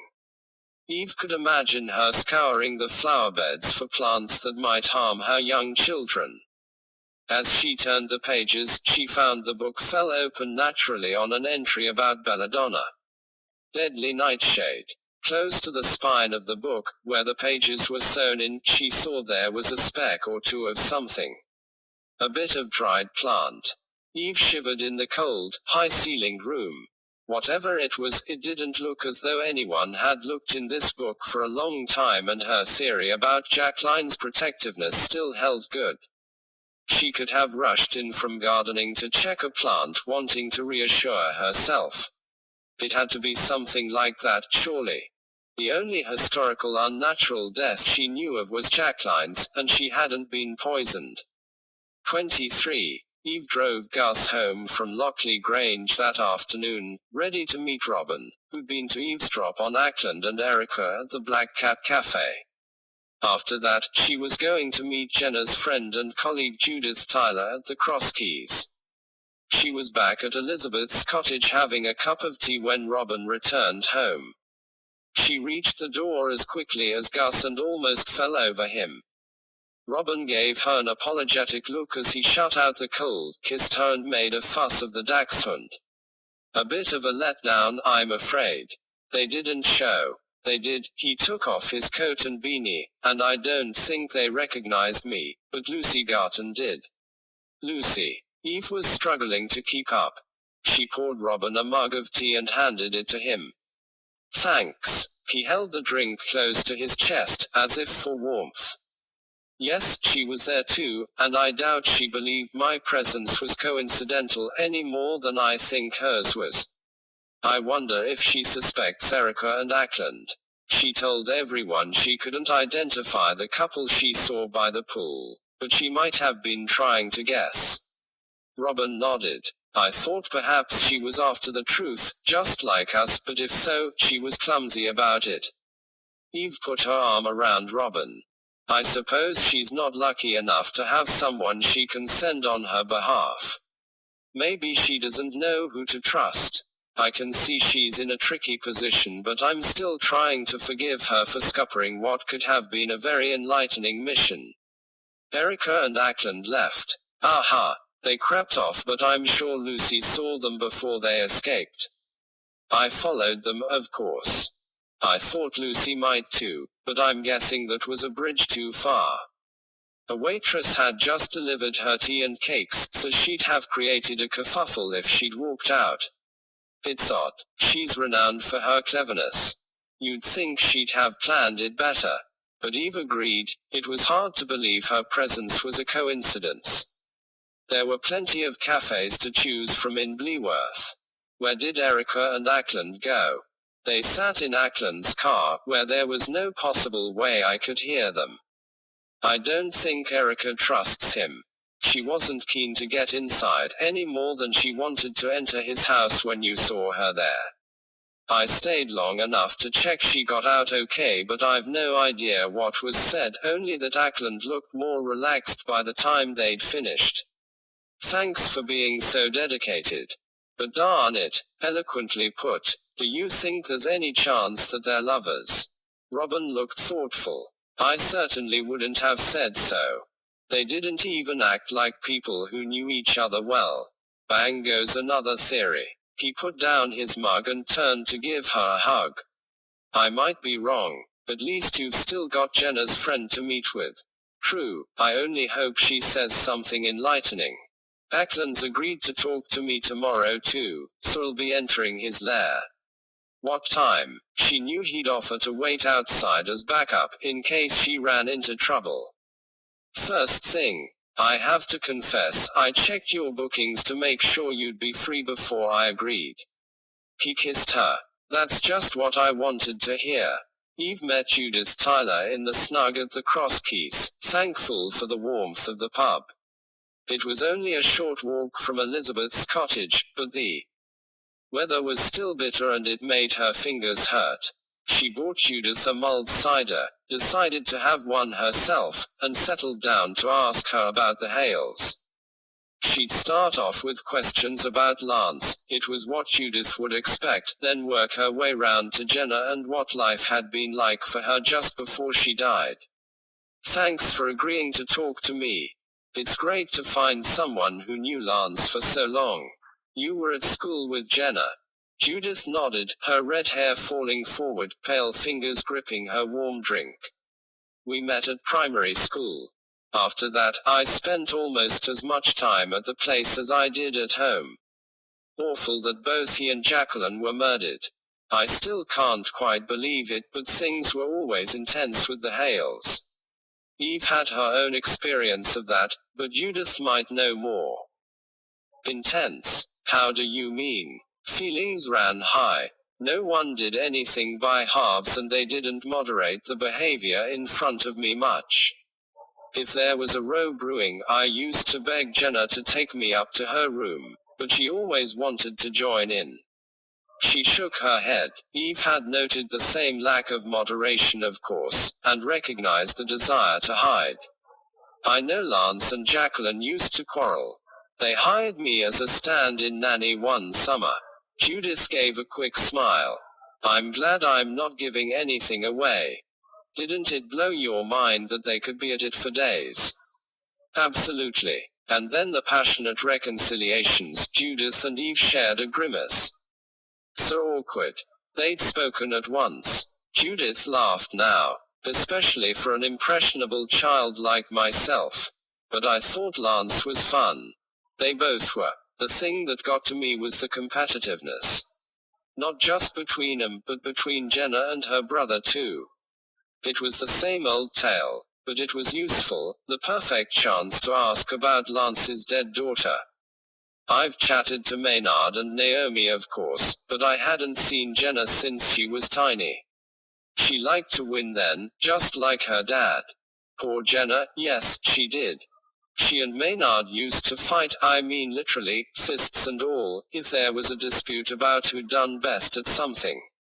Lance used to set 'em puzzles and time them to see who'd finish first. I wished he'd stop. All hell would let loose. Don't quote me on this, but I did sometimes wonder if there was a bit of divide and rule going on. If ever Maynard or Jenna challenged him, he'd distract 'em with something like that, and they were so hot-headed that it worked a treat. Naomi was younger, of course. She didn't have the same "it's not enough to succeed, others must fail" approach. It backed up what Eve already knew. She nodded. Naomi must be reeling after the death of her sister and father in quick succession. And the news of Jenna falling must have been dreadful for you too, of course, a massive shock. She waited to see if Judith contradicted her. If Jenna had been upset about anything, she might have wondered if she'd jumped. It was. The police talked to me afterwards. They wanted to know if she'd been depressed, but actually I'd noticed a new energy about her. I was sure she was up to something, but when I asked, she just laughed and told me I'd see.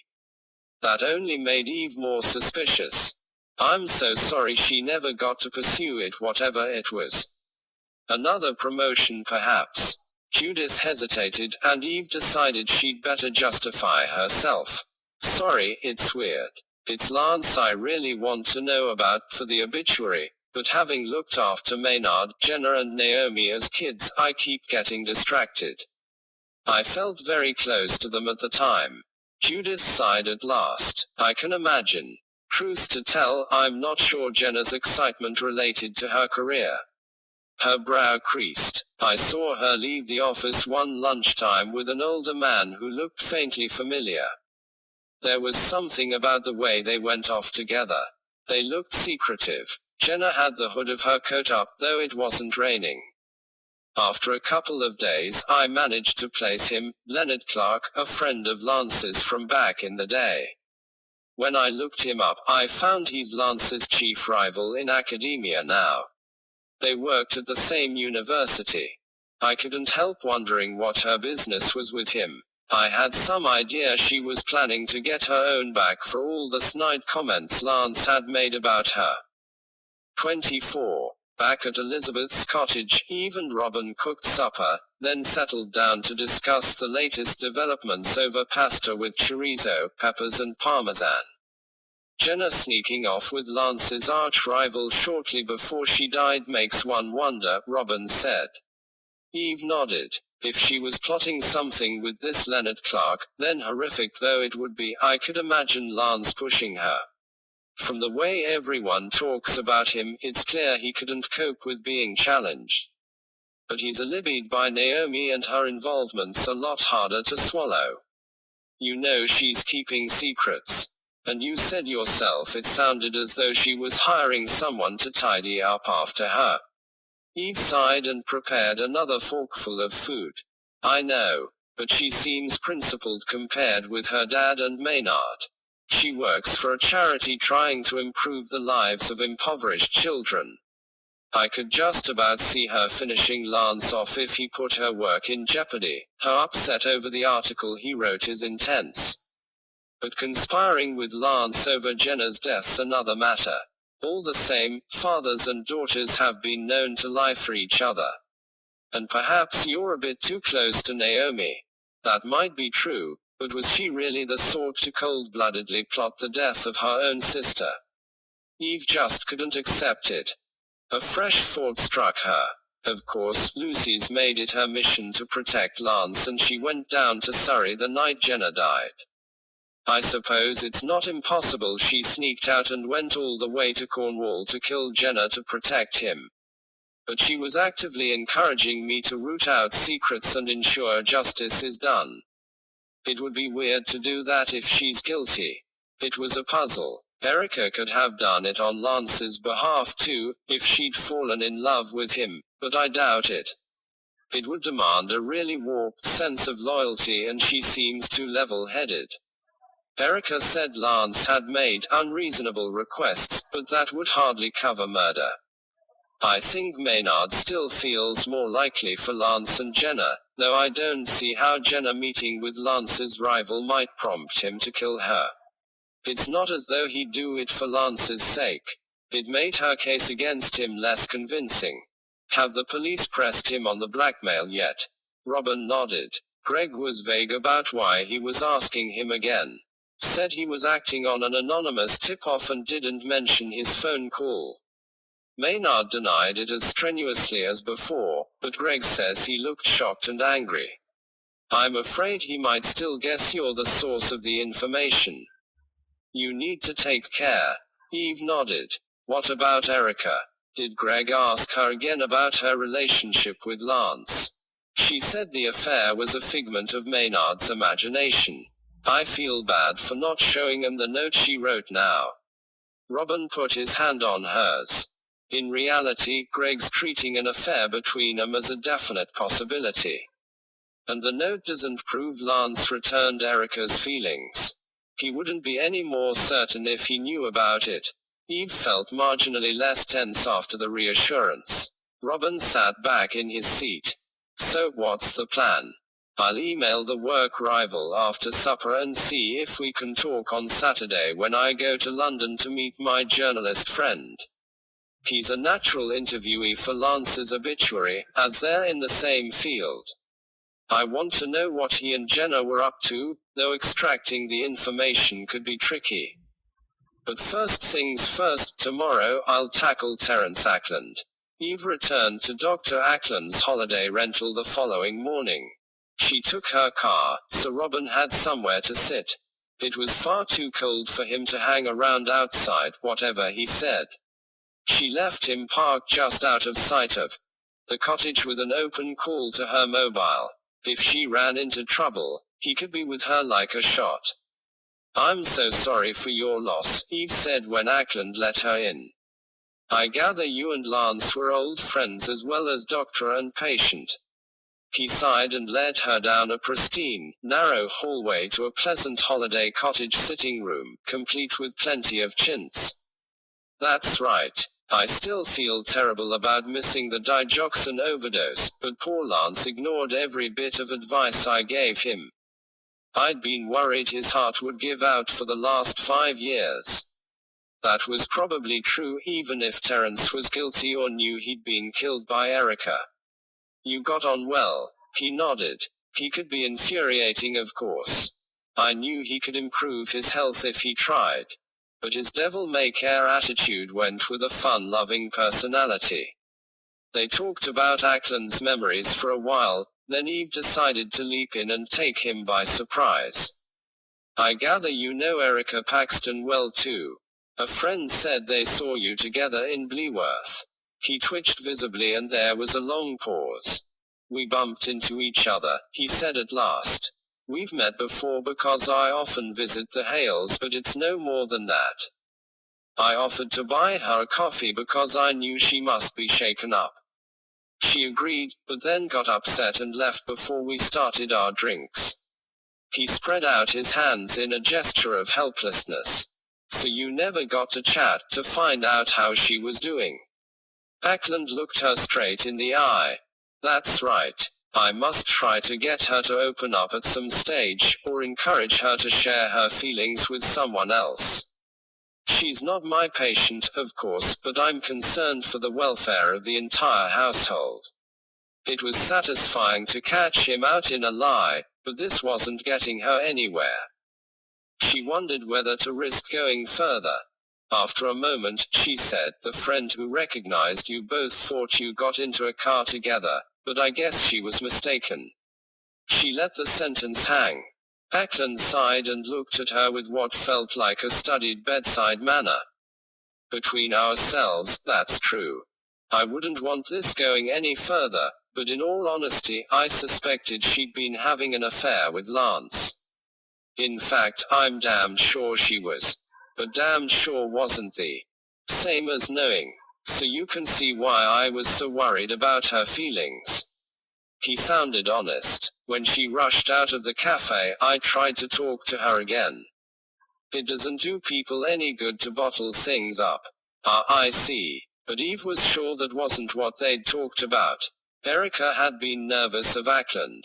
She hadn't wanted to sit in his car or enter his house, but it looked as though he'd had the power to persuade her. The offer of listening therapy didn't fit. Lance was the sort of person to drag you along in his wake, Ackland said, but he had his vices, and not just food and drink. I don't think Sonia ever realized. Now, if you'll excuse me, I have an appointment. Of course. As Eve thanked him and left, she pondered what he'd said. He'd sounded intense as he'd talked about Erica's affair with Lance. She wondered if he'd fallen for her himself. If so, perhaps he'd hoped to reveal the truth to Sonia and get her to put a stop to it, leaving the way clear for him. He was way older than Erica, but then Lance had been too. In that scenario, he could have killed Lance in a moment of desperation, to get Erica to himself. But that still didn't fit whatever had happened. It looked as though Ackland and Erica had been in it together. 25. Eve was back in her mini clubman with Robin, who was layered up with gloves, beanie and a thick grey scarf and jacket. The color suited him. He'd heard everything that went on thanks to the open call, and they discussed the basics. A moment later, Eve reached into the glove compartment and pulled out her beanie and scarf too. "You're getting well togged up for the drive home." She gave him a sidelong look. "I hate to say it, but I was planning on hanging around a little longer." "Out of sight, obviously." He grinned and rubbed his hands. "I had a feeling that might be coming." "You're wondering about the appointment he claims to have?" She nodded. "He might have made it up to get rid of me, but I'm curious. I imagine the only people he knows down here are linked to Lance. You don't mind waiting? I'd have suggested it if you hadn't. I'll tuck myself behind that bush near his house and keep watch." With more time to plan, she wouldn't have to sneak into the neighbor's garden this time, and she knew Robin would be okay sitting tight. He and Ackland had barely crossed paths, and he was so bundled up she doubted even his best friend would recognize him. As Eve stood waiting in the spot she'd chosen, she felt her phone vibrate and snatched a quick look. Viv. A moment later the vibrating stopped, and a text appeared. "Urgent. Leaf for seashell stencil design for icing." Before Eve had managed to put her phone away, a second message popped up. "Or lace, or something more whimsical." The word whimsical rang alarm bells. She was about to send her own word reply when she heard Ackland's door open. She shoved her phone back in her pocket and hoped Viv would await further instructions. The wedding cake design wasn't that urgent. So Ackland must be going out, not receiving visitors. That complicated matters. She'd have to see if she could follow him. It was possible she'd be able to hear what was said if he met someone in public. She waited, but still Ackland didn't appear at the end of his drive. Perhaps he was taking his car, heading outside the village. She craned round the bush and guessed she was right. Ackland was manhandling something around 1 meter long by half a meter wide, wrapped in a navy blanket. What on earth? He had his boot open and lowered the hidden object carefully inside.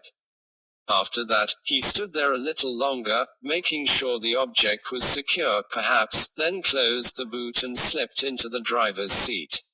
She texted Robin, telling him to get ready to drive. They'd need to set off quickly, but she couldn't return to her car until Ackland was out of the way. Watching him head up the lane, past Robin and away from Saxford filled her with urgency. The moment he'd turned the corner she raced back to the car and was still closing the passenger door as Robin set off. She took a deep breath. It would be all right. He could only be heading for the main road that led towards the A12. She told Robin what she'd seen. Whatever he's transporting, it's something he minds about. Eve wondered if it was secret too, or if the blanket was simply to protect it. It took her another 5 minutes to remember Viv's text, by which time she found her phone contained several more messages. What about frogs dancing? Where on earth had that come from? Or dachshunds doing pirouettes? A little bit more understandable. Or a circus scene with you as a trapeze artist and Robin as a strong man. If two sexist could reverse roles. Are you goading me into replying? Eve texted back. As if came the reply. Eve turned to Robin. How about seashell patterns on our wedding cake? Robin frowned. Unexpected topic switch. But yes, lovely. Eve texted back the choice. The sea meant a lot to her. She'd been brought up close to the ocean in Seattle, where her parents still lived. Nowadays there was nothing like walking Gus along Saxford's beach, so bracing in winter and uplifting in the warmer months. Robin drove carefully, taking care not to make them noticeable to Ackland. As soon as the roads got busier, he made sure there was at least one car between him and Ackland's BMW. At the A12, Ackland turned towards the capital. "I hope he's not going all the way home," Eve said. But in fact, he turned off at a pretty market town in Essex. They followed him cautiously through backstreets until he stopped on an old-world shopping street full of half-timbered buildings. Robin overshot as Eve watched what Ackland did in the rear-view mirror. "I couldn't see which store he went into, but we'll spot him if we walk back that way." Robin nodded as he pulled the keys from the ignition, got out and locked up. "I'll keep my hat on and take a peek." Eve was already walking up the pavement. "If he's here to sell something, I hope he'll be too busy to notice me." They walked past midweek shoppers pushing toddlers in buggies, and made their way to where Ackland was parked. The business he'd entered was called Fallowfield Antiques. Interesting. Robin pulled a chocolate bar for each of them from his jacket pocket and they stood chatting outside the next store along, as though they'd paused to take a break. Eve could just see past Robin into Fallowfields, where Ackland had placed his bundle on a large counter in front of a man in a dark suit. Slowly, agonizingly so from Eve's point of view, Ackland unfolded the navy blanket. Underneath was something red and gold. Painted wood, maybe. The man behind the counter looked delighted. He was nodding and smiling. Ackland, on the other hand, looked anxious. Eve saw the edge of his smile too, but he was shuffling from foot to foot and glancing over his shoulder. A lot more nodding went on and Ackland handed over some paperwork, then the dealer gave him something in return. "I think he's about to come out again." They'd finished the chocolate, so Eve led the way into the next-door business, an interiors store, where they pretended to look round as they watched Ackland drive off. Their eyes met and as one, they muttered compliments about the merchandise then retreated. Heading next door, Robin raised an eyebrow. "I thought it might be an idea." Inside Fallowfields, the proprietor had yet to take Ackland's goods away, just as Eve had hoped. It was a very pretty cabinet, the background red, the foreground decorated with horses and cattle. Eve detested play acting, but in this case, it wasn't hard. If she'd had the money, she would have been delighted to take it home. For a moment, she cast her eyes over the antiques near the front of the store, just as Robin was doing, but then she caught sight of the cabinet and tugged at his sleeve. "Look." A second later she was rushing up to the counter, smiling at the proprietor. "It's just come in." "Goodness, it's beautiful." He nodded and smiled back. "Tibetan. 19th century. A wonderful find for us. So often people sell online these days. I'm delighted we haven't missed out." Eve sighed and looked down at the fine paintwork. "I suppose it will be way out of my budget."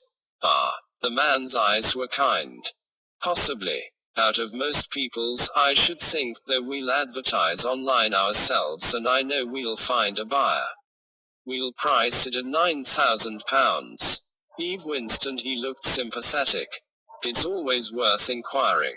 It could have gone for much less if it wasn't in such good condition, or lacked the right paperwork. Do you mind if I take a photograph of it and one of your cards?" They were lying on the counter. "I have a friend who might be interested." "Of course." He stood back while she took the shot. In the end, Eve left with some vintage playing cards. Viv always insisted she had a cast iron will, but she had a weakness for old games. Back in the car, Eve took her keys from Robin and returned to the driver's seat. "Interesting." "Absolutely. What's your take?" She started the ignition. "It seems unlikely that he'd bring something he owns to a holiday cottage in Suffolk, only to drive halfway back to London to sell it." Agreed, so he probably came by it in Suffolk, and as far as we're aware, the only people he knows there are the Hales. Yes. It doesn't sound like he stole it from 'em unless he managed to steal the paperwork that goes with it or had inside help. Eve thought of Erica only to dismiss the idea. Even then, it's unwieldy. It wouldn't be easy to smuggle it out of the Grange without someone seeing, and although it's high value, it's not a fortune. I can't see someone who can afford a BMW taking that risk. No. So that leaves someone giving it to him. It seemed most likely to Eve. But why? That's the question. There are plenty of good antique stores near Saxford. He didn't have to drive all the way out here. The whole operation feels clandestine. What if one of the Hales was using the cabinet to pay Ackland off without telling the rest of the family? Lockley Grange is huge and half the rooms have been unused since Jacqueline died. It's likely no one would notice it disappearing. If Ackland's squeezing someone, he's playing a dangerous game. You said it. Perhaps he's Maynard's blackmailer and he demanded something as a down payment. Or maybe he knows who killed Lance and is using that to extort money. Of course, that could be Maynard too. If he's being blackmailed twice over, he'll be desperate by now. It was an unnerving thought. Or maybe Ackland found evidence of the affair between Erica and Lance after all. In which case, Erica could be his target. If it went public, it might make it harder for her to get another role in academia. People would see her as a troublemaker. Whatever the truth, Ackland could still be guilty of murder. With other secrets in the mix, discovering he was a blackmailer didn't prove anything. 26. Eve paused in Saxford to drop Robin off and walk a very overexcited Gus. She printed out a copy of her photo of the Tibetan cabinet too. She had plans for that. After grabbing a bite to eat, she returned to Lockley Grange with Gus in tow. Naomi let him in and made a fuss of the dachshund, but her face was still pinched and worried. She never quite met Eve's eye. In Lance's study, Gus potted under the desk and sniffed at the edge of the rug as Eve got back to work writing up notes from her interview with Ackland and what she'd seen later. She'd been at it for half an hour when she got cramp in her wrist and decided to stop and walk around the room. Everywhere was cluttered. It looked as though Lance was careless with anything not crucial to his work. His shelves were crammed with defunct invitations, postcards, paperweights, photographs, pens and pencils. He couldn't have appreciated any of them properly. It would have driven Eve up the walls, but she guessed Lance had been oblivious. He'd probably had no clue what was on the shelves, anything could be there. The thought made her look more closely. And it was then that she found it. She swallowed, her legs feeling wobbly. A very ordinary-looking pen, except when you examined its end, you could see it hid a webcam. Eve could understand the police missing it. Everything was such a jumble, and unless you studied it closely, you'd never notice. For a moment Eve wondered if someone was watching her now, but when she investigated, she found the pen contained an SD card. It must be gathering images for someone to view later. What were they after? Perhaps it was to do with Lance's supposed affair with Erica and Sonia had put the camera there. But if it had been her, then why hadn't she removed it after Lance was killed? The device was subtle, but she surely wouldn't risk the police finding it and asking questions. It would make her look guilty. The same applied to the rest of the household, of course. The one person who'd find it harder to retrieve the hidden camera was Ackland. She'd heard him asking to come round to check on Sonia, but Sonia had turned him down, got irritable in fact, at his pushiness. Perhaps he'd been hoping he could pick up the pen. It fitted. He'd been caught following Lance too. At that moment, Eve's mobile rang. Sylvia. Hello, how's life? Interesting. Or possibly so anyway. There was a pause. Are you up at the big house? Yes. Well then, there's no need to comment on anything I say if it's awkward.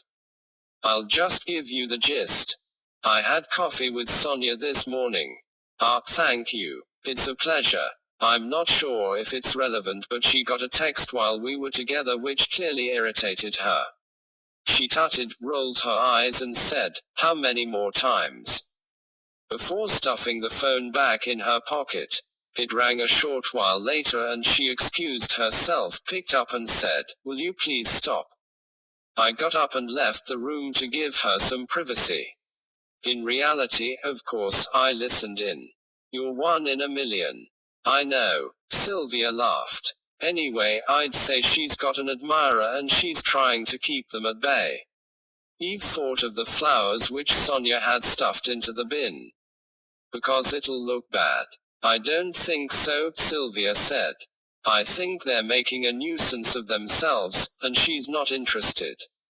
It sounded as though the would-be lover was trying every trick in the book to get her to change her mind. Needless to say, she dug her heels in. Eve pondered the facts. "Thanks, Sylvia. Any time." After she'd rung off, Eve sat there feeling stupid. She bent to pat Gus and whispered to him under the table. "I think I got it all wrong." She'd been imagining Ackland might be interested in Erica, and following Lance out of jealousy, though that had never quite made sense. But what if it was Sonia who Ackland had fallen for? Perhaps it was he who'd sent her the flowers and badgered her on the phone. He could have followed Lance to try to catch him out in an affair and set up the webcam for the same reason. Perhaps he thought proof would finally get Sonia on his side, but she wasn't interested and probably never would be. What a creep. A man who wouldn't take no for an answer might be capable of anything. If he hadn't managed to find evidence of an affair, maybe he'd decided that killing Lance was his next best option. Yet it was he who was blackmailing someone, if the beautiful cabinet was anything to go by. Eve wished she knew Maynard's secret. On Sunday, she'd follow him, see what he did next, but it felt like an awfully long wait. She looked at where the pen had sat. If Ackland had planted it, he wouldn't have got a recording of Lance slipping Erica's note behind his glove drawer. It would be out of shot. Even so, it looked as though he'd been obsessed with watching Lance, so it was interesting if he hadn't unearthed an affair with Erica. Eve remembered Ackland's words. He'd said he was damned sure they were sleeping together, not that he knew they were. It didn't sound as though he could prove it. It made Eve wonder if Lance had turned Erica down when she wrote to him. Maynard claimed the affair was real, but he could just be making mischief. Thoughts were piling in and she tried to put them in order. Ackland could have killed Lance out of jealousy if he was obsessed with Sonia. But it looked as though he was blackmailing someone too. Maynard, possibly. And perhaps Erica and Lance hadn't been sleeping together, even if Erica had wished it. She could have decided to kill him after he'd rejected her and threatened to end her career. The latter motive felt more believable to Eve and had clearly been on the cards before last Friday. Eve remembered Lance's words at the party. "I've already warned you, you knew this was coming." Either way, it looked probable that Erica and Ackland had had a shared interest in Lance's death. Eve put the SD card into her laptop, handling it with a tissue. She hoped against hope that it would show her something useful, but there was nothing of interest. After she'd replaced it, she texted Greg Bowles to explain what she'd found. She was so distracted that she almost forgot her plan. She'd noticed that the household were in the habit of making tea mid-afternoon, and it was almost that now. Time to make some waves and see what came of it. She printed out the photos she'd taken of the Tibetan cabinet, then left the study, telling Gus to wait, and went to the kitchen. There, she left the printout next to the kettle. After that, she hid in the room beyond. It was an old dining room, she guessed, and was linked to the kitchen by a hatchway. It made it the ideal place to wait as each member of the household came in for the tea. Eve peered through a chink in the hatchway door, holding her breath. Maynard was first to arrive. She watched as he picked the photo up, frowned and peered at it closely. When Naomi joined him, he asked her about it, his tone irritable. "This anything to do with you?" She peered at the paper too. "No. How odd. It's very pretty." Maynard mimicked her. And to think he was in charge of a constituency. If the voters could see him now. Sonia came in next and said she had no idea what the photo was doing there either. They all agreed they'd never seen the cabinet before, as did Erica when she appeared. She seemed keen to leave again as quickly as possible. She edged round Maynard, as though she couldn't bear to be near him. She'd gone by the time Lucy arrived. She looked at Eve's photograph and her eyes opened wide. "Well, I haven't seen that cabinet in a long time. I assumed Lance had got rid of it. Are you thinking of selling it, Sonia?" "It's not up to her," Maynard said. "But I don't think it's here anyway. I've never seen it. If he'd given it to Ackland, he'd want to play down any notion that Lance hadn't sold it years ago. Perhaps it's got something to do with Eve Mallow," he added. "Why on earth would it have?" Naomi still sounded drained. "Well, if none of you put the photograph here, then who else is there? We should go and ask her." Heck. Eve waited until they'd trooped off towards Lance's study, then went to the loo, ready to reappear looking innocent. Gus helped. He was distracting everyone except Maynard by being adorable when she got back. Eve did her best to look casually confused when they asked about the photo, though battling adrenaline made it a challenge. Overall, her mission had failed. She'd hoped Maynard would look shocked, not mystified, when he saw the picture. He could have been acting, but why would he, unless he'd guessed she was watching? It was an unnerving thought. The upshot was, she was none the wiser about who had given the cabinet to Ackland, and whoever it was would be even more careful than before. 27. Before Eve left the Grange for the day, she asked if she could speak to Sonia alone. Sonia raised an eyebrow. "That sounds ominous. But of course. Shall we talk in Lance's study?" But Eve couldn't get the thought of the hidden camera out of her head. It might not be working, but the whole room felt uncomfortable now. "Do you mind if we have a change of scene?" She looked at Eve curiously. "Not at all. Come up to my room instead if you want privacy." It wasn't next door to Lucy's suite as Eve had expected, but down on the second floor. Yet Eve was sure Sonia and Molly had been talking about sorting through Lance's stuff when she'd heard 'em through Lucy's wall. Perhaps it was a storeroom or something. But there was no evidence of a male presence inside Sonia's room. Even if she'd been clearing out, she didn't think Sonia could have removed all traces so quickly. She was starting to think Lance and Sonia had had separate rooms. It could mean that Lance had slept next door to Lucy, but try as Eve might, she still couldn't see them as lovers. She had the feeling that Lucy had given up on the idea of that sort of happiness a long time ago. There was something closed off about her. Once again, Eve thought of the way Lance had treated Sonia, like a favorite pet who was very good at putting on parties and making rooms. Looked pretty but was beneath him intellectually. Why had she stayed? If Ackland was to be believed, Lance could have died at any moment over the last 5 years. Perhaps she really had got one eye on his money. It didn't mean she'd killed him. "Come and sit down." Sonia motioned her to a sofa. "So tell me, what is it?" Eve took the seat she'd been offered. "It was just something Dr. Ackland said when I interviewed him earlier. To be honest, I started to wonder if he was obsessed with you, and given what's happened, I thought I should warn you about it. Though you might already be aware. It was one way to get her to open up, and the warning seemed reasonable under the circumstances." Sonia gave a hollow laugh. "Thank you, but don't worry. I'm well aware. I suppose he told you Erica and Lance were having an affair too." Awkward. Sonia sighed. "You can take it from me that they weren't, though Maynard's got a bee in his bonnet about that too." He's been needling me about it. I could cheerfully throttle him. She took a deep breath. Sorry, not the thing to joke about right now. Eve wasn't sure she was joking, though she did sound genuinely convinced that Ackland was wrong about Lance and Erica. Letting Terence down gently hasn't worked, so I'm telling it to him straight. I'm afraid he exaggerates our connection. We were left alone together once after a dinner party. I accepted his compliments graciously because I didn't know what else to do and I didn't want to hurt his feelings. Ever since then he's acted as though I'm promised to him. She pressed her fists to her eyes.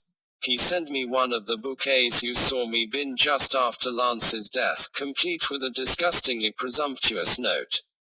It's really getting to me. Eve could well understand it. It sounded as though the situation had moved from annoying to unnerving. Have you told the police? Sonia looked at her lap.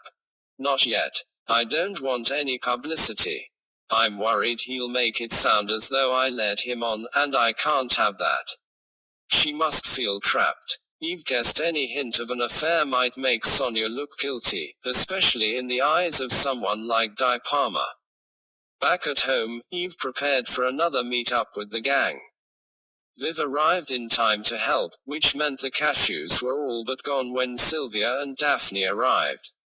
Luckily, Eve had been prepared, as always, and brought out a spare bag. Where on earth were you hiding 'em? Viv looked dumbstruck. Eve just smiled, then turned to Sylvia. Thanks for talking to Sonia. I'm afraid you were right. It was Ackland calling and he sounds obsessed with her. Daphne shuddered. How horrid. You can say that again. So where are we on suspects? Viv was still going strong on the cashews. Maynard's still top for me. I can't forget how desperate he sounded for money or the way he suspected his dad of spreading his secret. Lance was far less discreet than Lucy from what I can see, inclined to get drunk and talk. But Ackland is up there with him. It seems pretty desperate to spend so much time stalking Lance to prove to Sonia that he was having an affair. Sonia doesn't want to go to the police, but they need to know. She and Robin had talked about it the moment she got home. In the end, I contacted Greg to tip him off. He's sworn he'll deal with it quietly, just keep an eye on what Ackland is up to. I could see Ackland killing Lance from jealousy. And it's just possible Erica helped him, probably to protect her career. But if so, then I don't get how Jenna's death ties in, assuming it was murder. Neither of them seems to have a motive. What's Erica like? Sylvia asked. I'd say quietly determined. She fought a lot of battles to get where she is. The others are further down the suspect list, but Naomi gets an honorable mention. She's keeping secrets, hiring someone to do something sensitive. I just don't know what yet. Switching to Jenna's death, I've got an appointment with Lance's arch-rival, Leonard Clark, who met with her shortly before she went down to Cornwall. I wonder if they were plotting something that could have damaged Lance. He had an alibi, of course. She glanced at Robin and held up a hand. And I know. It was provided by Naomi, so it's not as strong as it might be, but her opinion hadn't changed. She couldn't see her conspiring to kill her big sister. I hope I'll find out more from Clark. Sylvia patted her arm. Good luck. That night Eve found it hard to sleep. Ackland and what was probably his hidden camera gave her the creeps, and him and Erica meeting secretly made her worry. Eve thought of Erica sending Lance the love note, then realizing she'd been barking up the wrong tree. Then later, Lance humiliating her in front of all his guests. Then there was Sonia, who seemed vulnerable, Maynard, who was abhorrent, Lucy, who'd acted like Lance's watchdog, and Naomi, who'd decided to destroy someone the day of the party. As she fell asleep, confused thoughts mingled in her head. She came to in the small hours in a cold sweat and realized Robin was awake by her side. She could just see his eyes glint in the near darkness. I had the dream again. The thudding feet down in Haunted Lane. This was ridiculous. At least Gus isn't whining this time. Robin stopped stroking her arm. What? I'm sorry, but he was whimpering, just before you came to. I think that's what woke me. The following morning, Eve was working a shift at Monty's when her mobile vibrated. Robin. She dashed into the kitchen to take it, Viv at her side, alert to her quick movement. Greg's been on the phone, he said when she picked up. He went round for a chat with Ackland on the back of what we told him. Eve could tell from his tone that something was wrong. Her throat tightened. What happened? He found him collapsed on the floor. Dead. They'll need a post-mortem to find out more, but I'm betting it's not natural causes. 28. Eve was reeling from the news about Ackland. She hadn't liked what she knew of the man, but that didn't mean she'd wished him dead. Guiltily, thoughts of her wedding filled her head too. The case was getting more complicated, not less. She'd pushed herself into the Hales' inner circle because she'd felt she had to. She'd been full of determination to solve the case before her marriage. Now, she felt she'd been arrogant. And probably selfish too. Robin hadn't complained about her involvement after airing his misgivings, but he'd be much more relaxed if she left it to the police. She needed to make sure this latest tragedy made a difference. Where did Ackland's death lead her? Had he killed Lance and been killed in revenge? In which case Lucy might fit the bill. She'd seen a man and a woman close to the pool when Lance died, and she'd been in the Black Cat Cafe when Ackland met Erica. Perhaps she'd been onto him, and she'd been devoted to Lance. Eve remembered the animal-like howl she'd given when she'd seen his body. Eve couldn't think of anyone else who'd killed to avenge his death. He'd destroyed his closeness to Naomi when he'd written his damning article, and Sonia's marriage to Lance had lost its shine. No, Lucy seemed most likely if that was the motive. But there were other possibilities, of course. If Ackland and Erica had conspired to kill Lance, Erica could have killed Ackland over what to do next.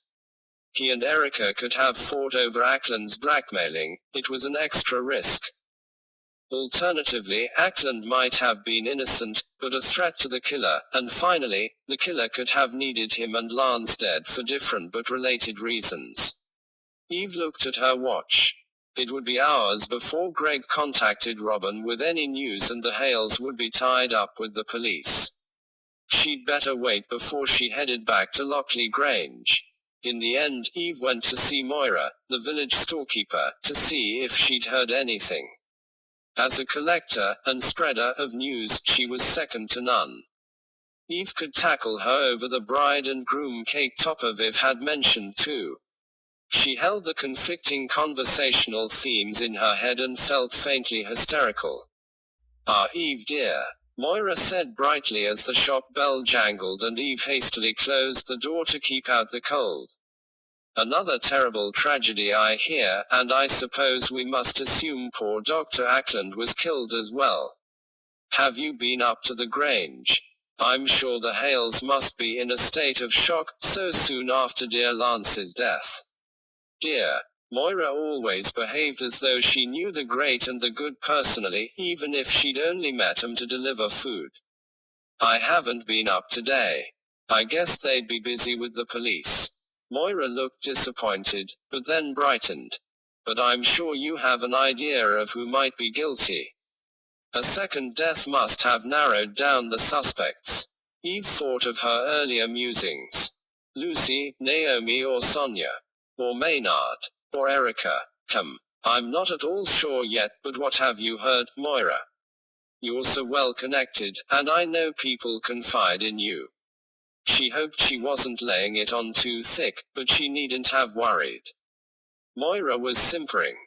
"Well, Eve, I couldn't possibly claim that, of course, but it's very good of you to say so.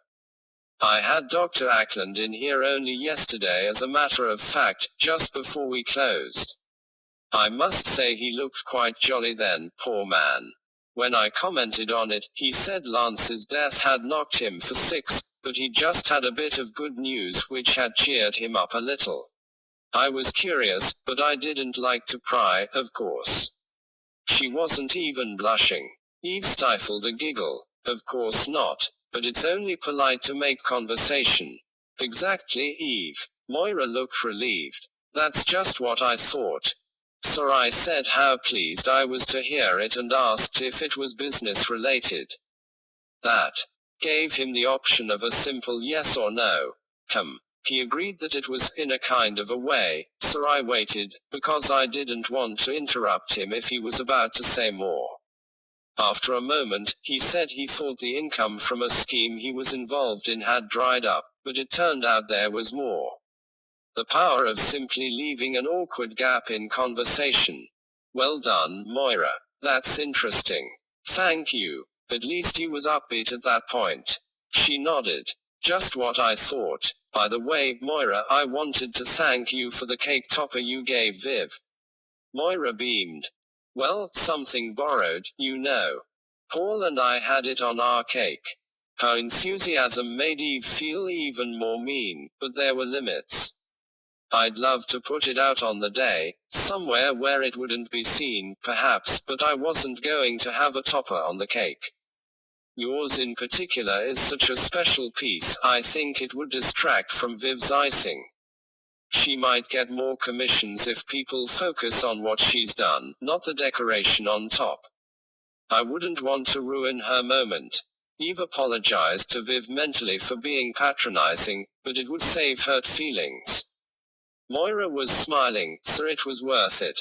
Well, Eve, if you think the topper will grab everyone's attention, I quite understand.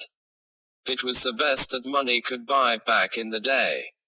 As Eve walked home to find Gus and Robin, she wondered what Moira's interaction with Ackland meant. When he'd mentioned an income-generating scheme that was doing better than hoped, had Ackland been talking about his blackmail? Perhaps he doubted Maynard would come through with more money because of the delay. If he'd been proved wrong, it might be that Maynard had managed to get a loan sooner than anticipated and Eve had missed the chance to follow him. She really hoped not. Of course, Maynard could have been bluffing about getting the money. It might just have been an excuse to visit Ackland and kill him. 29. Back at Elizabeth's cottage with Gus at her feet at the dining room table and a fire roaring in the grate, Eve rang Sonia to see if the police were still with them. She wanted to speak to Erica first, on her return to Lockley Grange. Her secret interactions with Ackland made her top priority, and there was a chance she could shock her into revealing more of what she knew. Eve. Sonia sounded breathless as she picked up. I was about to ring you. Inspector Palmer's still working his way through interviews over here, but I'm done. Can we meet? Of course. Eve considered her options. Can I buy you tea and cake at Monty's? Half an hour later, Eve was sitting in the tea shop. She'd already told Viv she'd solved the Moira cake topper problem, and been hugged in response. Sonia had arrived, and Eve was requesting Viv's winter warmer selection for her cupcakes flavored with sloe gin and spices, as well as a second variety with sticky ginger and cinnamon. A pot of Assam completed the order. Sonia looked harried, as though she hadn't slept, though the news of Ackland's death hadn't broken until that morning. Perhaps guilt had kept her awake, but worry over who'd killed Lance was an alternative explanation. Eve wondered how her interview with the police had gone, and if they'd asked about Ackland pestering her. Greg had promised to treat the information sensitively, but the murder had probably thrown that out of the window. I'm sorry, Eve said to her. You must be in a state of shock. Sonia nodded. It's horrific, and after what I said to you yesterday, I was worried you'd get the wrong idea. I'd had it up to here with Terence, but I'd never have done him any harm. I just wanted to keep my distance. I would have too. Sonia nodded. Thanks. It was pointless me holding back about it to the police in the end. Someone must have cottoned on and reported it because Inspector Palmer asked about his pestering almost immediately. Eve felt guilty for not owning up, but she'd swear Sonia had no idea, and keeping their relationship friendly was paramount if she wanted access to Lockley Grange. They paused the conversation for a moment as Emily delivered their order. When she'd retreated, Sonia carried on. The inspector seemed quite taken with the idea of me killing Terence to get him off my back, or possibly in revenge, if he'd killed Lance. Sonia sighed. Or both, of course. I pointed out that there are umpteen people who treat me the same way Terence did. That's appalling. She nodded. I can't decide which is worse, that, or the way people underestimate me. I discovered my agent was creaming money recently, as though I wouldn't notice. I enjoyed setting him straight, then sacking and reporting him. I'll bet. It was a satisfying thought, but the original slight made Eve furious. Once Inspector Palmer had given up, saying I killed Terence out of fear or in revenge, he jumped on an alternative theory, Sonia added. That Terence's fixation with me was invented and it was actually the other way about. Worse and worse. He suggested I'd killed Lance to be with Terence, only for Terence to reject me, whereupon I did the obvious thing and killed him too. What's one more murder, after all? She gave a brittle laugh. Eve was so indignant that she had to take a deep breath before she replied. He's clearly clutching at straws. Sonia gave a wry smile. I thought so too, but it doesn't mean he'll let him slip out of his grasp. How do you think Dr. Ackland's death relates to Lance's? Assuming that it does, that is. She didn't bother asking who she thought was guilty. That would involve naming one of her household, and Eve was sure she'd never do that. Her eyes met Eve's steadily. I don't know. There are various possibilities, of course. She named the ones Eve had already thought of. What I can say is that Terence and Lance's friendship had been rocky recently. Once Terence decided he wanted me, it was as much as he could do to be polite to Lance. Lance noticed the change and I hoped he might switch doctors. But then suddenly, although Terence was still coming on to me, things changed. I came back to our London house one day to find 'em all but slapping each other on the back. It struck me as a lot of false bonhomie, but they were both going along with it. Weird. Viv appeared at Sonia's shoulder and asked if they'd like more tea, despite the large pot sitting there in front of them. She'd be desperate to know what was being said, but Eve would love it if she developed a little more self-discipline. Thank you, but I'd better get back, Sonia said, standing up. I'll call you as soon as we're clear of police, Eve. Viv looked nervous now, as well she might. She pulled an agonized face as Sonia left, the bell over the tea shop door jangling. Did I ruin something? Eve raised an eyebrow. As luck would have it, no. Viv grinned. Phew, now please don't be strict. Tell me what she said. Eve went to help Viv bake red velvet cupcakes, and filled her in. It sounds as though Ackland and Lance were scheming over something, Viv said. Eve nodded. And whatever it was more important to Lance than Ackland's obsession with Sonia, which is saying something. What a horrible creep. Do you think Lance would have paid Ackland to kill Jenna? But that was a bridge too far in Eve's mind. It's hard enough to imagine Lance wanting his own daughter dead. The only definite motive we have for that is competitiveness between them. It looks as though Jenna was cooking something up with Lance's arch-rival, but even if that's true, killing her in a cold-blooded, carefully planned way seems far-fetched. And as for Ackland, why would he risk his lucrative career and an already comfortable life to commit murder, even if Lance offered him a huge sum? Viv began to whisk her cake mix. Perhaps you're right, but in that case what were they up to? It's pretty fishy that they're both dead now.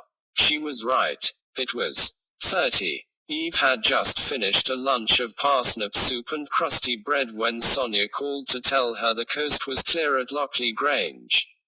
She was glad to know she wouldn't risk bumping into Palmer. She texted Erica next, asking to talk, and received a response, agreeing to a 3 o'clock appointment. Eve was glad to have it booked in, though she wished she could have seen Erica's face as she got the message. She wanted to know her state of mind. If Erica and Ackland had had any involvement in Lance's death, she'd surely be terrified. Someone had come for the doctor, and she might be next. Eve would need to tell Greg what she discovered to protect her, whether she was guilty or not. She drove over to Lockley Grange, having primed Robin about her plans and coordinated times. She'd take Erica outside to talk, and he'd be there too, hiding in the woods in case Eve ran into trouble. He was traveling separately to avoid being noticed. When Eve found Erica at 3 and suggested a walk, she saw the alarm in her eyes. Eve could understand it. It was another bitterly cold grey day and the light was fading. No one would choose to hold a meeting outside unless there was something intensely private to say. It was unkind, but Eve was glad Erica had picked up on her intent. Her nervousness should make it harder for her to keep her feelings hidden. Eve still couldn't fathom how Erica had been involved in Lance's death, but she had hints and hunches. She would claim to know more than she did. And see how Erica reacted.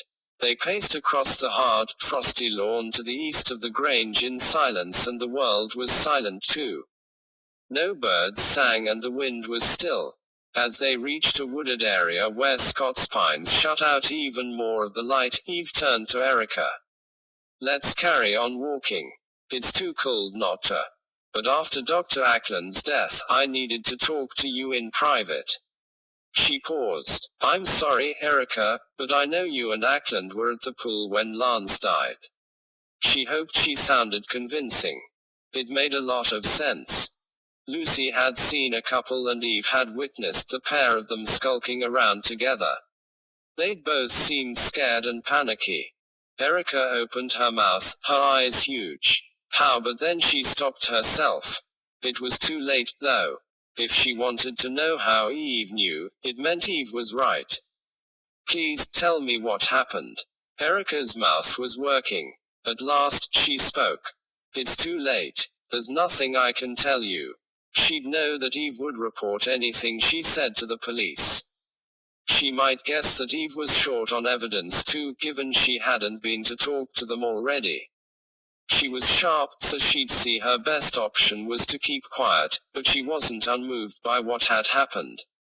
The emotion in her eyes was almost overwhelming and tears were welling. "Look, I'll tell you what I think happened. You don't have to say anything." Erica was an open book now. Eve was sure she'd be able to tell if she struck gold. "I think you worked your fingers to the bone for Lance ever since he hired you, and that he saw your dedication and took advantage. Got you to do tasks that weren't in your remit and treated you like a skivvy. I think he only got away with it for so long because he was kind and exciting to begin with and you fell for him." Erica shook her head vehemently, but Eve went on. "He rejected you, but what really mattered was his determination to ruin your career. You've given everything to get where you are. He accused you of betraying him, I don't know why, but whatever it was, it made him so angry you panicked. It's no wonder you were desperate." Erica looked frightened now, but it didn't necessarily mean she'd killed Lance. She might just realize what a strong candidate she was. "I think you and Ackland talked and you found he hated Lance as much as you did, but with far less justification. He was jealous because Lance had Sonia. He told you the correct dose of digoxin to give Lance a heart attack and you slipped into the kitchen and put it in his coffee last Friday afternoon." "No." Erica's hands were over her mouth, tears streaming. "You and Ackland went to the pool to make sure the overdose had done its stuff and was seen, though Lucy didn't recognize you." Erica was shaking her head. "No, no, no." "What then? How was it?" "I can't talk to you about it. If you report me to the police, they're bound to think I'm guilty. All I can tell you is that I'd never have done what you're suggesting." There are many good reasons why, not one in particular, but Eve waited. It doesn't matter. The chief reason is that I'd never ever kill anyone. And why would I risk going to check Lance was dead if I was responsible? But Eve could see the temptation from the killer's point of view. The strength of feeling might drive them to it, and people who killed weren't necessarily rational. All the same, in her heart of hearts, she believed Erica. So what really happened then? Eve had another scenario in mind that was just as believable. You went to the pool to try to reason with Lance. You wanted to convince him not to ruin your career. The passion shone from Erica's eyes. She gave a very slight nod of her head, but for the purposes of going to the police, there was no firm evidence Eve could give. Erica was thinking this through. It was unlucky timing, Eve went on. Lance had his digoxin-induced heart attack while you were there. And Ackland was there too. He was convinced you and Lance were having an affair. He probably followed you to get proof he could show Sonia. The look Erica gave in response was expressive enough.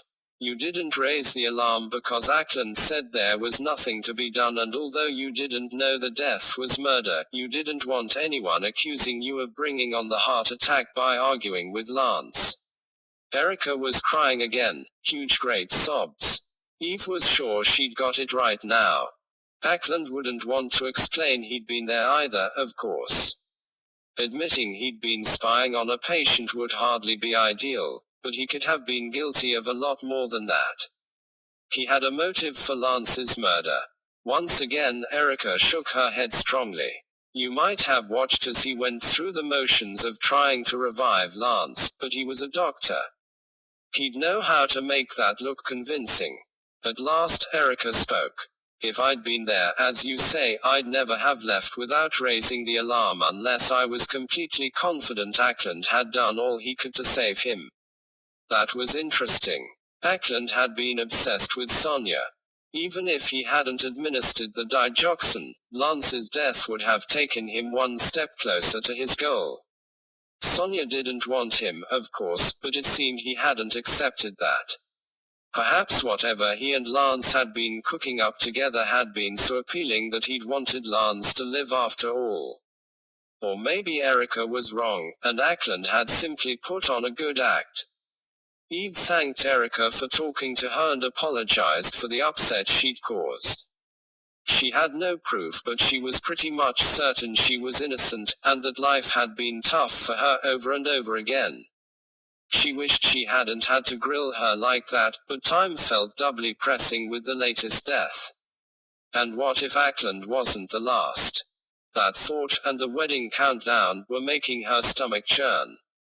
She needed answers. They made their way silently back towards the house, Erica wiping her eyes and Eve feeling guilty. After they'd parted, Eve texted Robin to thank him for standing guard. She hoped he wasn't frozen solid. Then she pondered possibilities.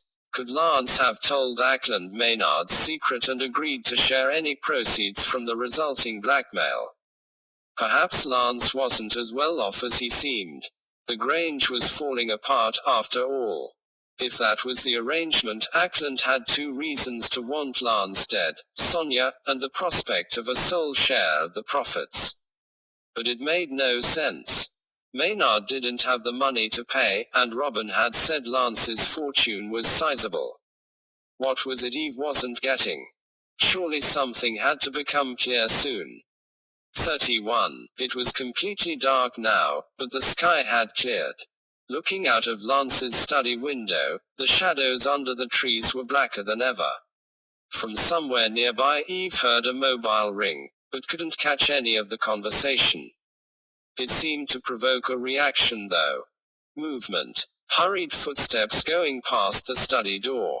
It sounded as though the call had been a summons. Eve waited a moment, then rose and opened the door stealthily.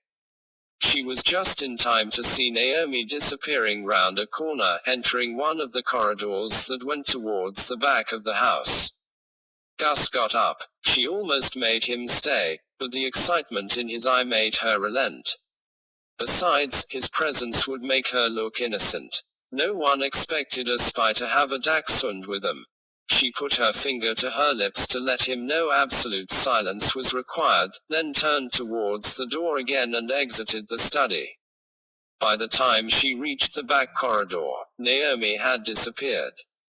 Eve walked on cautiously. She could be in any of the rooms off the passage, or have left the house via the door at the end if the person who'd rung was outside.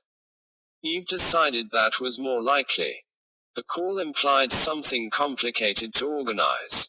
You'd think anyone at the house would just message or drop by. Sure enough, when Eve peered through the window at the end, next to the door which led outside, she could see Naomi hugging herself against the cold. She was talking to a man of around her age with floppy dark brown hair. He was carrying a crate, but Eve couldn't see what was in it. She badly wanted to hear the discussion, and if she waited, she'd lose out. Without giving herself time to debate it, she eased open the window, praying it wouldn't creak. "It's the last time I want to resort to burglary," the young man said. I know. Naomi's voice was shaking, either from the cold or emotion. "I'm sorry. Truly. I think a neighbor saw me. Hell, Naomi, if the police get involved, I'll tell them the truth. I've got too much at stake not to." She hung her head. "I know you have." He nodded. Eve sensed they were good friends, but what she'd asked of him had strained that to the limit. He handed her the crate. "Thank you. Safe journey." She sounded tired and sad, and it was clear she was about to come back inside. Eve closed the window as Naomi watched her visitor retreat. She wished she knew what the man had given her. It was a risk, but she nipped back up the corridor and let herself and Gus into one of the large, bare rooms, which would allow her to peek as Naomi came back along the corridor.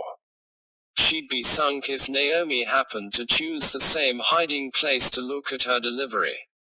Still, the odds were good. There were plenty of abandoned rooms to choose from. Eve held her breath as she heard Naomi re-enter the corridor, then stood behind the open door to the room she occupied, peering through the narrow vertical gap between the door and its jamb. As Naomi approached, she could just see the top of the crate. The contents looked like paperwork, notebooks and files perhaps. Whose were they, and what did she want with them? That was the question. Whatever the source, they were stolen. Eve was lying low, determined to wait a good few minutes before risking the return journey to the study, when she heard Maynard's voice. "What's all this, then?" Naomi gasped and Maynard laughed. Eve visualized him waiting at the end of the corridor, blocking her route. Naomi swore. "Grow up, Mosh. You nearly gave me a heart attack." "Just like dear old Dad," Maynard said. Then added, "Oh come on. Let's not pretend we'll miss him. Whoever bumped him off did us all a favor. What I'm interested in is who's been to visit and what you've got there." "Go away." It was no good. Eve would have to reveal herself. She wasn't sure Maynard was guilty, but she feared for Naomi. Her heart was going like the clappers. She moved into the corridor, motioning for Gus to stay, and approached the pair at speed. "Oh look, it's the spy," Maynard said nastily. At least his attention was off Naomi, and Sonia appeared at that moment too. She looked at them each in turn. "I came to see what all the fuss was about. Naomi's had a mysterious delivery," Maynard said. "I dread to think what she's keeping from us, and Eve's been eavesdropping, true to her name." Eve was glad the corridor was shadowy. She hoped it would disguise her flush. "That sounds a good deal more exciting than the truth," she said, not bothering to keep the edge from her voice. "That being?" Maynard sounded highly skeptical. "I was looking for Gus. I'm afraid I left the study door ajar and he went walkabout." "Sorry, Sonia." She turned to the woman. "It was kind of you to invite me to bring him. I should have thought he might cause chaos." She apologized mentally to her dachshund for taking his name in vain. "He gets very excited when there are new places to explore." "And did you find him?" Maynard's voice dripped with disdain. Yes, I did, Gus. Eve called down the corridor, and the stoical hound appeared on cue, scampering up to meet him, tail wagging. Sonia bent to fuss him, and Eve enjoyed Maynard's obvious irritation. Naomi had taken advantage of the distraction to disappear, taking the crate with her. Eve would have done the same in her shoes. She wondered what she was hiding. Just because Maynard made her skin crawl, didn't mean she should ignore what his sister was up to. Can I just say, Maynard, Sonia was saying, that I take a dim view of you insulting someone who's here at my invitation. I'm sorry, Eve. Maynard, I need to talk to you about some legal stuff, if you please. Back in Lance's study, Eve bent to stroke Gus. You're a dog in a million. You do realize that, don't you? But her gratitude to him was mixed with anger towards Maynard. He was a piece of work. She thought of the books he'd given to Jenna and Naomi with the nasty, belittling inscriptions, then sat down at the desk and put Mosh into Google. If Naomi still used the nickname, perhaps Maynard did too, as a handle on social media, for instance. He'd have formal accounts for his work, of course, but there might be something personal out there. It would be interesting to lift the lid on any unguarded posts. She found nothing on any of the larger social media sites. Where Maynard had a presence, it was all tied into his identity as a member of Parliament. But she did get one result, on a creative writing site. It was called Tales of the Unexpected, presumably after the Roald Dahl stories. She could see from the content that the genre was similar, dark tales with elements of crime and horror. Frustratingly, though, Mosh, or Maynard if it was he, had removed all the content years ago. Removed by the author December 2006. He'd been 16 back then. Too early for him to have taken it down in case the newspapers dredged it up after he'd entered Parliament. Perhaps he'd just found it embarrassing by that age. Eve wondered how old he'd been when he'd uploaded the stories, assuming it was him at all, but that information wasn't given. It probably wasn't relevant, but Eve thought back to him ripping the head off Jenna's velvet rabbit. She could imagine the sort of cruel stories he might come up with. Whatever he'd done or not done to Lance, he was a deeply unpleasant man.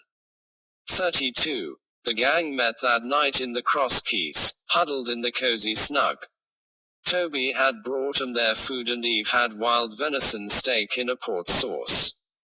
It tasted like heaven and was warming her through nicely. She sipped her Pinot Noir and turned to Robin. So what does Greg say? Robin referred to his notebook. It's looking like the method for Ackland matches the one for Lance Hale. Digoxin.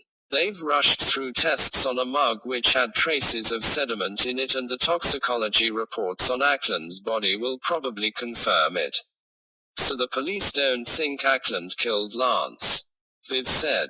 Probably not. To be fair, the idea of him following Erica to try to prove she and Lance were having an affair fits just as well as him going there to check the poison had worked.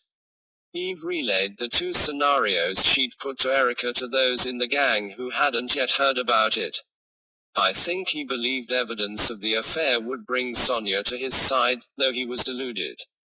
She wasn't interested. I can see why Ackland and Erica kept quiet about the presence, and why they were on edge with each other. If they both assumed it was natural causes, it must have been a heck of a shock to learn he'd been poisoned. I should say so, Daphne said. So why was Ackland killed, do we think? Sylvia attacked the game pie in front of her. It's interesting that he was on the spot when Lance died. But if the poisoning took place earlier, inside the house, it's not as though he's likely to have witnessed anything. The same thoughts had been occupying Eve's mind, but there was more than one possible answer. Ackland appeared to be blackmailing someone, don't forget. Maynard, most probably, so it could be he who killed him. If it was Maynard, we might get circumstantial evidence to support it on Sunday night. He was meant to be visiting that loan shark to get the money he needs, but if the funds were for Ackland, perhaps he'll cancel. She sipped her wine. You and Robin are going to wait in the van near Lockley Grange and follow him if he leaves the house. Viv had her notebook out again and was writing sideways in a margin. Eve could hardly bear it. That's right. Of course, he might still want cash to tide him over, but I hope we'll be able to see what he does with any money he picks up. If he brings it back home, it'll suggest his blackmailer is no more. Viv nodded. Makes sense. Who else is high up your suspect list, Eve, in the light of Dr. Ackland's death? Daphne cut up a beautifully golden roast potato. Eve swallowed more of the delicious venison.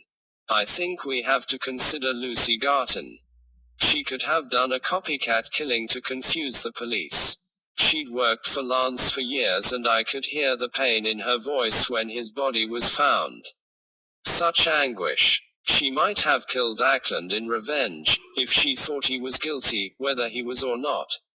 And he still could have been. Erica seems convinced his attempts to resuscitate Lance were genuine, but she's not a medic, and Ackland was fixated on Sonia. I can't get it out of my head. Eve turned to Sylvia. As for Sonia herself, I imagine she's relieved Ackland's gone, and I don't think her and Lance's marriage was in good shape, but that doesn't mean she'd kill the pair of them. She didn't feel she could report Ackland, though.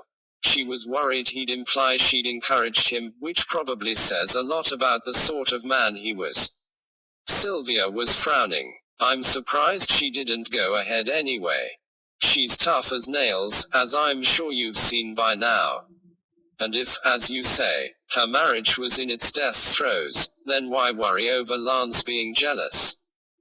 I can see it might affect her divorce settlement, but it sounds as though she's well off anyway. I doubt she'd care. It was true, and not speaking up in case it made Sonia look guilty didn't make sense either. Ackland's pestering had clearly been going on since well before the murders. She could have reported him to the medical council weeks ago. Eve would never judge her for not doing so, but it did feel out of character. I think her not leaving Lance is odd too, Eve said. None of it adds up to a convincing motive for either victim, but I'd feel happier if I could explain it. Sir Maynard's still top of our list, Robbins said, followed by Lucy, for Ackland. Eve nodded. I think so. Gut instinct says Erica is innocent.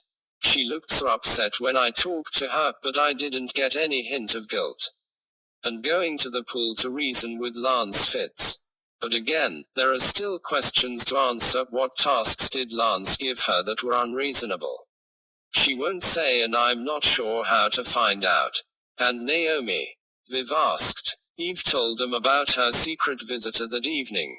She's got an accomplice breaking the law on her behalf. It's not impossible he broke into the Hales' London home to steal papers of Lance's.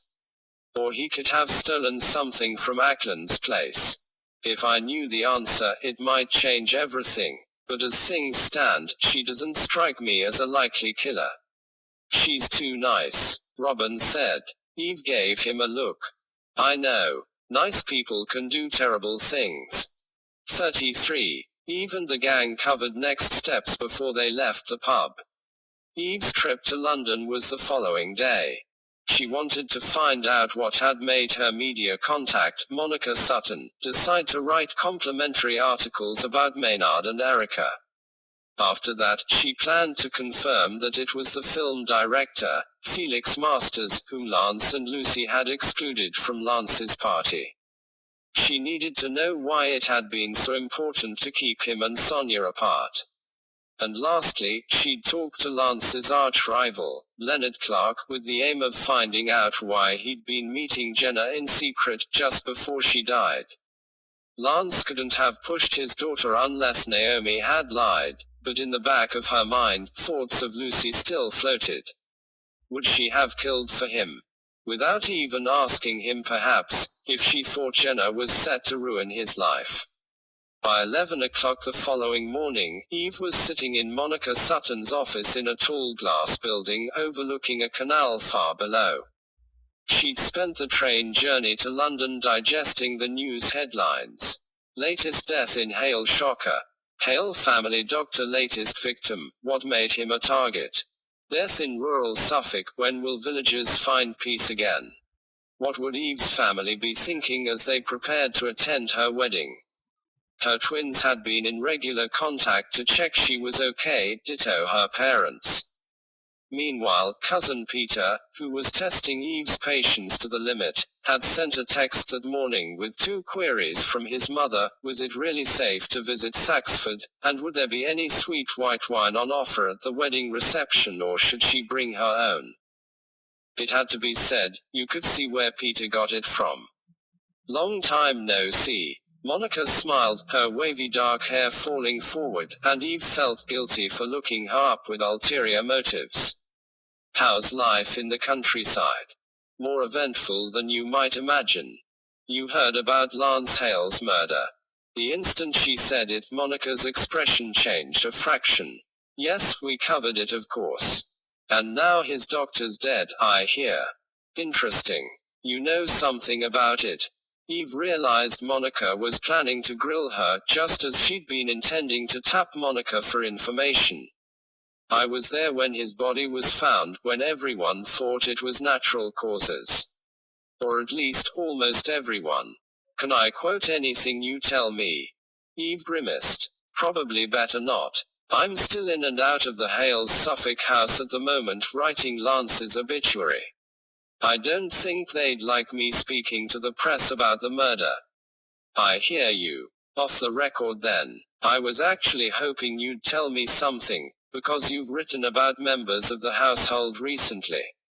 Come, and will you help me later, when the crime is solved? I'll try my very best to. Monica nodded at last. All right then. What do you want to know? I wondered why you were writing so many positive things about Maynard Hale. The coverage doesn't quite fit the paper's politics. Eve. She leaned forward. We represent all views, remember. Renowned for it. She gave a wicked smile. I also wondered why 2 of your articles mention both Maynard and Erica Paxton. I know they're each linked to Lance, but Maynard's an MP and Erica's an academic. The mix felt a little forced. Monica sat back and gave a light sigh. And there was I, thinking I'd managed it beautifully. I happened to be interviewing Maynard about his work and he started to talk about Erica. He said he thought our readers would be interested in her and explained the importance of her research, so I let her share the limelight in those 2 articles. All well and good, but they still seemed overtly flattering. Eve didn't want to offend Monica, but she knew it would be water off a duck's back, so long as she kept her tone light. They almost seem like puff pieces, and I know you're not the sort to take backhanders. Not unless I've run out of donuts. Monica grinned. You know how it goes, Eve. Sometimes you have to give a little to gain a lot. Maynard was feeding you information on someone else. Lance. Getting cooler. Look, I can't say any more. You know how it is. You'll find out soon enough. Eve sighed inwardly, but she'd expected Monica to be tight-lipped. This was just the opening salvo. She'd keep nudging her, trying to prick her conscience, and maybe she'd crack. Just a hint might be enough to trigger a breakthrough. Okay, I get that there was some kind of trade-off going on between you and Maynard, but where does Erica fit in? Why was he bigging her up? Monica stared out at the cold winter sky. I wondered the same thing. All I can tell you is that I saw them together several times a couple of months ago. They looked thick as thieves, heads down. Once, they were holed up in some bar, and it looked as though Maynard was telling Erica a lot more than he ever told me. Does that help? I'm not sure. What about Jenna? Did you know her? Monica nodded. Well enough. I admired her as a professional, mostly. She was passionate and she'd do anything to get at an important story, and I mean anything. Sometimes I felt she was out of control, hooked on the buzz, even if it meant she went too far. I'd love to know what she was doing the night she died. She wasn't one for soulful solo walks. As Eve left Monica Sutton's office, she wondered if Erica could have been having an affair with Maynard instead of Lance. It would fit with Maynard using his power to get Erica some good publicity, and it might explain Lance's accusations of betrayal. Eve imagined he'd have hated Erica palling up with his son. Even if he didn't want her himself, her moving on to Maynard would have been a blow. Lance had regarded Erica and his children as rivals. Them joining forces would have been the last thing he'd want. It was hard to imagine Maynard being Erica's type, but maybe he'd kept his true character hidden. Eve also wondered what Monica hoped to get out of Maynard. She'd made it clear Eve was on the wrong track when she'd suggested it was information on Lance. She might have sniffed out Maynard's old secret, of course, but Eve doubted it. She couldn't see Lance or Lucy letting that information slip to a journalist. Eve switched her focus to Lance's film director friend, whom she was due to have lunch with. She walked across town to the restaurant Felix Masters had suggested and found him waiting for her at the table. He stood as she approached and took her hand, shaking it and smiling at her warmly. "I'm glad you looked me up. It's so odd to know I'll never see Lance again. It was only chance that kept me away from his party. I'd have managed it if the event had been in London, but his plans changed, so I was stuck." Eve bet it was he who'd caused Lance to change the venue at the last minute. Good. Now she needed to work out why. She sat down as Felix did and glanced at the menu. She normally treated her interviewees and winced at the prices. "My shout." Felix laughed. She couldn't believe she'd given herself away and felt a blush rush up her neck. "Let's go Dutch, if you're sure." At last, he sighed and gave in. "All right. Something tells me you won't be happy unless I agree." She found herself liking him. She'd have felt far more awkward if he'd insisted. After they'd ordered and the waiter had retreated, Eve turned to Felix. "So, how did you and Lance meet?" He smiled. "We were at university together, he, Jacqueline, Lucy and I. Never in a million years did I imagine what the future held for each of us. Everyone's had to deal with tragedy except me. It left me looking over my shoulder for a while, feeling I must be due my share of bad luck." "Did you talk about Jacqueline's death much with Lance?" Felix shook his head. He wasn't one for opening up, and soon after she died he got his posting abroad, which made communicating harder. "I got Lucy to confide in the end, but it took a long time." Eve felt lucky that Lucy had been so forthcoming with her. It was down to Lance's death perhaps, bringing back old memories with fresh trauma. "We talked earlier in the week.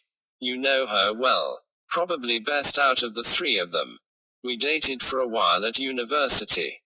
Parted on good terms. She can't get over the way she fell for Bruno.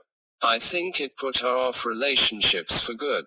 She was devoted to Lance, of course, but like a very protective nanny.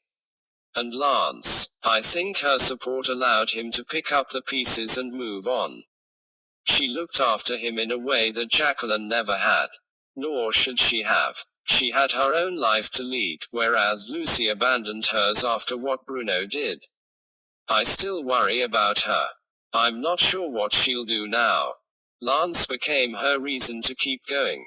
It was interesting, but Eve needed to move him on to Sonia if she was going to find out why Lance and Lucy had kept him apart. Did you socialize much with Lance and his second wife? Whenever I could. He ditched diplomacy for academia by that stage, so we were both mostly in the same country, which helped. I like Sonia and she's talented. She tells a story in every advert she does. People are pulled into her world. Even on the catwalk she has a presence that makes her stand out. That's why I offered her a part. Excuse me, she didn't mention it. There was something uncomfortable in Felix's look. No, perhaps I shouldn't have either, but it illustrates Lance's character, I'm afraid, and Lucy's loyalty to him. Eve frowned. What was coming? I sent a message for Sonia via Lucy, asking if she'd be interested in discussing the part. Lucy got back to me to say it was no go. Sonia thought it would mean too much time away from Lance, or so Lucy said. Oh no, don't tell me. When you spoke to Sonia later, the message had never got through. He nodded. Solemn. When she realized what had happened, it was far too late to take the part, unfortunately. Sonia laid the blame firmly at Lance's door. She said she knew exactly what would have happened. Lucy would have taken the offer to him, and he'd have decided he didn't want to spare her. Or worse, that he didn't think she'd be equal to the shift in career. He shook his head. I was dumbfounded, honestly. Or at least I was initially, but not by the end of our conversation. She was so upset that a lot of other things came out about their relationship. It seems Lance had multiple affairs and undermined her at every step. He shook his head.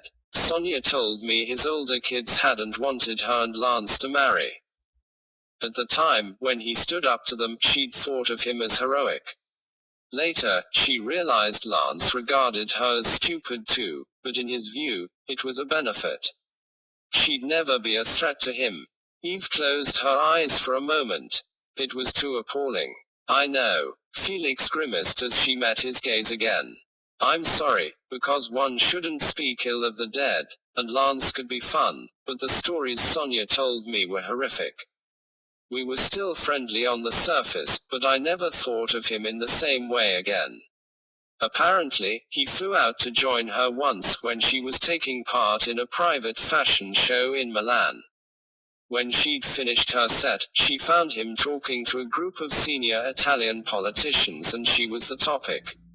He was repeating a series of gaffes she'd supposedly made, and they were all hooting with laughter. When she challenged him, he admitted he'd made them up for comedic effect. He didn't seem to understand why she was upset. He was drunk, of course. Eve's breath caught at the thought of it. What a monumentally dense and cruel man. Felix nodded, as though she'd spoken the words aloud. Lance was entertaining and charismatic, but as I eventually discovered, entirely self-centered. It's why I worried about Lucy's complete loyalty to him. It wasn't healthy. Eve continued to worry about it too, but Sonia was also coming to the fore. What had happened in Milan would have filled Eve with a desire to pay Lance back, and it didn't sound like a one-off. As for the film part, it had been a huge missed opportunity. Yet rather than rush home and have it out with him and Lucy, she must have kept quiet. There would be no point in Lucy and Lance relocating the party if they knew she'd found out. So why had Sonia bottled it up? And why had she stayed married to Lance after being snubbed over and over again? Eve couldn't think of any reason but that she was planning her revenge. 34. Eve thanked Felix Masters for making time for her, then crossed town to meet Leonard Clark at the university where he and Lance had worked. It was time to find out what he and Jenna had been up to before Jenna died. A softly approach was called for. He was a natural interviewee for Lance's obituary. He shouldn't be on his guard. When she announced herself at reception, a man in jeans and a polo shirt overheard and laughed. Len'll be an interesting person to grill for Lance's obituary. Eve turned to him and smiled. If he had gossip, she wanted to hear it. I know they were rivals to an extent. If there's more to it, then I'd appreciate a heads up. He leaned on the front desk as the receptionist looked on disapprovingly. She was probably a lot more discreet than the academics. Eve avoided her eye and waited. The man was still grinning. They were not friends. I used to dread being in a meeting with them.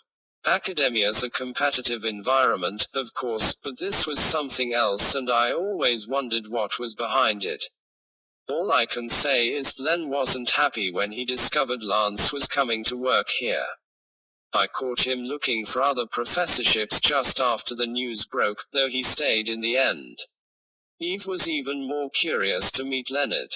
When she finally walked into his office, she found he was a tall, slender man with fair hair and blue eyes. He greeted her with a warm handshake and offered her coffee, making it for her himself from a machine in a side room. His office was untidy, crammed with books, papers and keepsakes. He motioned her to a seat, put her coffee down in front of her, then sat on the opposite side of the desk. So what can I tell you? I'm keen to hear from someone who worked with Lance, and I gather you knew each other a long while. Jenna's friend Judith had said as much. The connection must date back to well before Lance joined the university. Don't worry. All viewpoints count, good and bad. She waited. You think my opinion will be bad? She told him what the man in reception had said and Leonard looked annoyed. I can imagine who that will have been. I'll be having words later. As he said, there are always rivalries between academics, but our connection is an old one. We were at Cambridge together. Another one. If we were tetchy, it was just work. But Eve wondered. He was running a nail up and down the grain of the wood on his desk over and over, and it was leaving a mark. It wasn't the first one, and she guessed it was a stress habit. So you were happy when he retired from the civil service and got a job here? Of course. Clark's smile didn't reach his eyes. I thought it would be just like old times. Either he or the man in reception were lying, and Eve was betting on Clark. Were you at Lance's party in Suffolk? He winced. No, but I didn't expect him to invite me. It wasn't a slight. That was interesting. Not being there put him in the clear, yet he seemed worried to admit it. He must want to hide the poor relationship for other reasons. Eve just couldn't fathom them yet. You must have known Jacqueline as well as Lance if you were at university together. She was a contemporary too, wasn't she? He shifted in his seat. Yes. Perhaps you could tell me about your friendship group and how Lance and Jacqueline fell in love. His shoulders were still tense, and he sat forward in his seat. It's funny to think back. We were all very close, the three of us as well as Lucy Garton and Felix Masters, the film director. We came from different backgrounds, but somehow we gelled. Lance never had to work to earn extra money, of course, whereas Lucy and I slaved away as delivery drivers and Jacqueline and Felix flipped burgers. Felix had gone out with Lucy back then, for a while anyway, and Jacqueline had been with Lance. Clark must have been the fifth wheel. He hadn't mentioned anyone else in the gang. Just you five. Clark nodded, looking down for a moment. He told her about Lance's wild parties, the way Jacqueline had tried to curb his worst excesses, and the skits Felix used to direct as part of the Footlights comedy troupe. And did you keep in touch with them later on, when Lance was working for the Foreign and Commonwealth Office? He nodded. On and off, you know. Of course they were both busy. Like ships that passed in the night, Eve imagined. It must have been a terrible shock when you heard Jacqueline had been killed. He put a hand over his eyes. Appalling. A tiny suspicion crossed Eve's mind. A friend of mine mentioned she saw you with Jenna not long before she died. He was looking down at his hands. Ah yes, we bumped into each other. Just outside the entrance to her place of work. Very convenient. Clark met her gaze now. What is all this? What do you know? Has Maynard said something? Maynard. She shouldn't have shown her confusion, it was bad tactics, but he'd taken her by surprise. Nothing. Forgive me. I thought for a moment. Eve remained silent, hoping he'd stumble on and say something he shouldn't. He didn't, but he did offer her another cup of coffee, and that was almost as good. He disappeared into the side room, presumably to avoid her gaze for a minute or two, and Eve rose quietly from her seat, glancing over her shoulder to check he wasn't watching. He was acting oddly, and he clearly had a secret. It wasn't just Jenna who'd known about it, but Maynard too. Eve was desperate to find out what it was. The stakes were high. She found he had a desk diary, an excellent result in this day and age, and flipped through it going back to the days before Jenna was killed. There it was: meet J, 6 p.m. outside TDR offices. Definitely no chance encounter. They'd been together just 3 days before she died. Eve turned the pages back, and there, 4 weeks earlier, she found they'd met a previous time. And it wasn't just the appointment she discovered. There was a photo too. Eve recognized the little girl in the image. Remembered the distinctive imperious look, the hair swept back from her forehead. It was Jenna, and she wasn't the only person in the photo. To either side of her sat Jacqueline Hale and Clark himself. Jacqueline was smiling, but Clark looked sad. "What are you doing?" There was panic in Clark's tone. "Something unforgivable, and I'm sorry." Eve wondered how much to say. "The truth is, I'm worried about Jenna's death as well as Lance's. There's no proof there's something amiss, but I couldn't just leave it." He rushed forward. "You think she was killed?" Eve could see the raw emotion in his eyes. "She was your daughter." His chest rose and fell. "Yes. I only admitted it to her shortly before she died. I spent ages debating what to do. I think Jacqueline would have told her in the end, only she never got the chance. I thought it would be wrong to go to my grave without letting Jenna know.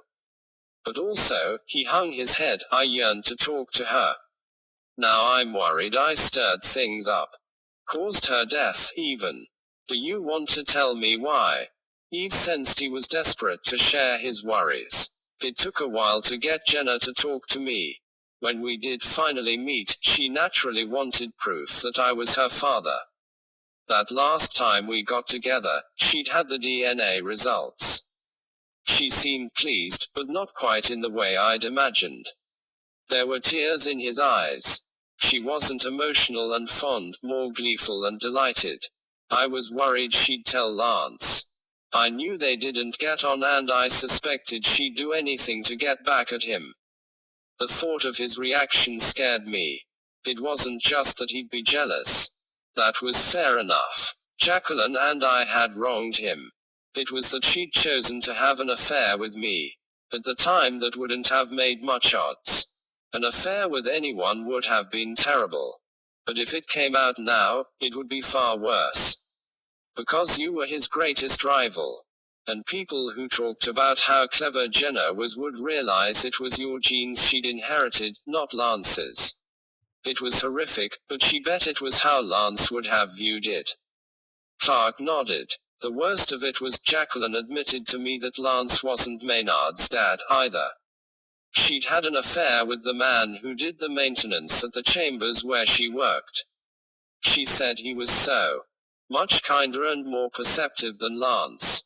I asked Jenna's advice about whether to tell Maynard. She said not to, but I know she did. From what Eve had heard about her, she would. She and Maynard had clearly been intellectual and social snobs who hated each other." "What makes you think Jenna told him?" Clark sighed. "Maynard contacted me. He told me the story about his parentage was rubbish and warned me not to spread it around. Warned. He said people might assume Jenna had approached me, not the other way round, and that I'd pushed her off the cliff to protect my marriage." His head was in his hands. "I'm still with the same woman as I was when Jacqueline and I had the affair. It was so stupid of me. Of us. I'd been in love with Jackie back in university, but she only had eyes for Lance. When chance threw us together, and I realized she was unhappy, I felt it was fate, but of course it wasn't. Jackie was never going to leave Lance. They rode like crazy, but they created a spark I could never match." His watery eyes met Eve's. "And now I suppose you'll write about all this." Eve shook her head. "That's not the way I work, I promise you." It was painful to imagine his hurt. He'd wanted to build a relationship with his biological daughter, but all Jenna had cared about was hurting Lance and Maynard. "I'm so sorry for everything you've been through." She sensed he'd like her to leave, so she thanked him and slipped out of his office. She wouldn't publicize his revelation, but she could imagine Jenna might have, had she lived. Her dad had been picking her work and reputation to pieces, according to Judith, just as he had Naomi's and Erica's. The only time he'd seemed to champion his children was when he wanted to claim credit for their achievements. And then, Jenna had found a way to humiliate him utterly by revealing the truth about her biological father. The same went for making Maynard's heritage public. Her brother had been putting her down since she was a small child. Before she died, she'd had the perfect chance to get her own back. It wouldn't have worked on a well-balanced person. There was nothing wrong with having a maintenance professional for a dad, rather than a respected diplomat and academic. But for an idiot like Maynard, it would have been a powerful blow. Were it not for Lance's alibi, she'd have looked at him very closely for Jenna's death too. Because of his personality, his motive was huge. But she just couldn't see Naomi helping. Eve sensed she'd have been horrified by his motivation. And she couldn't imagine Lance collaborating with Maynard either. But Eve was sure Maynard would have been just as desperate to shut Jenna up. And he had no one to vouch for him. But then, once again, her thoughts turned to Lucy. What if she'd killed Jenna to protect Lance's feelings? Felix Masters had worried over her complete dedication, and Eve felt the same. 35. When Eve had finished talking to Clark, she went to meet her adult twins and their other halves for a quick drink before coming home. It was so good to see them, but it took her a while to put the day's revelations out of her mind and relax enough to enjoy it properly. Her daughter Ellen put a hand on her arm. "Difficult day?" Eve nodded. "Sorry. I'd love to tell you all about it, but some of it's very personal and not public." "Or not yet." Her son gave her a hug as his wife Fiona looked on sympathetically. "We forgive you. So long as you fill us in once it's out in the open." He went on to tell her about the woman who'd visited his arts center that afternoon and fallen asleep in a chair that was part of an installation.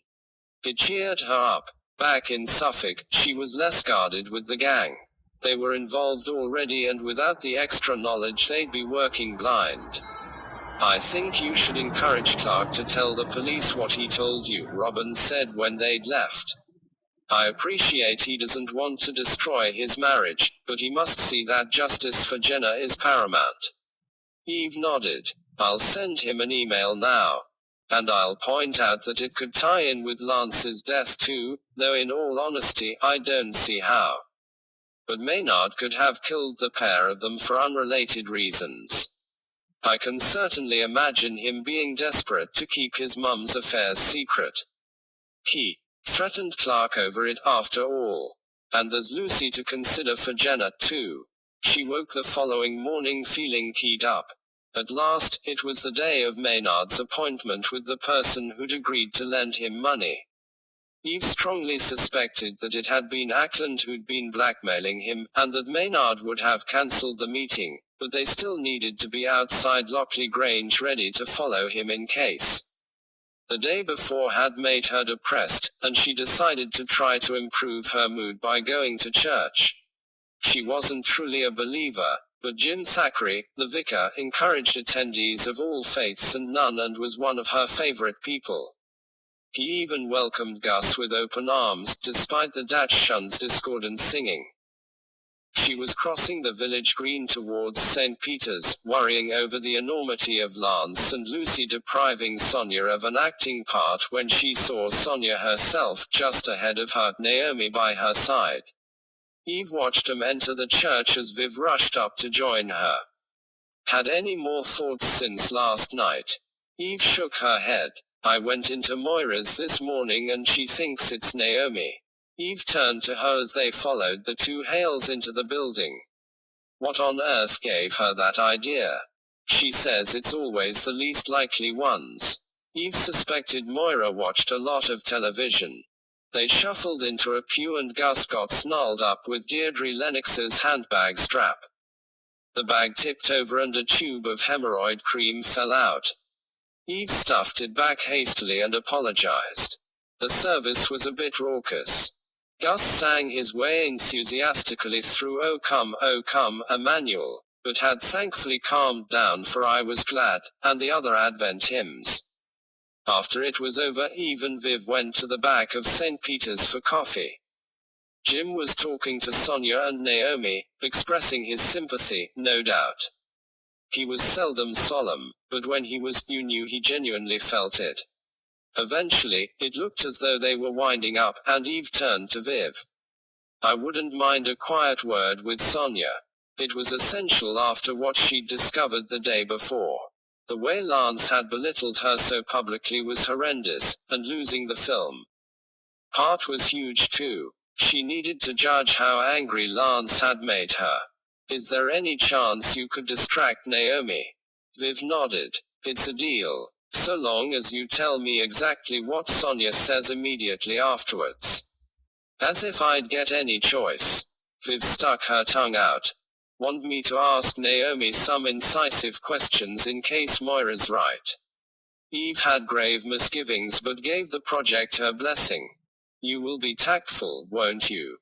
Viv raised an eyebrow. "Of course." Eve went over to Sonia and asked if she'd like her coffee topped up. "That sounds good. The church isn't as cold as the Grange, but no as warm at this time of year." Eve did the honors as Sonia patted Gus. "Sonia, I spoke to Felix Masters yesterday." Their eyes met as Sonia straightened up. "Good old Felix." She gave Eve a penetrating look. "He let something slip that was perhaps a bit personal." Eve waited but Sonia didn't meet her halfway, so she carried on. "I couldn't believe it when he told me that Lucy didn't pass on his offer of a film part. I'm so sorry. She wouldn't mention the incident in Milan and the affairs. It was too private and she didn't want Sonia to think she was listing her motives for Lance's murder. It was wrong of her." Sonia's fists were clenched tight. "But it's water under the bridge. Do you think Lance knew?" "Not so far as I'm aware. Sonia couldn't know for sure, of course, if she hadn't confronted the pair, but Masters had definitely said she'd blamed him. Now, she was covering that up, which she would if she'd killed him."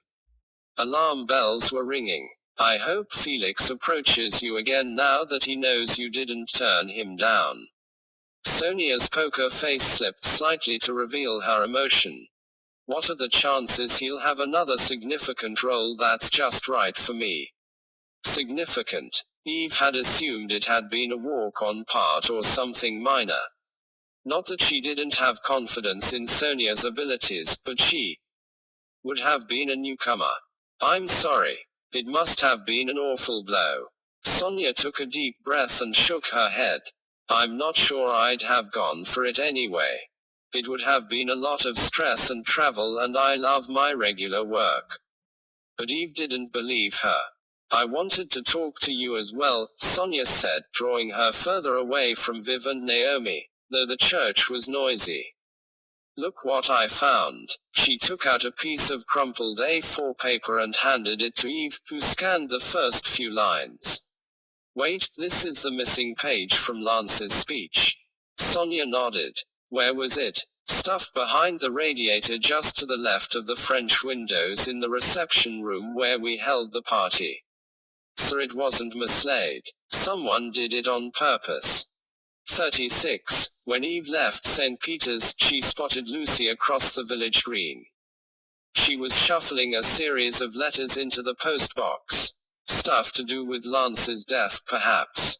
Eve raised her hand in greeting and Lucy returned the gesture. "So, what joy with Sonia." Viv had dashed to catch Eve up. "Please keep your voice down." Eve nodded in Lucy's direction, then filled Viv in a whisper. "So you think she's lying about not blaming Lance?" Eve nodded. "Perhaps she stayed in the marriage to get her revenge on him." It's not as though the lost role is the only reason she's got to be angry. The way he treated her was clearly appalling. I can imagine her resentment reaching fever pitch. What did Naomi say? She told me all about the production her partner's directing. The move to a major theater is a real breakthrough for her, apparently. Naomi sounded emotional about it, but it wasn't to do with the case, so you'll be proud of me. I moved the conversation on. Once she got talking about the crate you saw her take from the mystery guy, things got more interesting. You asked her about that. Eve's response was loud enough to make Gus jump. No need to fuss. Viv waved a hand airily. She brought it up. I just said it must be frustrating to be stuck in Suffolk when she had so much to be getting on with. Then she said a friend of hers had brought her some paperwork related to her research, a whole crate full, and it arrived on Friday. So what does that tell you? Eve felt even more uneasy. That she knows I was spying on her, and she wanted to provide an explanation via you. Only it won't wash. Her friend wouldn't have to burgle the house to access Naomi's work files. I wonder what she's up to that's so secret. Eve was due to work a shift at Monty's that afternoon, which was a blessing. It would help pass the time until she and Robin went to lie in wait for Maynard. She still worried he'd have cancelled his appointment, but despite that, a tiny bubble of anticipation sat in the pit of her stomach. What if he hadn't? Where would he take the money afterwards? Before she left Elizabeth's cottage, she called Sylvia to ask if they could meet the following morning for a communal breakfast before she headed to Lockley Grange. She wanted to go through the photos from Lance's party. They might hint at who'd stuffed part of Lance's speech behind the radiator. In the tea shop, Eve and Viv made winter cakes, and Eve darted to and fro, wiping up kitchen spillages.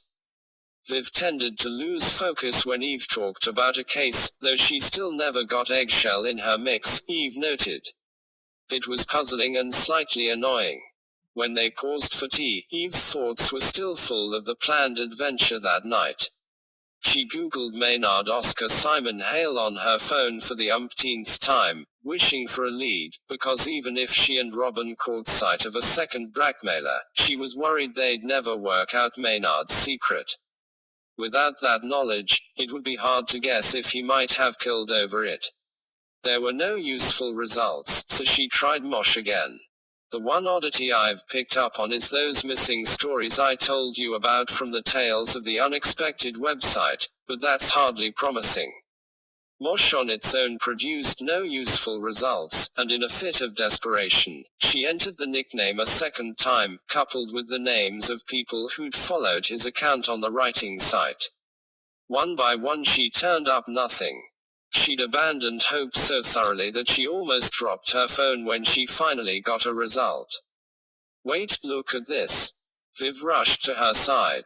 What is it? A screenshot of one of Maynard's stories on this person's blog. They read the story together.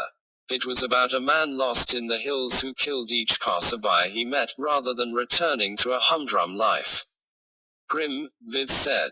And not well written. It makes me worry for the person who thought it was worth sharing. Eve nodded. She could see why Maynard had deleted it. Let's see if there are any more screenshots attributed to Mosh on this guy's blog. There were. Each was as unpleasant as the last. They were on their fourth and behind with the baking when Eve's scalp began to tingle. The story was told from the viewpoint of a 13-year-old boy and featured his two younger sisters, both of whom were above themselves. The youngest one in particular thought herself very clever, and wrapped her father and her childminder around her little finger. The narrator's hatred of her was clear. The supposedly brilliant brother was constantly overlooked despite being so much more talented than his sisters. The children's names were Jenny, Natalie and Mansfield. Their minder was Lottie and the father was Lawrence. There was no clever twist, just straightforward nastiness. Mansfield ended up poisoning Natalie with belladonna berries. Deadly nightshade. The plant that someone had researched in the Poison Garden book at Lockley Grange. In the story, Mansfield gave his sister the belladonna berries mixed with blueberry conserve inside some sandwiches with the crusts cut off. His sister ate the treat eagerly. Eve felt cold to her very core. The words Lance had muttered during his row with Maynard came back to her. She'd caught the word conserve, and imagined he was talking about guarding their reputations. Now, she thought differently. Oh my goodness, Viv, I think this is it. Eve had never felt so sick. She could feel her eyes filling with tears. What? Viv put an arm around her and gave her a squeeze. Tell me, I think the story is wish fulfillment. It never happened. But the girl who eats the berries is Naomi, I'm sure, and the boy who puts them into a sandwich is Maynard. Naomi didn't die, thank heavens. But I don't think Maynard putting the berries in her food is fantasy. Lance's comment, Maynard's jealousy of Naomi's abilities, and the book on poison all made sense. There had even been fragments of plant matter between its pages. She imagined Maynard hunched over it plotting. And here's the worst of it, if I'm right, Lance and Lucy knew what he'd tried to do and they covered it up. If Maynard had attempted murder as a child, he could definitely have killed to protect his secret. Eve guessed his father and Lucy had realized what he'd done just in time. Or maybe Naomi had eaten a tiny bit of the sandwich and got sick. That way Ackland could have found out too, which would explain the blackmail. Perhaps Lance and Lucy had thought Maynard was too young to know what he was doing, and if he'd been 13 like the child in the story, it had been shortly after his mother was killed. That could have sent him off the rails. But even so, what he'd attempted was appalling. And it wasn't something he'd done in a moment of madness, only to be consumed by guilt later. He'd written about it, fantasized about it having come true. Eve was horrified. Lance and Lucy might not have known how he'd dwelt on his attempt afterwards, but hushing it up seemed utterly cavalier. They should have got him counseling or something. How could they be sure he wouldn't try to kill again? And now, perhaps, he had. Poor Naomi. They'd prioritized Maynard and the family name over her safety. Eve wondered if she knew. And what she'd felt about Lance if she did. 37. That evening at 6, Eve and Robin were sitting in Robin's van, tucked into the gated entrance to a farm field, just up the lane from Lockley Grange. They had a view of the Grange's driveway through the trees, and the moon was bright enough to show any movement. Eve was still preoccupied over what she'd guessed about Maynard. She'd known he wasn't a nice man, but this was something else. It was impossible not to replay each conversation they'd had with a new sense of horror. She and Robin had talked it over. If Naomi knew Lance had prioritized Maynard's reputation over her safety, she had another motive for Lance's murder, especially if she'd discovered the truth recently. Though what were the chances of that? And she still had no believable motive for Jenna. Whereas Maynard would have wanted to stop Jenna revealing his true parentage, and he'd attempted murder before.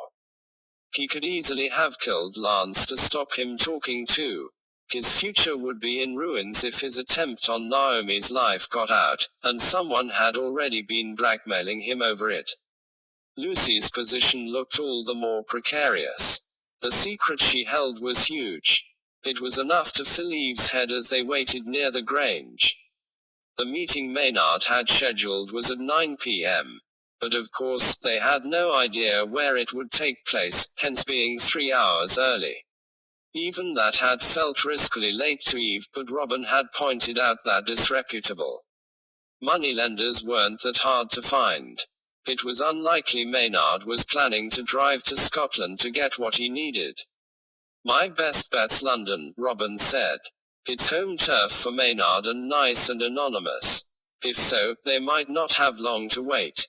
Eve was cozied up under a blanket in the passenger seat, her eyes fixed on the Grange's driveway, feeling tense when she saw something shifting in the shadows.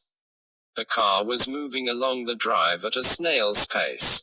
Robin had stiffened too, his eyes focused on the distance. That's him. Has to be. His headlights weren't on. He must be sneaking out. Eve wondered what he'd told the others. That he wasn't feeling well, perhaps, and wanted to be left in peace. She imagined they'd be happy to oblige. He wasn't pleasant company. Off he goes, Robin said. And he's not in his own car.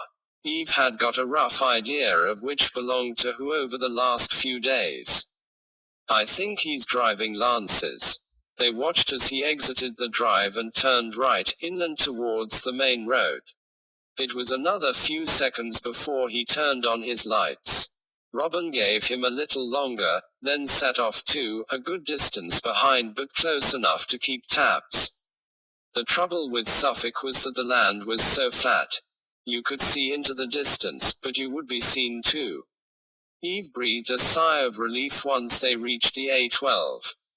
There were many more vehicles and Robin's van felt less conspicuous. It looked as though he was right, and Maynard might be heading for the capital. It doesn't mean he's still being blackmailed, Eve said. If he's careless with money and paid Ackland odds and bits, he might just want funds to tide him over until he gets his inheritance. Robin nodded. True, he was tense as well. She could feel it. They wanted justice, of course, but the wedding was less than 2 weeks away now too. And relatives would start arriving sooner than that. A breakthrough was essential, and simply seeing Maynard borrow from a loan shark wouldn't reveal anything. The journey to the capital was straightforward, but things got more difficult when they got into London proper. The back streets were quiet and the danger of Maynard guessing he was being followed increased. At least they were in a run-of-the-mill vehicle, not Eve's Mini Clubman, which he might recognize. I think he's nearing his goal, Robin said, as they turned a corner, just in time to see Maynard well down the road they'd entered. Look at the way he's slowing down. His sat-nav's probably telling him he's reached his destination and he's looking for the right building. It was a run-down area, full of boarded-up shops covered with torn posters and alleyways daubed with graffiti. Robin was right. Maynard had stopped. The posh car he drove stuck out like a sore thumb, and Eve wondered if it would still be in mint condition when he got back. As he exited it, he was barely recognizable. His overcoat collar was turned up and he wore a cap pulled down over his eyes. If they got as far as reporting what they'd seen to the police, Eve wouldn't be able to swear that it was him. But it had to be. The figure was the wrong height and build for anyone else in the house, and it was he who'd had a clandestine appointment set up. She sighed. It wouldn't be enough for Palmer. He'd talk about Sonia hiding her hair under the cap or something. Maynard opened his boot, took out a suitcase and approached a doorway between one boarded-up shop and another. He's taking a big risk picking up cash somewhere like this, Robin said. The local gangs will be well aware of what goes on. I'm guessing the loan shark has pals who look out for his clients. It wouldn't do his business any good if they got robbed the moment they left his place. Eve scanned the street. Sure enough, she saw someone standing in the shadows. She pointed him out to Robin and he nodded. I'm glad I parked right behind another van. He won't see us in detail, but he's bound to be aware of our arrival. Robin reached to open his door. I need to make him think we're here for another reason. Lock up after me, and don't unlock until I come back, please. Don't worry. I'll be fine. Eve didn't get the chance to protest. Robin was already out, black beanie pulled low over his face, black jeans and jacket making him look as though he belonged. What if he got into trouble? It would be her fault for getting him involved. She locked up as instructed and felt sick. He went and bashed on the door of an empty-looking flat above a disused shop. What the heck would he say if someone answered? And what would they do? She glanced at the man in the shadows opposite the building Maynard had entered. His eyes were on Robin for a moment, but as Robin knocked again, loudly, he seemed to lose interest. And that had been what Robin wanted, of course. Eve had to trust that he knew what he was doing.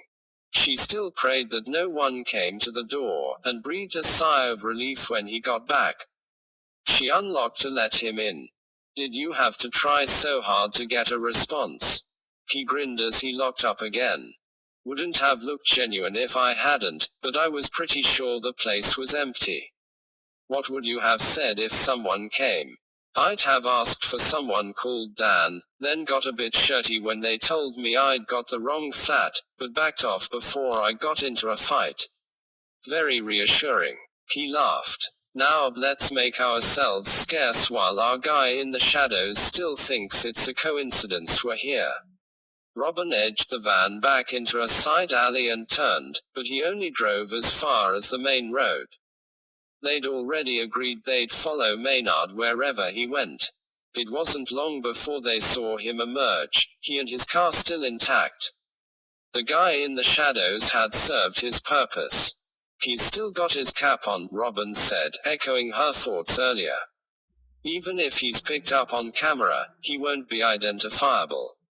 They followed him out of the rabbit warren of streets, and when he came to a main road he turned north. Heading out of London again, I guess, Eve said.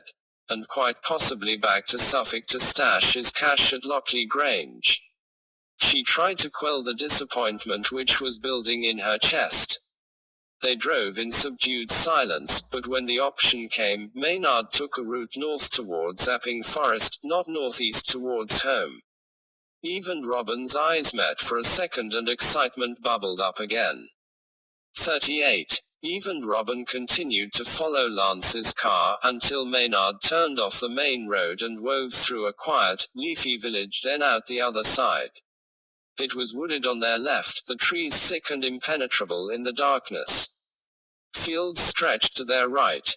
Robin continued to keep well back, but Maynard was still in sight. They saw when he turned off and followed him without trouble. They were driving along the border of someone's property now. It must be big. The high, ornate iron railings seemed to go on forever. Beyond them in the distance, Eve could see the outline of a large Queen Anne house. They watched as Maynard came to a stop just after the railings finally ended, close to a village church, its spire dark against the night sky. I can't risk getting nearer, Robin said, taking out his binoculars. Eve had hers to her eyes too. Thank goodness for the moonlight. She saw Maynard exit his car and go to the boot. He was taking out his suitcase. Then he entered the churchyard. Eve could see him walking between the graves, as though he was examining them in turn. Then at last, he put the suitcase down somewhere out of sight, returned to his car and drove off. Proof positive that Ackland wasn't his only blackmailer, Eve said. Robin nodded, assuming it was him Ackland was blackmailing.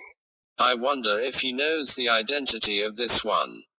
If not, he'll probably go and hide somewhere to see who comes for the cash. I certainly would, in his shoes. And they planned to do the same. As they watched and waited, Eve scanned the surroundings to see if she could see Maynard, but there was no sign of him. It was 2 hours later, just before 1 in the morning, when a motorcyclist raced past Robin's van. Robin photographed it, but it would probably be a blur. The rider didn't stop as they entered the graveyard but rode down the path to where Maynard had left his suitcase, grabbed and stowed it in one swift move, then sped off. There was no way they could have caught him in the van. Eve craned over Robin's phone to see the photo he'd got. It wasn't quite as blurry as she'd feared, but the license plate was covered in mud. It left no way to identify the rider. Disappointment washed over Eve again. I'm sorry. Robin turned to her. It tells us there's someone still living who's after Maynard's money, and if they know he tried to kill Naomi as a child, then Lance or Lucy probably talked. Unless Naomi somehow found out. But other than that, we're no further forward and I'm bushed. Shall we take a nap before we drive home? Eve nodded. Good idea. Now that there was no adrenaline keeping her going, she found she was fighting sleep. She reclined her seat, curled up under her blanket, and dozed off. It was the sound of a motorbike that woke her again, just minutes later. She'd been a light sleeper ever since she'd had the twins, years earlier. She nudged Robin awake and they watched the bike move slowly along the road. The same one. It had to be, surely.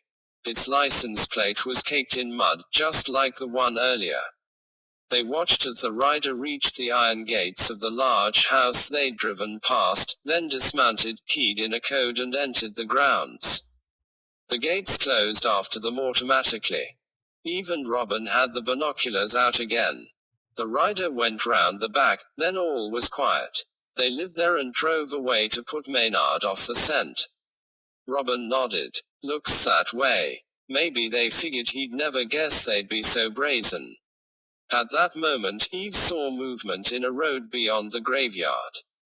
Then Lance's car emerged. So Maynard had stuck around, just as they'd guessed. And now he'd seen the motorcyclist come back to the big house too. He pulled up outside the iron gates and jabbed a button. A bell presumably. Then again. And again. Then he shook the gates, but they were locked fast. At last, he went back to his car, got into the driver's seat, slammed the door and gunned the engine, disappearing in a puff of exhaust. We need to tell the police, Eve said, but I'm not sure if they'll do anything, with Palmer at the helm. We can't swear it was Maynard in the car, or that he was carrying money in that suitcase, and Palmer won't want to challenge an MP without strong evidence.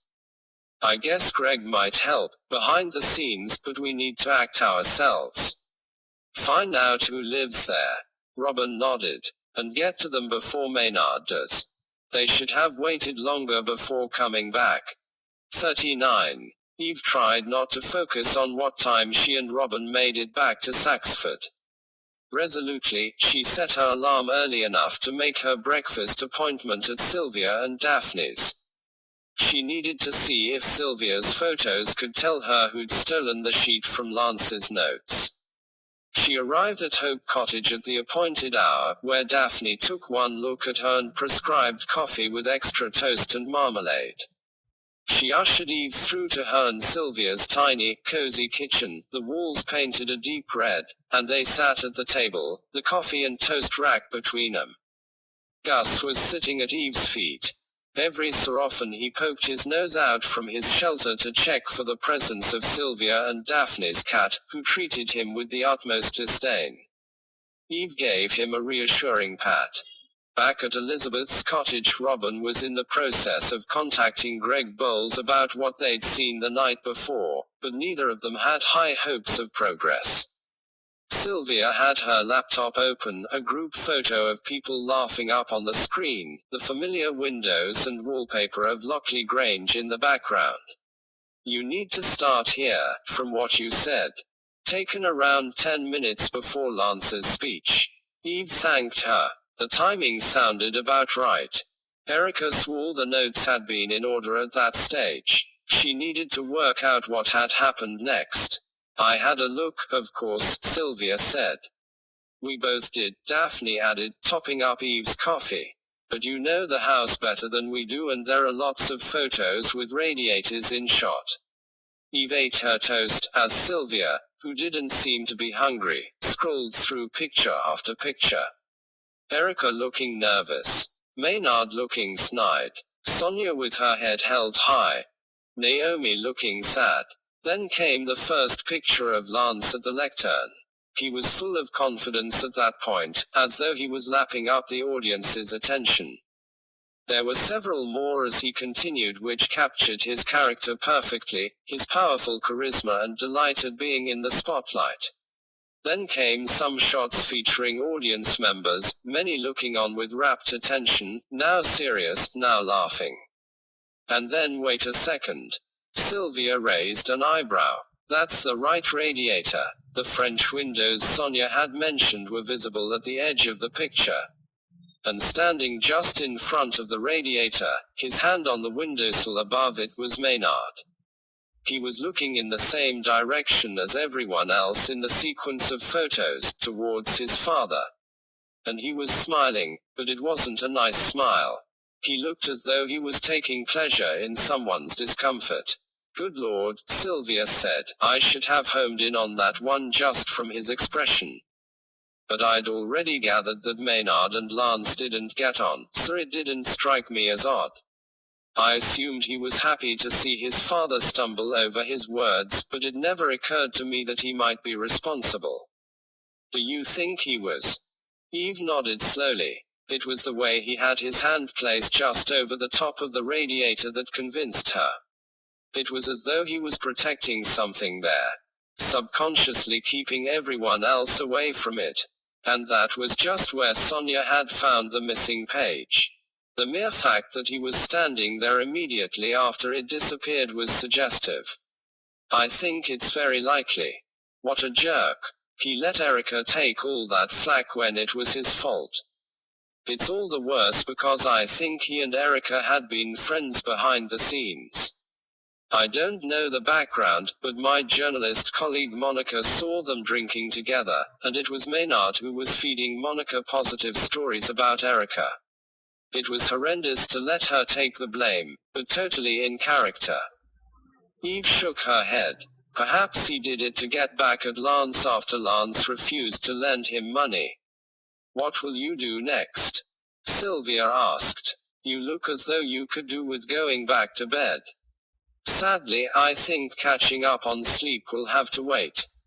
I want to go back to Lockley Grange and talk to Erica again. If it's likely Maynard scuppered Lance's speech, she needs to know, especially if she and Maynard are up to something together. She might not realize how duplicitous he is. She thought of Naomi and the belladonna berries. She couldn't tell Erica that, she had no proof, but she was sure of what he'd done. She needed to do everything she could to put Erica on her guard. Eve slipped back to Elizabeth's cottage to update Robin before heading to Lockley Grange. Maynard seems to be up to his neck in this, every which way you look, he said once she'd explained. And then some. Any news from Greg? He'll do what he can, but he doesn't have any contacts down in Epping and it's outside my old stamping ground too. All the same, I've sent him the address where Maynard picked up his cash, and the one where the biker entered the grounds. And I've got a name for you. According to Google, the house belongs to a family called Greville. They run village fetes there, so they've appeared in the local press. Thanks, Robin. The moment she'd spoken to Erica, she'd do some digging herself and find out more. She wanted to know how the Grevilles might have discovered Maynard's secret, and that meant finding out what connections they had to his contacts. If Lance or Ackland knew them, then it was probably they who'd talked, and Maynard could have killed them as weak links. But if Lucy was the connection, she had to be in danger. 40. It was Naomi who let Eve in. There was an awkward pause after they'd greeted each other and she'd patted Gus. Eve was preoccupied with Naomi's attempts to convince Viv her crate of stolen papers was perfectly innocent. After a moment, Naomi opened her mouth, as though she wanted to say something, but then Lucy walked through the hall and the moment was lost. Eve set up her laptop in Lance's study as usual, then went with Gus to find Erica. Frustratingly, she wasn't in her room. Eve should probably go, but she needed to understand the link between Erica and Maynard, and she was determined to warn Erica. As she hung around, irresolute, she cast her eyes over Erica's workspace. She had files and papers piled high and reams of notes relating to her research. Eve imagined it was her habit to throw herself into work. It might provide some relief from the current stress too, as well as a way to prove herself, after the dressing down Lance had given her. With Gus shooting her what felt like accusatory glances, Eve moved behind Erica's desk, wondering if she could find anything that might explain her connection with Maynard. She flipped open folder after folder, finding only innocent-looking research notes, until she noticed a very slight unevenness in the rug she was standing on. Curious, she bent down and flipped over its corner.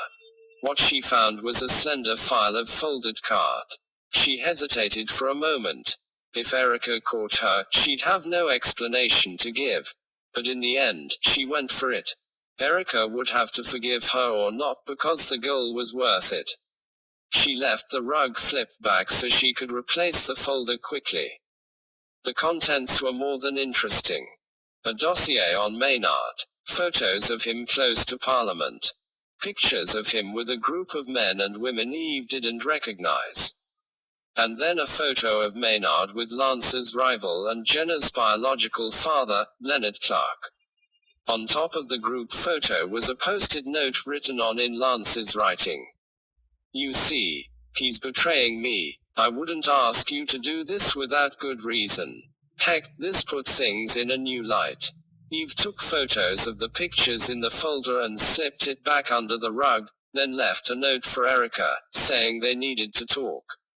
Back in Lance's study, Eve let the new information settle in her head, turning it over until very gradually, certain facts fell into place.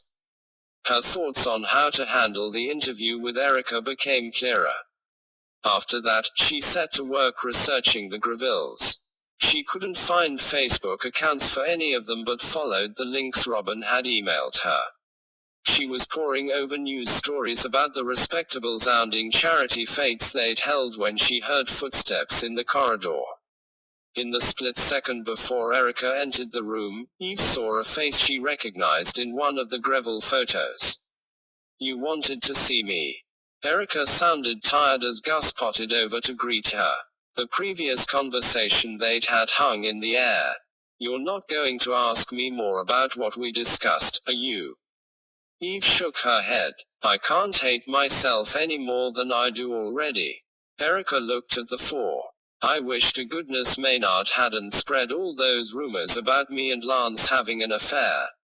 To Eve, that now formed part of a pattern, along with the dossier on Maynard, the good publicity he'd got Erica through Monica Sutton, and the way he'd sabotaged Lance's speech. "I wanted to talk because I've uncovered something unexpected. It happens sometimes when I'm writing an obituary. In this case, it sheds light on Lance's character, which is useful, but I need to confirm it." "Go on." Her long hair fell forward, her eyes steady on Eve's now. "I think I understand the unreasonable demands Lance made of you. He asked you to spy on Maynard, didn't he?" Erica flinched and it took her a moment to reply. "How did you know?" Eve didn't want to admit to looking at the dossier. "I've spoken to various people who saw you together." "What did Lance think you'd find?" "Evidence that Maynard was secretly trying to undermine his career.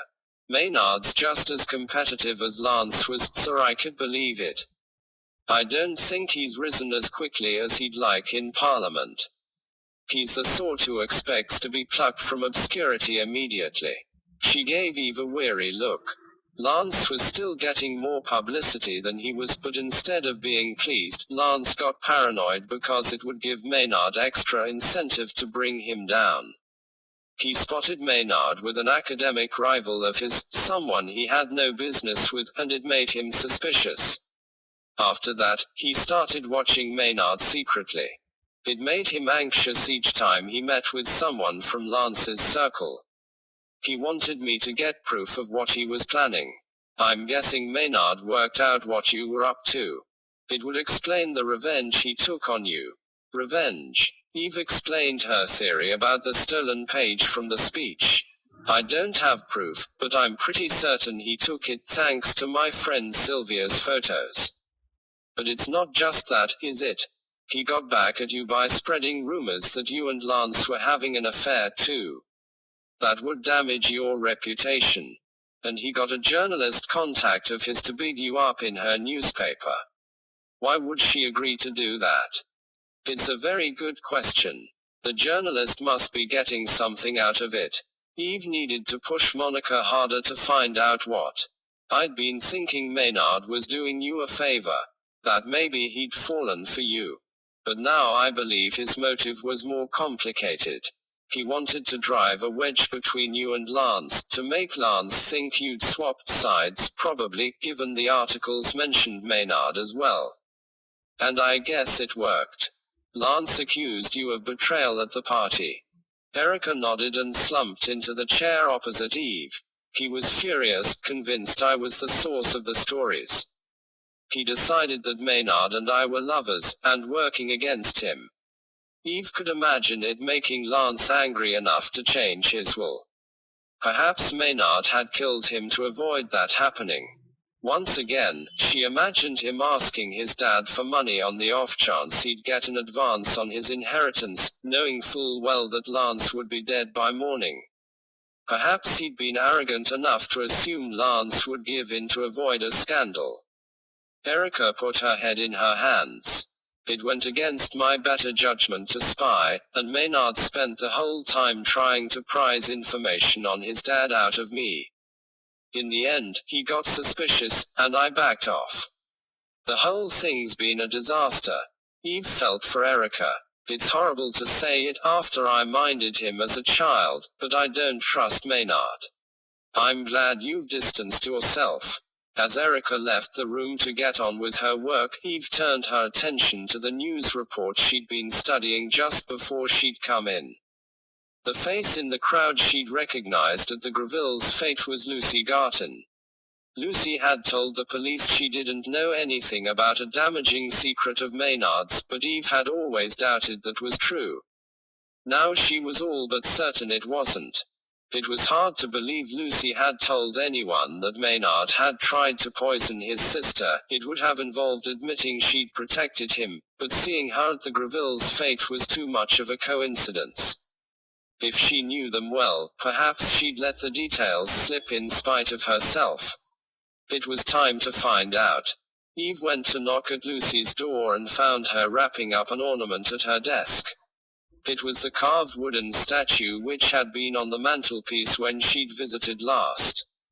You're passing it on. She indicated the half-wrapped artwork.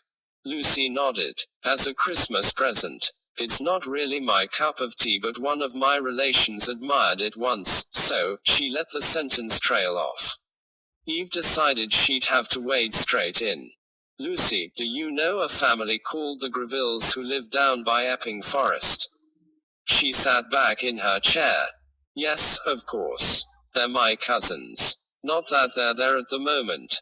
They spend winter in the south of France. But, why, how do you know them? Through a friend. Lucy nodded. She looked satisfied, though Eve had expected her to ask more.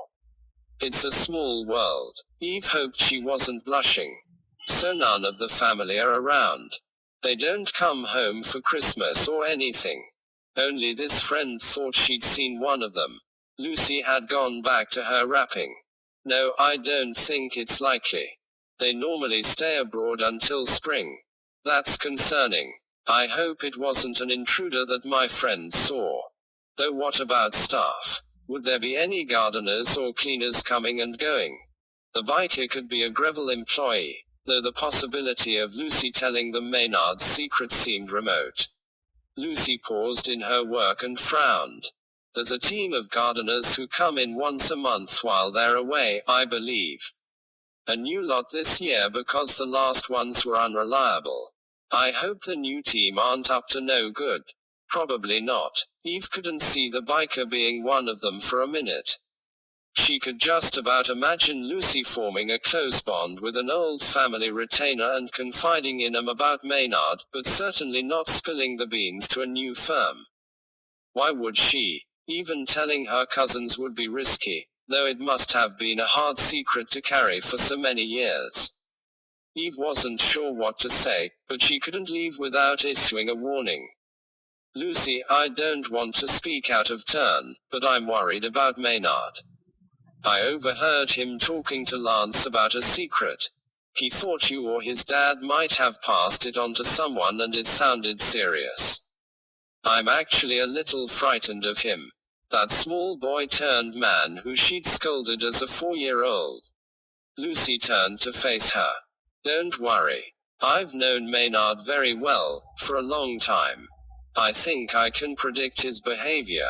What about his secret? Lucy shook her head. I've never passed on anything significant about Maynard, nor would I. She was no longer denying there was something to tell, Eve noted. 41. Eve messaged to update Greg and the gang after she got back to Lance's study.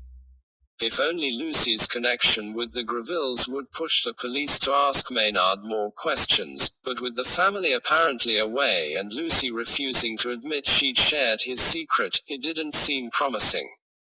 She was busy agonizing over Lucy's safety and what Maynard might do when she saw Sonia leave the house.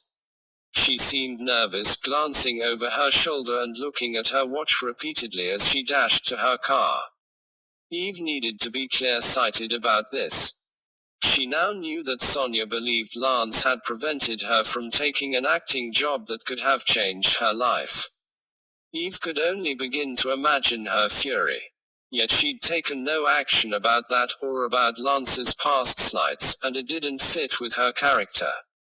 Why had she meekly stayed by his side, acting as his hostess and apparently cheering him from the sidelines? Eve wasn't sure she'd have killed to get her revenge, but she couldn't dismiss the idea.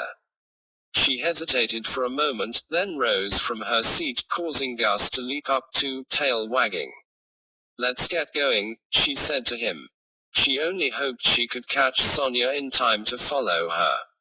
Eve was all fingers and thumbs as she adjusted Gus's harness when they reached the car. She made it to the bottom of the drive just in time to see Sonia in the distance, heading inland, just as Maynard had the night before.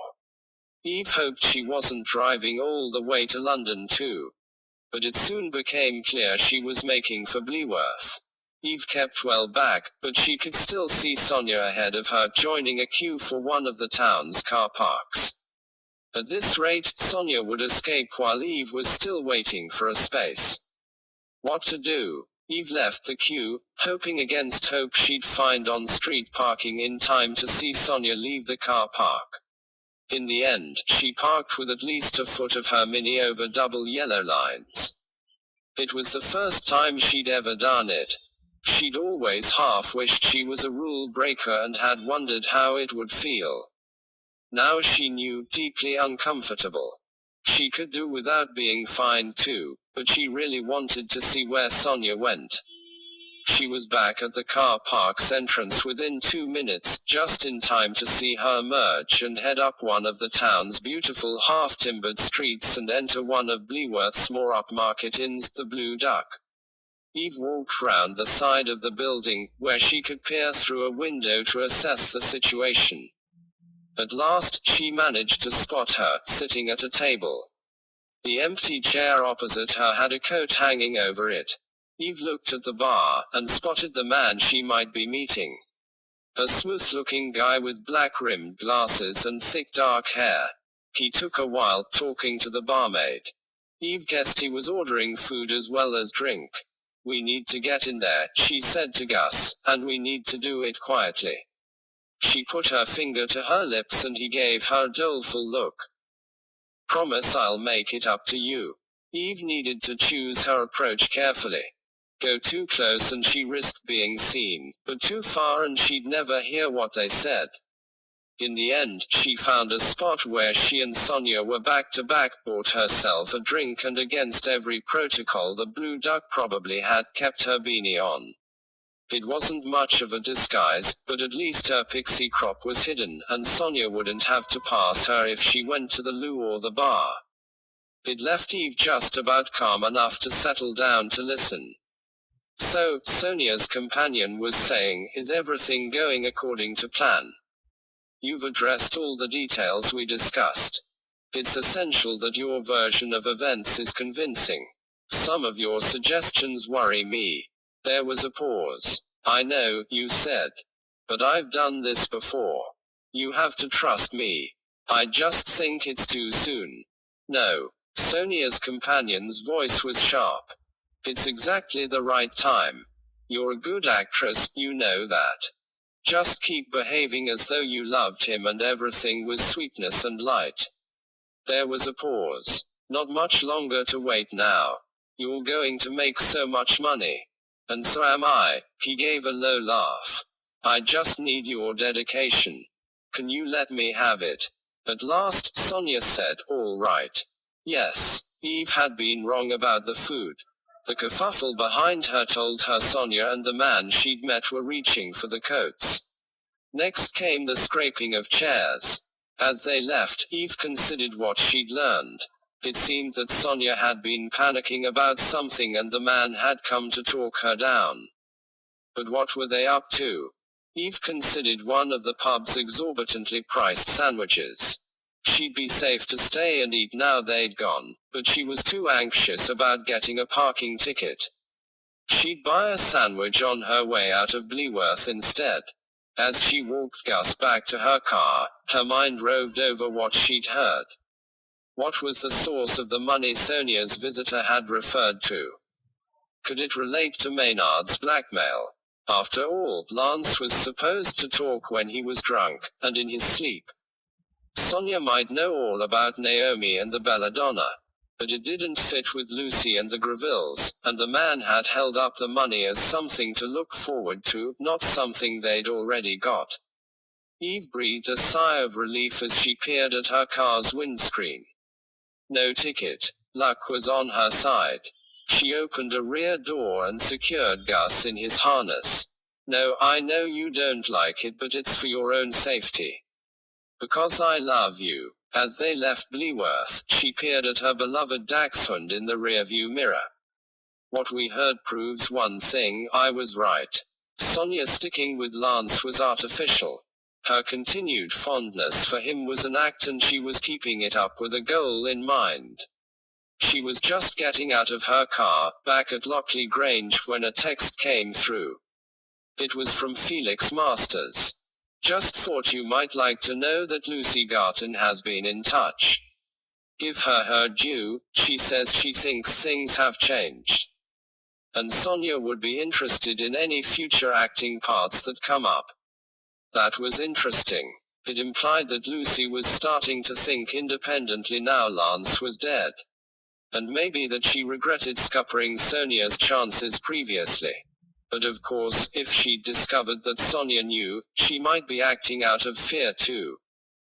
42. Sonia let Eve back inside Lockley Grange, leaving her feeling anxious and shifty.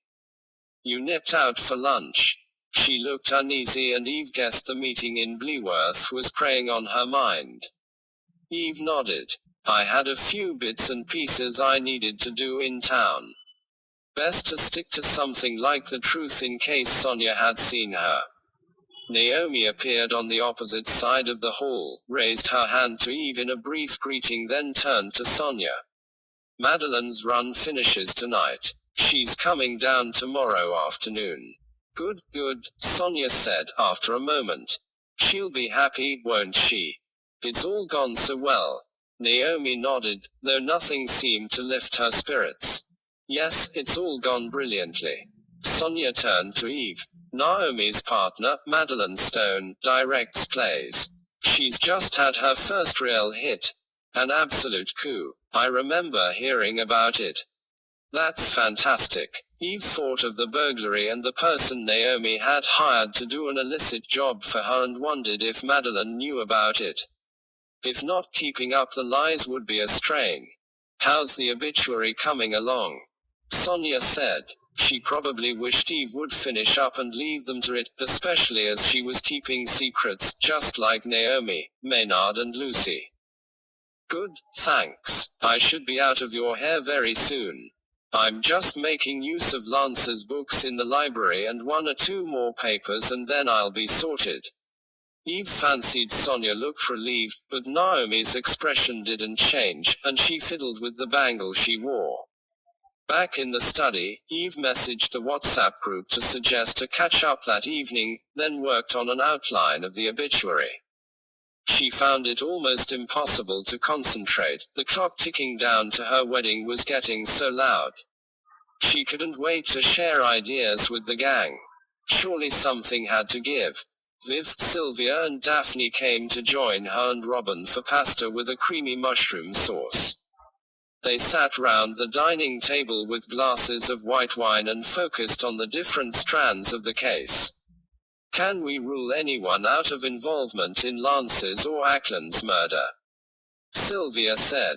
I'm inclined to give Erica a pass. Eve had already explained about Lance sending her to spy on Maynard. Every question I had about her has been answered. I think she's convinced Ackland did all he could to save Lance's life too, though that still strikes me as odd given Ackland's obsession with Sonia. He might not have poisoned Lance, but he was clearly a nasty, unprincipled man. I can't imagine he'd have been sorry to see Lance gone. So you think Erica was wrong, and Ackland was just going through the motions? Sylvia was frowning. Eve savored a mouthful of mushroom sauce as she pondered the question. I suppose so, except I'm not quite satisfied with that answer either. Erica's no fool. My gut tells me she'd have sensed it if Ackland was faking.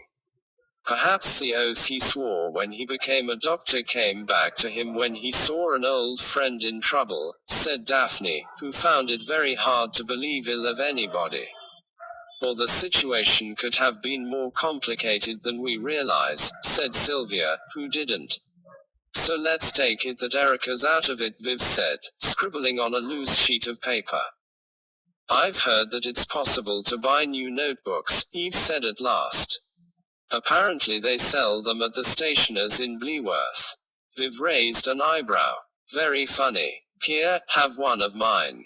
Eve reached one from a drawer in the sideboard. She had lots, though she still found it strangely hard to give one away. Viv stroked it as though it were a new pet.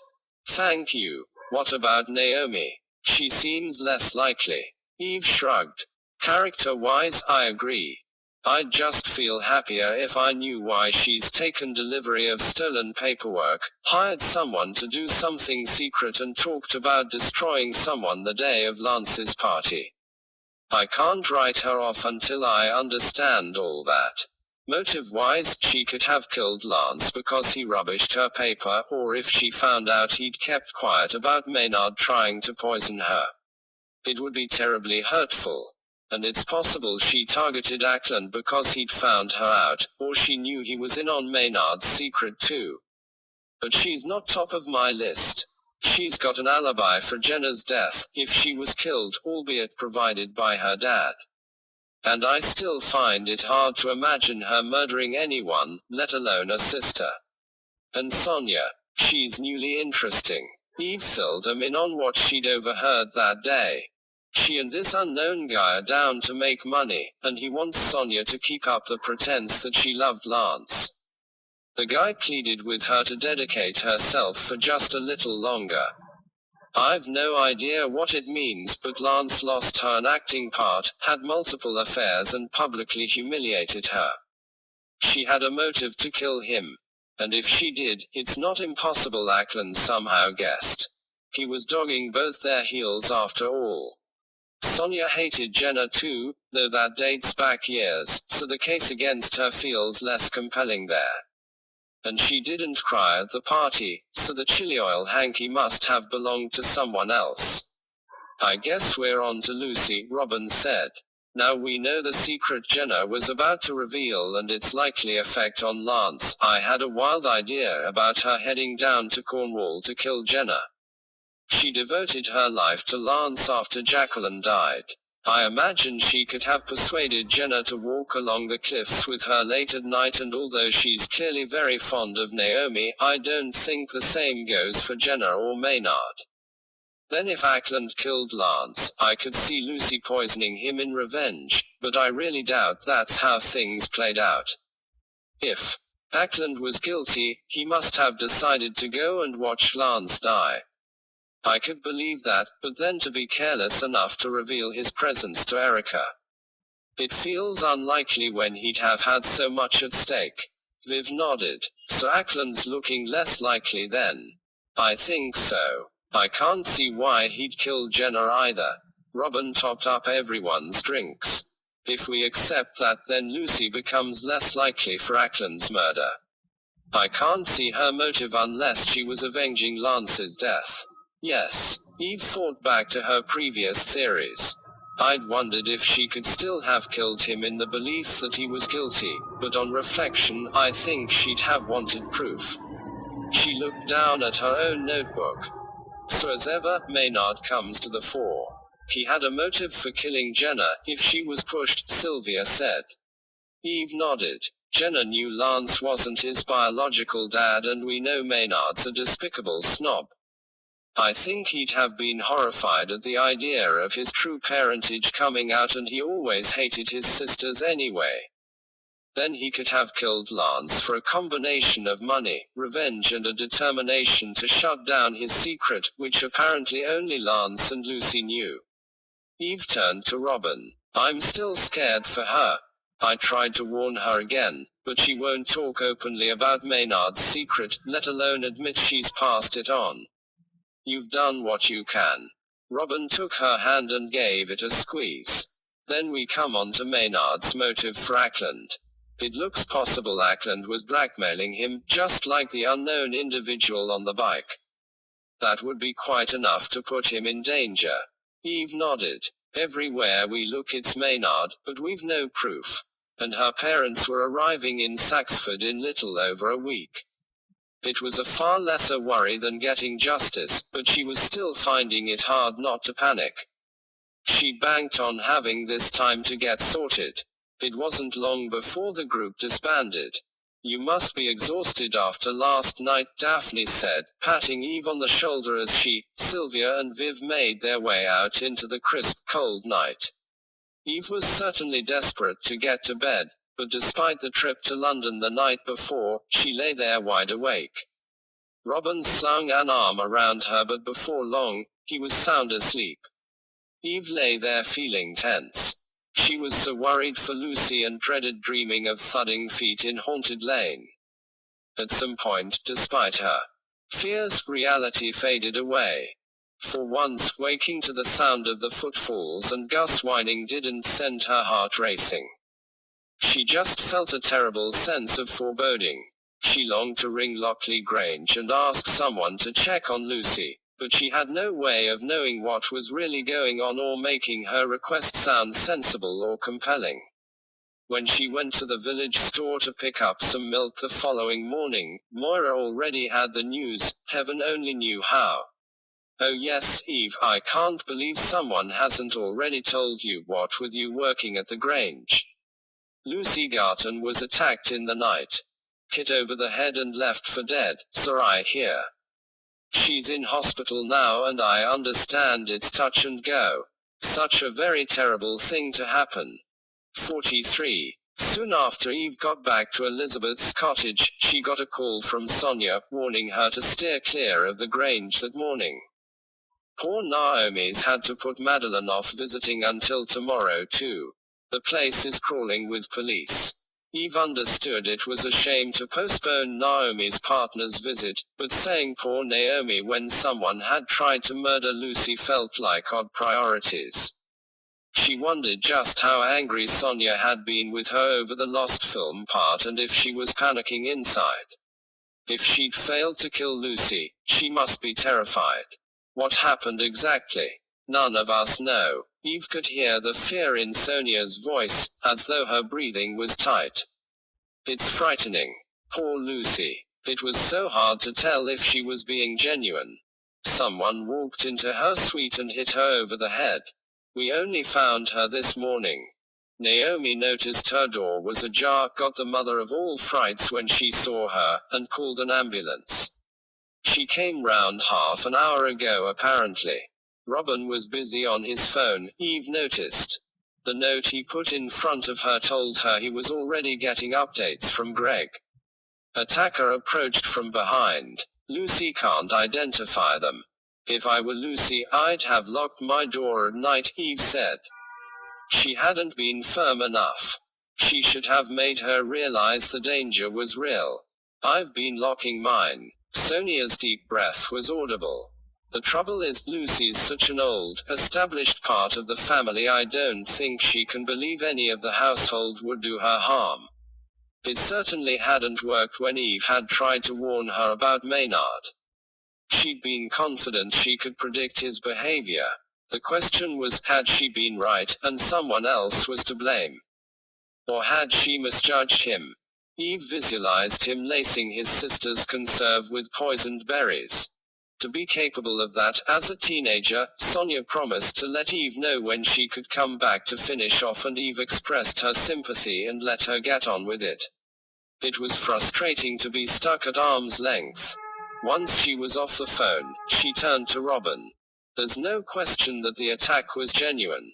He shook his head. None whatsoever. She's very lucky to be alive, apparently.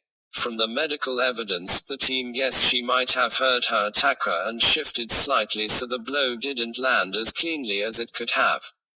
Either that, or her intruder's aim was off. She hadn't gone to bed. Naomi Hale found her collapsed on the sofa, facing away from the main door to her suite. Perhaps she would have locked up when she'd finally turned in. They haven't managed to question Lucy herself yet beyond asking if she saw her attacker. Robin shook his head. It's too soon, but they'll be onto it the moment she's well enough. Eve updated the gang on WhatsApp, then paced the sitting room as she and Robin tossed out ideas. Sonia sounded scared, but whether she's frightened of the killer or worried Lucy will identify her is hard to say. Her motives there. She must have been livid with Lucy after she kept Felix's offer from her. Robin looked thoughtful. Any thoughts on how to find out more? I'd like to go back to Lockley Grange as soon as possible. I might be able to get a look at Sonia's private papers. Perhaps they'll hold a clue as to what she's up to. Robin took her hand. It's too risky. We're about to get married. Think of the cost if I had to cancel everything because someone bumped you over the head too. He grinned, but his eyes gave a different message. I wasn't thinking of anything daring. I could ask to discuss the draft of the obituary, then have a snoop while she makes me coffee. She's bound to offer. Eve didn't discuss draft obituaries as a rule. Relatives always wanted to rewrite everything from their own point of view. But all the same, Eve needed an excuse to talk. Perhaps I'll leave Gus with you to make any snooping I do that bit easier. Robin's eyes still held hers. All right, but please be careful. What about the other suspects? Does the attack on Lucy alter your thinking for Erica or Naomi? Eve shook her head. I'm convinced the couple she saw were Ackland and Erica, but I'm all but certain Erica's innocent. If she thought she'd been identified, I think she'd finally give in and admit what happened to the police. As for Naomi, I suppose she could have tried to kill Lucy for keeping Maynard's attempt on her life a secret, or if Lucy found out she'd killed Lance. The former would be a big coincidence. It's not as though Naomi had any reason to suddenly go googling mosh like I did, or rootling around in the library. The latter's not impossible, I guess, but that's also the only motive I can see for her killing Ackland. It would be unlucky if two separate people saw her commit murder. And she doesn't fit for Jenna, no motive and an alibi. But the questions about her remain. Snooping at her stolen papers might solve everything, but I'm sure she'll have hidden them away. She certainly didn't want Maynard to see them. She turned her mind back to the latest developments. Do you think the change in murder method is significant? Robin frowned. It's possible one person killed Lance and Ackland and another attacked Lucy. And then Jenna was pushed. Perhaps. We still don't know for certain that it was murder. True, but Eve was sure that it had been. Robin was sitting on one of the couches as Eve continued to pace. Gus looked from one of them to the other and shifted uneasily. It made Eve stop and sit down too. The other possibility, Robin said, giving the dachshund a soothing pat, is that the killer switched methods to put us off the scent. Or just because it was hard to poison something that only Lucy would eat or drink. So it doesn't tell us anything for certain. If we're looking at one person attacking all four victims, then Maynard just trumps Sonia in my book. I'll bet he's done the same research you did and knows his remaining blackmailer is connected to Lucy's cousins. That would make them and her obvious targets. I wonder what made Lucy tell them his secret, assuming she did. Maybe she was with them soon afterwards and it was too big to keep to herself. Eve could imagine it being a burden, but Lucy must have agreed to cover it up. Making that momentous decision then telling a third party would have reflected badly on her. Then again, people didn't always act rationally when they were under pressure, and perhaps she was especially close to one of the Grevilles. She was certainly up to date about their movements. The fact that one of their number had waited until now to blackmail Maynard was interesting. Perhaps it had never occurred to them until he became an MP and they saw how much he had to lose. Or maybe the blackmailer suddenly needed money, which had driven them to it. Any idea how to catch Maynard out? Robin asked, breaking into her thoughts. I'd rather hope the police might do that, especially now Lucy's been attacked. Surely they can ask him about his trip to London and Lucy's cousin's house. I imagine they might now. I'll go back to my journalist colleague, Monica Sutton, too. For some reason, she's agreed to publish stories that play into Maynard's hands. She as good as admitted it was a case of I'll scratch your back if you scratch mine. Either Maynard's feeding her information about something else, or she's keeping him close because he's the story. After the latest attack, perhaps I can lean on her to tell me more. She sighed. Monica would be a tough nut to crack, but she was human just like everyone else. Emotional blackmail might work. Eve called Monica the moment she and Robin had finished talking. Ah, come on, Eve, Monica said. You know I can't tell you. It would jeopardize something I've been working on for months. But she sounded uncomfortable. There's a woman barely alive in hospital and she's still in danger. Off the record, I think Maynard might be responsible. Knowing more could save her life. I doubt it. She sounded more trenchant now. Look, what if I send you all my thoughts on everything that's happened, in the strictest confidence, and you reply with anything you can say that might help me? It was a risk. If any of what Eve guessed turned out to be true, it would make a huge story. But Eve trusted Monica. All right, deal. Monica sounded relieved. Her conscience must be troubling her at least a little. Eve wrote a long email, detailing everything from her thoughts on Jenna's death up to her latest hunches following the attack on Lucy, and sent it off praying that she was doing the right thing. After that, she pondered the following day. If she was allowed back into Lockley Grange, she might be there when Naomi's partner Madeline came to visit. That could be interesting. If Naomi was going to share her secrets with anyone, a partner seemed the most likely candidate. She googled Madeline Stone and found rave reviews of the play she'd been directing. It had run from the 9th of September until now, first in the smaller Edinburgh venue, then in the larger one, and had sold out every night after the first 3 performances.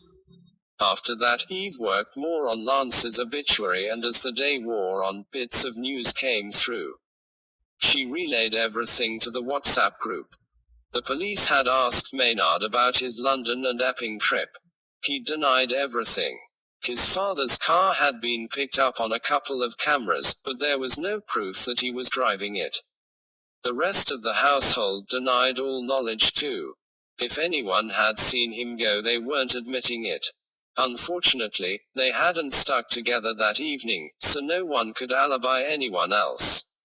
The good news was that Lucy was doing better than they'd hoped.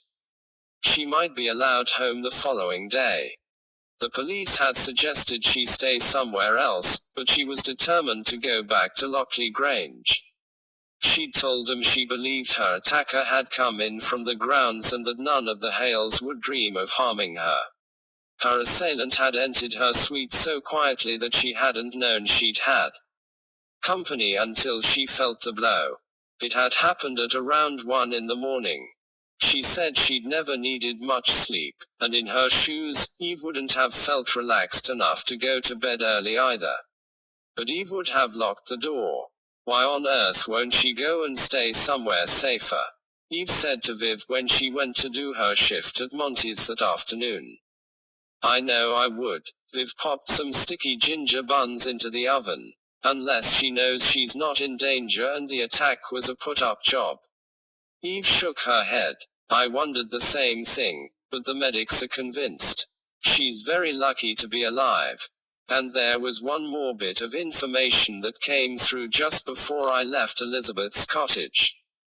The attacker hit her a second time after the bump on the head. Her shoulder's broken. Whoever did it must have been seriously angry with her. It's lucky they thought they'd killed her with that first blow. 44. The following day, Eve went back to Lockley Grange. She hadn't been there long when she got an email from Monica Sutton in response to the sensitive information she'd sent the day before. Blimey. Monica had written, "What a nest of vipers. But your theories have reassured me that what we're investigating has nothing to do with the murders in Suffolk. As for Jenna Hale's death, I can contribute something useful. You can cross Maynard off your list. We know for a fact that he was breaking the law that night, but right here in London, not down in the West Country, and the crime wasn't quite as egregious as murder. I was keeping him close because he talks too much. I managed to create a bond by publishing those articles, and he let things slip that helped me home in on the truth. You'll have to wait for the details, but I hope that helps. And if you fancy pushing any information my way once you've got your ducks in a row, I'll be eternally grateful." The news pulled Eve up short. She sat there rereading the message, but it was quite clear. Maynard hadn't killed Jenna. She felt a huge sense of anticlimax, though she wasn't out of suspects. Sonia immediately rose up the list, but she didn't fit the bill as convincingly as Maynard.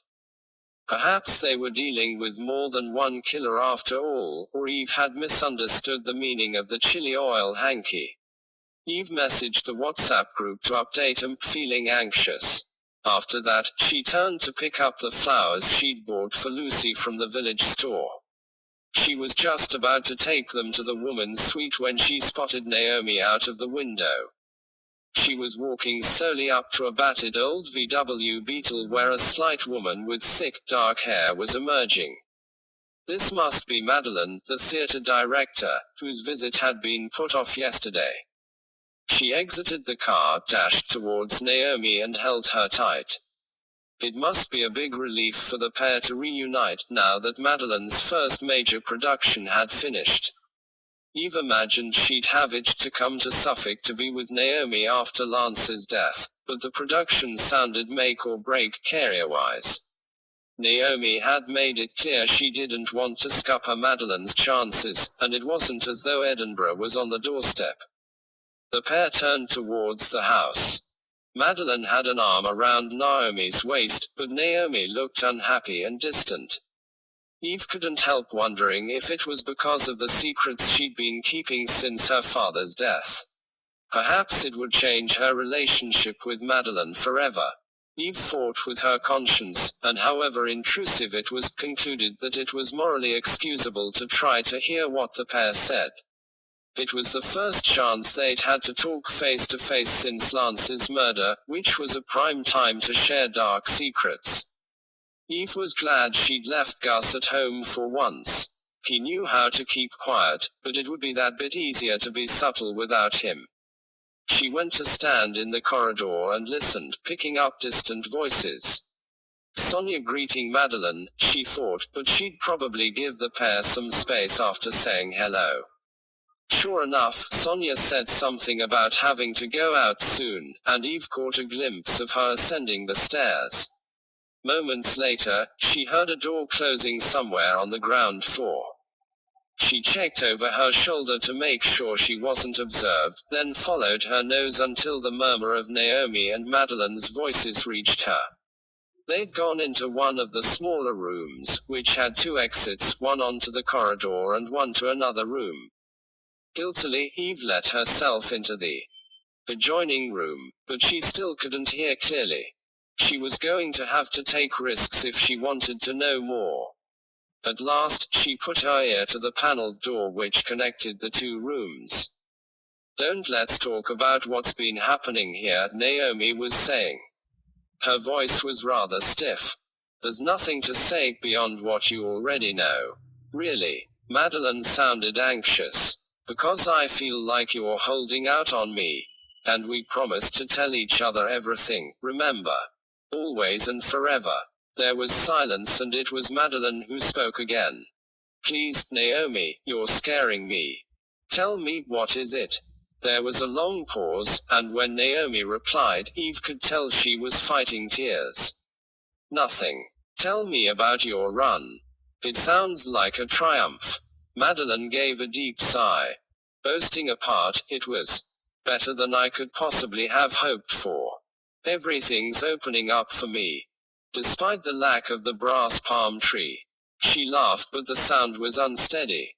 An attempt to lighten the mood, perhaps. Eve tried to think why the idea of a brass palm tree was familiar.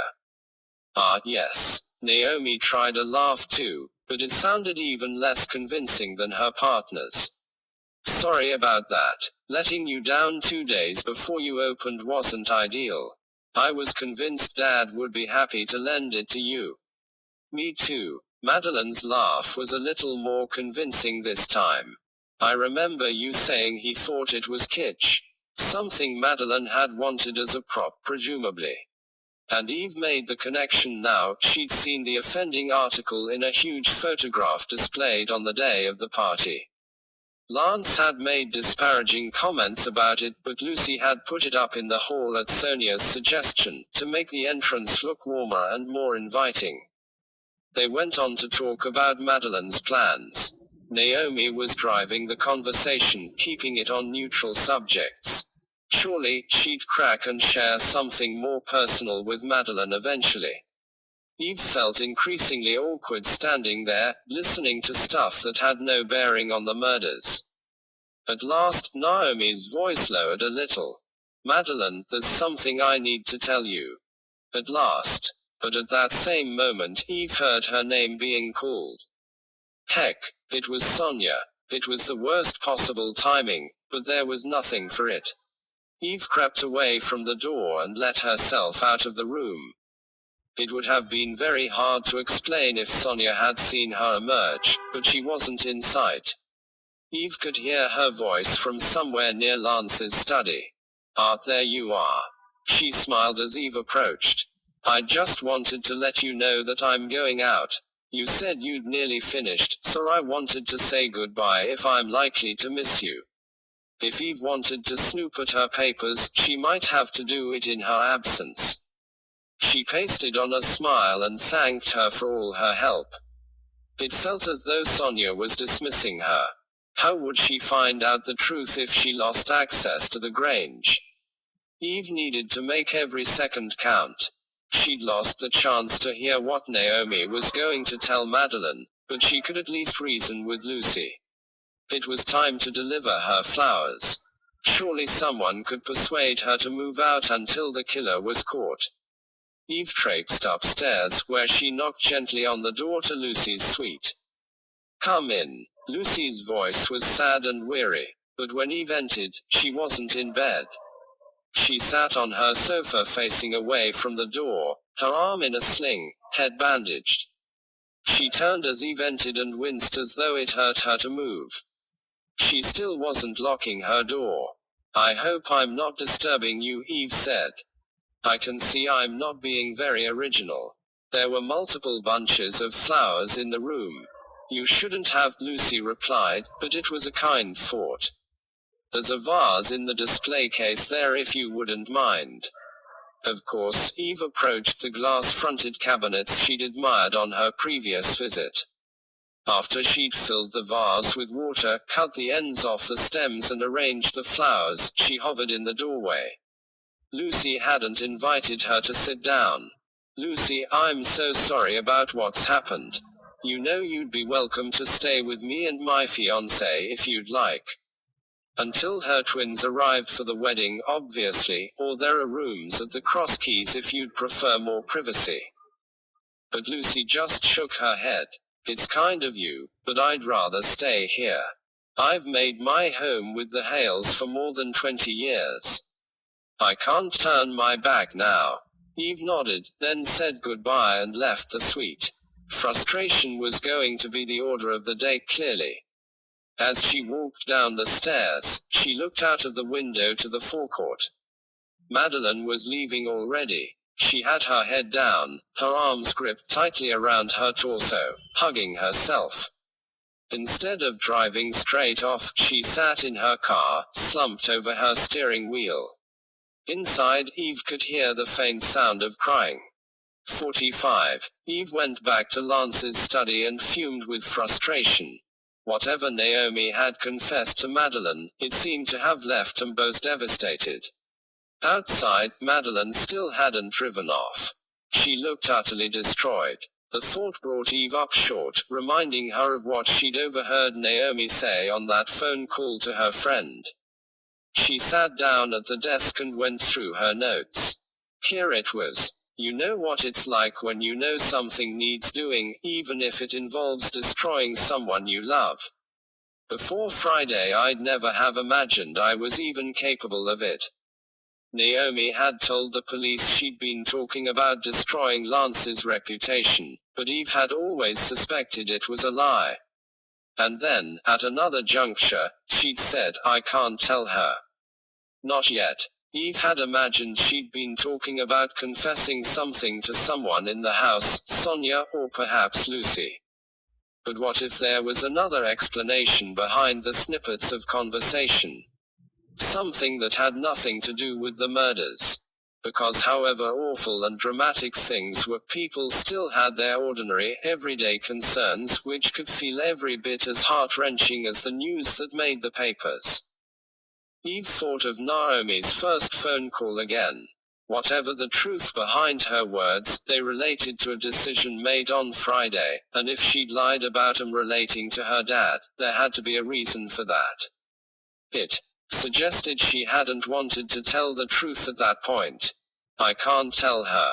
Not yet. Eve was starting to suspect that the her was Madeline, and that the destruction Naomi knew she'd wreak related to ending their relationship.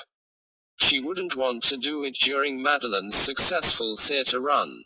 As to what had brought that to a head on the day of the party, there was another event Eve could think of which appeared to have affected Naomi, on top of the row with her father, her conversation with Erica. She'd rushed to her immediately after Lance had shown her up in front of the guests and they'd huddled together, turning their backs on the room full of people. Eve had a new theory and she needed to put it to the test. She stood up and went to the gap behind Lance's glove drawer, where she eased out the note Erica had written. Forgive me writing. I couldn't bring myself to ask you directly, but am I right? Are you feeling the same way I am? I spend all my time thinking about you, but if I've misread the signs, please let me know gently. And I promise I'll banish these thoughts from my mind. It feels wrong to even ask given you're already attached. XXX. The hairs on Eve's scalp lifted, the thrill of feeling she was close to the truth. The note would fit just as well with Naomi as the recipient as it would for Lance. And Naomi had been fiddling with the zip on her bag just after she and Erica had talked so intensely, the night of Lance's murder. Maybe she was zipping it closed after stowing the note. If Erica had been handing something over secretly, it would explain the pair turning their backs. Lance had been watching, but from a different angle. Perhaps he'd glimpsed the exchange, and of course if there was a note, he'd want to know what was in it. He'd got paranoid, convinced Erica was betraying him. Any sign that she was ganging up with one of his children would anger him. Eve imagined him pinching the note from Naomi's bag. She bet that's what had happened. She'd even seen Naomi searching for something soon after the party. She'd told Eve it was missing paperwork. But Eve needed to prove she was right. She picked up the note and left the study. Minutes later she was listening to Naomi crying inside her room as she placed the note on top of a bookcase just outside her door. After that, she prepared herself for a long wait. She needed to see Naomi's reaction when she found it. She hid herself just up the corridor in a doorway. Half an hour of hovering was worth it. Naomi appeared, red-eyed, and stopped in her tracks to examine the note. After that she looked up and down the corridor, then tucked it into the pocket of the corduroy jacket she was wearing. She kept her hand over it and Eve was sure she had the answer. It was close to her heart. At that moment Eve marched up the corridor, ready with her excuse for being there. "Hello. I've just taken some flowers to Lucy." She leaned forward now. It wasn't just play acting. She was genuinely concerned. "Are you all right?" Naomi closed her eyes for a moment, then faced Eve and nodded. "Just found that missing paperwork I was looking for the other day." It was a boost to know she'd been correct. "Sorry," Eve said. "To be honest, it was me who put it on the bookcase. I found it in your dad's study, and I had a hunch it had been sent to you. I thought you might miss it." It all made sense now. Naomi did feel the same. She and Erica had fallen in love, but Naomi didn't want to break up with Madeline until her play had finished. It backed up what Eve had always felt about Naomi. She was thoughtful, felt things deeply, didn't want to cause hurt. In this instance, she couldn't avoid it, but she'd done the right thing. She hadn't even wanted to tell the police the truth about the conversation Eve had overheard about destroying someone. Eve could see her point of view. It should be Madeline who heard the news first. Naomi seemed lost for words. "I can't believe Dad stole it," she said at last. Eve nodded, though she could all too easily. She headed back towards the stairs to give Naomi some space. Talk about a period of emotional upheaval. Back in Lance's study, she let her thoughts settle. The latest developments explained a lot, but there was more she wasn't getting. It was to do with Naomi's reaction when Erica gave her the note. Eve remembered it well because she'd looked poleaxed. Of course, realizing she'd fallen for Erica and knowing she'd have to break up with Madeline would be huge, but her feelings would be mixed. She'd be experiencing happiness and excitement alongside deep sorrow at what must be sacrificed.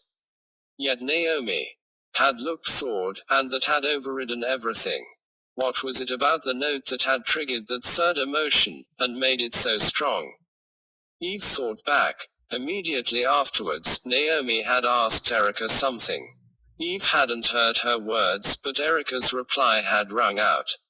She'd been vehement. "No, of course not. No way." Perhaps Naomi had thought Erica had been having an affair with Lance, just like everyone else did. She might have been hankering after her but felt it was no good, because of that. Or have been disappointed in Erica for her behavior. Either way, Naomi wasn't the sort to listen to tittle-tattle. If she believed it, she must have good reason, but she couldn't have seen them together. She wouldn't need to ask Erica if it was true, if she had. So maybe someone she trusted had told her it was the case. Once again, Eve turned her mind back to the night of the party. Just after Naomi had questioned Erica, she'd accosted her father.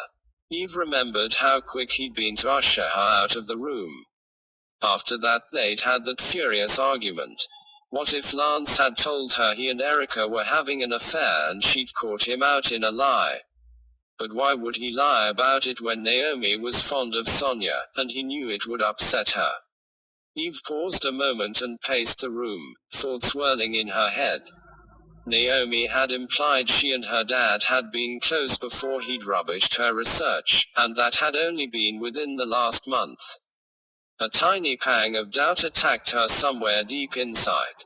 Was it possible? A moment later, she was sitting down again, scanning her notebook at speed, looking for the information she needed. 2 dates. The 7th of September, the night Jenna died, and the 9th of September, the day Madeline's production opened. And then that one odd fact, Lance's unwillingness to lend Madeline the brass palm tree as a prop for her play. Why refuse? It was sitting there in his London house from what Eve had heard, and everyone knew he hated it. Naomi had been so sure he'd agree that she'd promised it to Madeline only to let her down, presumably the night before she'd travelled up to Edinburgh. The same night Jenna had died. What if it wasn't Lance's unwillingness to lend it that had thrown a spanner in the works? Perhaps Naomi had gone round to ask for it, but Lance had been out. When she'd heard Jenna was dead, she'd have wanted to know where he'd been. Maybe he'd taken advantage of the rumors Maynard was spreading and told Naomi he and Erica had been together. Eve could see her agreeing to keep that quiet. If everyone thought Jenna had fallen, it would have felt harmless, a way to protect Sonia from hurt. Eve took a deep, unsteady breath.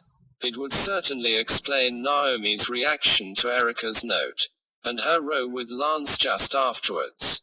Eve could see Naomi outside, walking across the lawn.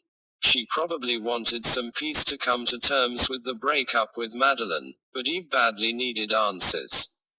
She followed her out of the house. It was still bitter outside. High in a Scots pine Eve could hear a crow cawing. She increased her speed to catch Naomi up. "I'm sorry to disturb you again, but something's just clicked." Eve explained her thoughts on Naomi's reaction to Erica's note. "You were worried your father might have killed Jenna, weren't you?" Pain shot through Naomi's face. Eve felt horrible for adding to an already difficult day, but it couldn't be helped. "I was worried someone at the party wasn't as upset by her death as they seemed." She explained about the hanky she'd found. "I think it was Lance who was using it to bring on tears." "It backs up my own theories," Naomi said after a long pause. "I saw him with a cotton hanky to his eyes. It's just so unbelievable, but I think I've found Dad's motive. I managed to get hold of some of Jenna's papers and they mentioned Leonard Clark." "Ah, those were the papers your friend delivered." Naomi nodded. "He had to break into Jenna's flat to get 'em. I didn't have a key. I talked to Leonard Clark for your dad's obituary." "Did Jenna's notes reveal why she was interested in him?" Naomi nodded. "She kept a diary which told me everything."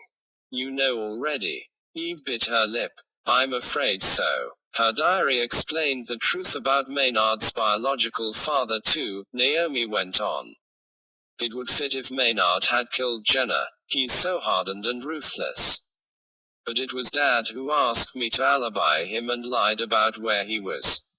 He said he was with Erica." She nodded. "He asked me to vouch for him to save his marriage to Sonia.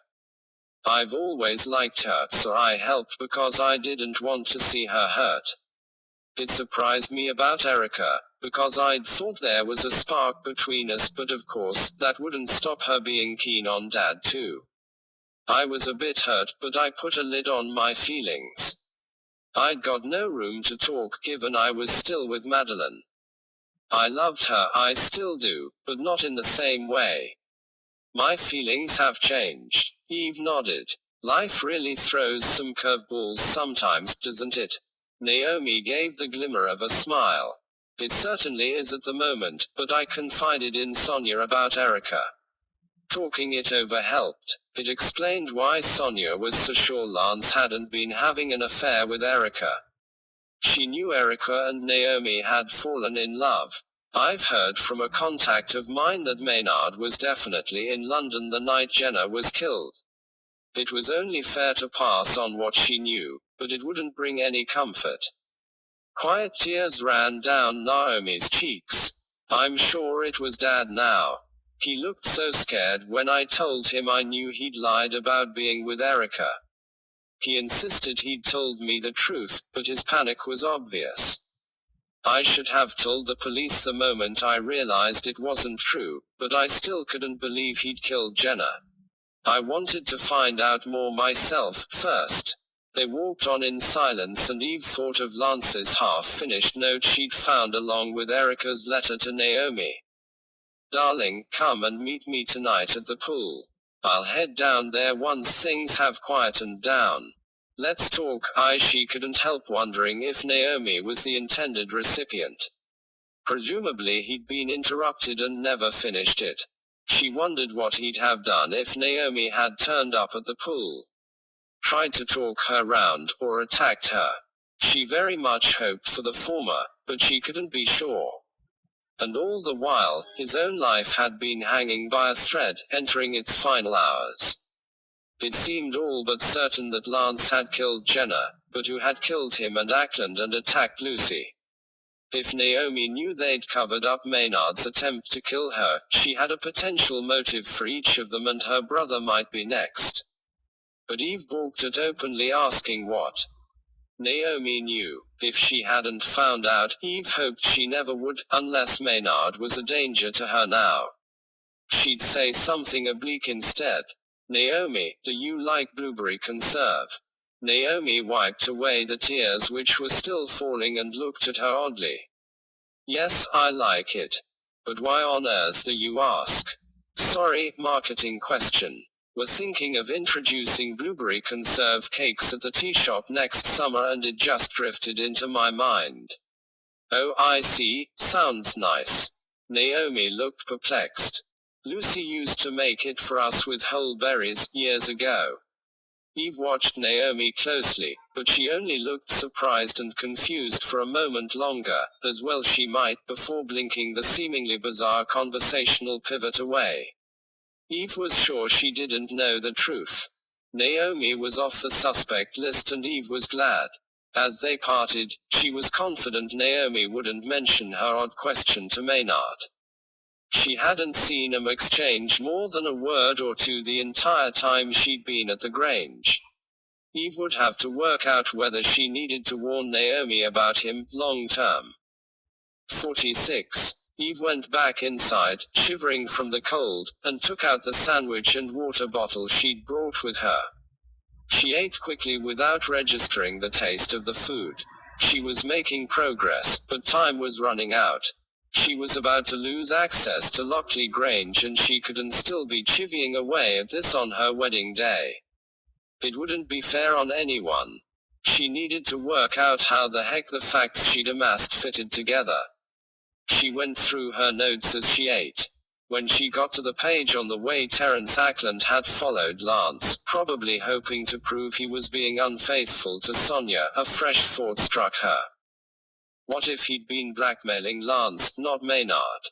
If he was sticking to Lance like glue, he might know he'd been down to Cornwall the weekend Jenna died.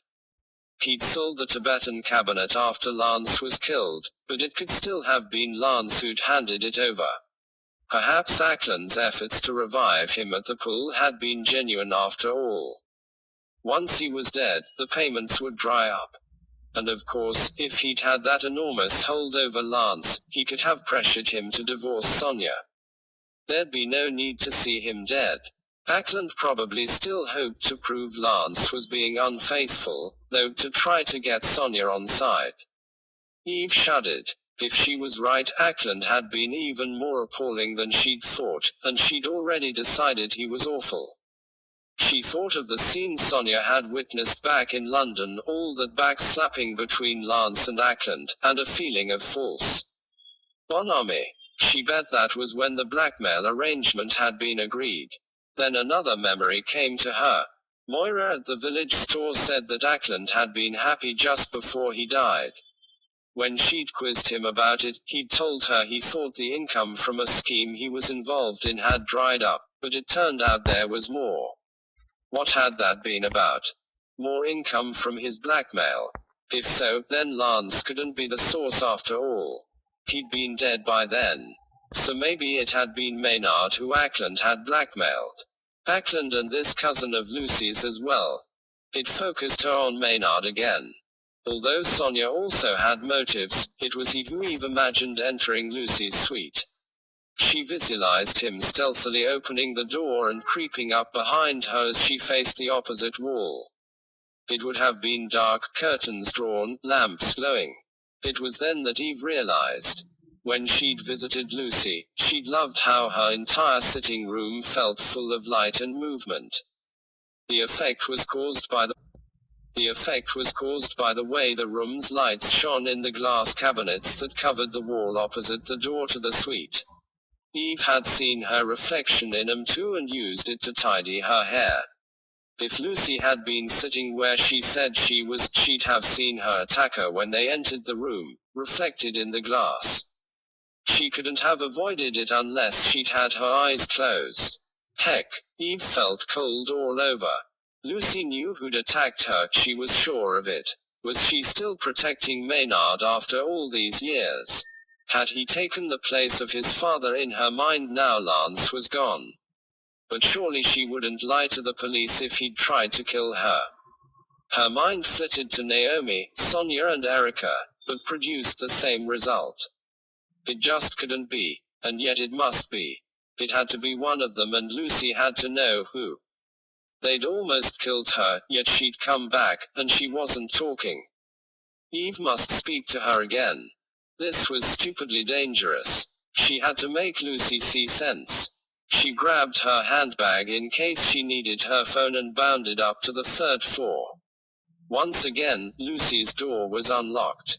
In her haste, Eve knocked and walked in without waiting to be invited. Lucy was sitting on the same sofa she'd occupied when she was attacked. This time she didn't look round as Eve entered, but when Eve appeared in front of her, Lucy looked frustrated. "I'm sorry," Eve said. "I know I'm trying your patience." Lucy just shook her head, perhaps in denial, perhaps in despair. "Can I please make you some tea? We really need to talk." "I don't think there's much to say," Lucy said, "but thank you." "I'd like some tea." Eve went through to the kitchenette. Outside, she could see Naomi and Erica crossing the garden, walking away from the house, holding hands. Some of the heaviness that seemed to have pressed down on Naomi had lifted.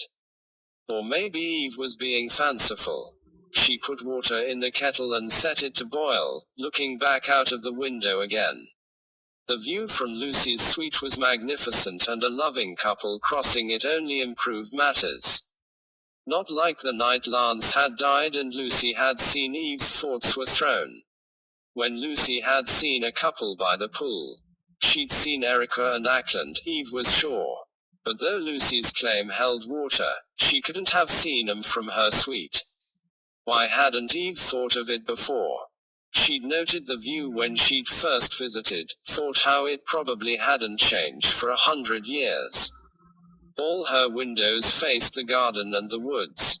From this angle, you couldn't see the pool. As the water came to the boil, Eve felt suspicion creep through her like icy water gradually filling her veins. Lucy must have gone to some lengths to see Erica and Ackland in the middle of the night.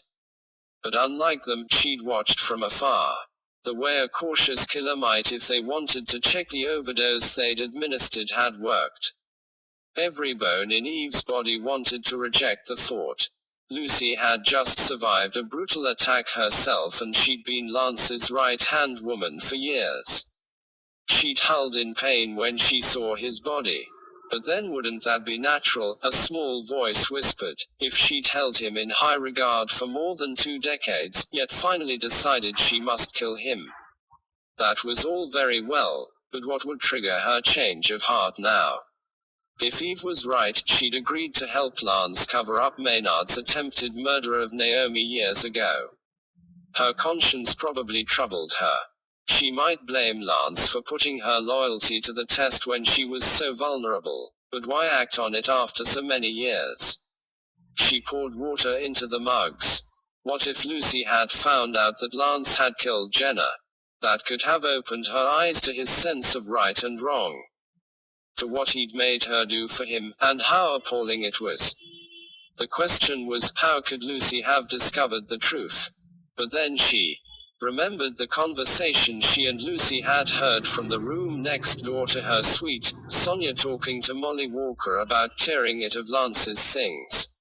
And there'd been no sign of a male presence in Sonia's room. Perhaps they'd slept separately and Lance had occupied the room next to Lucy's bedroom. She could have heard him through the wall.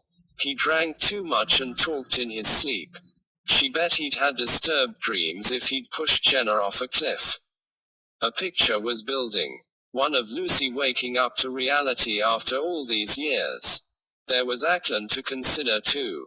But who was more likely than Lucy to know the doctor had discovered what Lance had done and was blackmailing him because of it? Heck, she could even have told Ackland she'd found a note from Lance identifying another item that was to go to him. Ackland would have invited her in with open arms, only for her to spike his tea with more digoxin. Eve couldn't prove it, but it would fit. Lucy could have killed Ackland because he was as bad as Lance, happy to cover up the murder of an innocent woman in exchange for the promise of cold, hard cash. But that was dangerously close to what Lucy had done herself.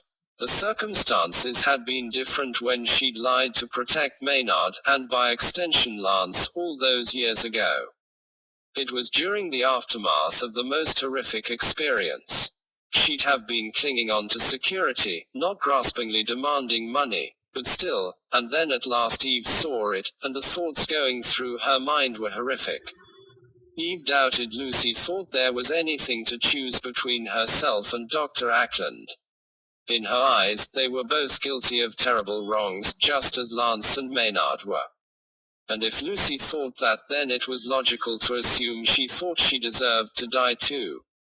The unlocked door, her refusal to leave Lockley Grange and her comment about being able to predict exactly what Maynard would do finally made sense. As did the fact that she'd lied to the police about not seeing her attacker. And her plea to Eve to make sure she uncovered the truth. Even her actions in the run-up to the attack fitted. The way she'd been looking up wills on the computer and sending presents to relatives. The envelopes she'd been clutching when Eve had seen her in Saxford. She'd been setting her own affairs in order, Eve was sure of it, not tidying up after Lance's death. She hadn't even looked round when Eve had entered her suite just now, and she'd looked disappointed when she saw who it was.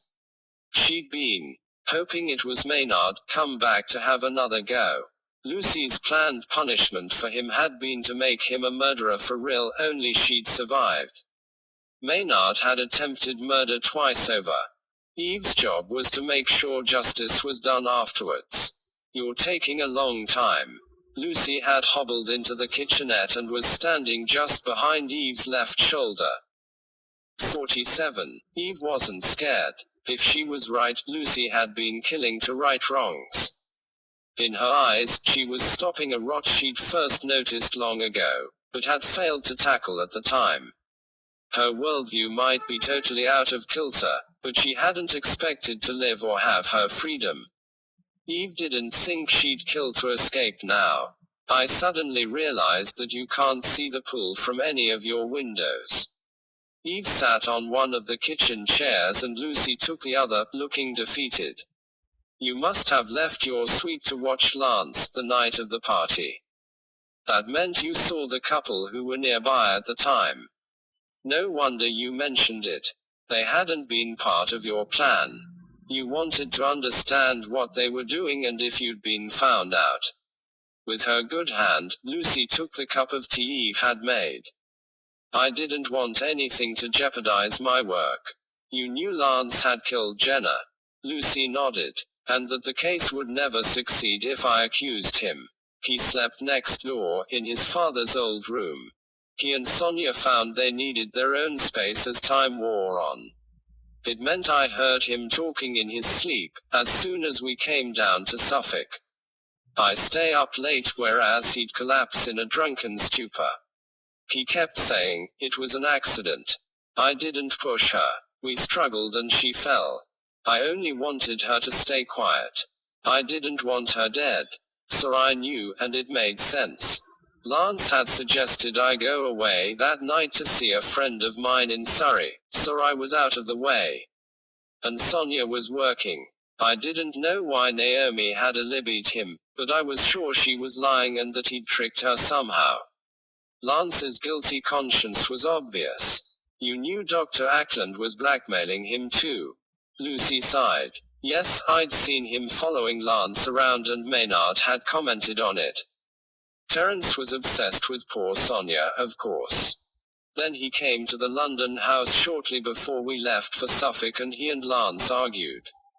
I had no idea of the cause, but it was very unusual. Yet despite the row, they were smiling when they emerged from Lance's study, each fawning over the other. I could see that they'd settled the differences in a way that somehow benefited them both, but it didn't leave Lance happy. Then when we came down here I heard Lance talking about blackmail in his sleep, within a day of seeing him sneak the Tibetan cabinet out of the Grange.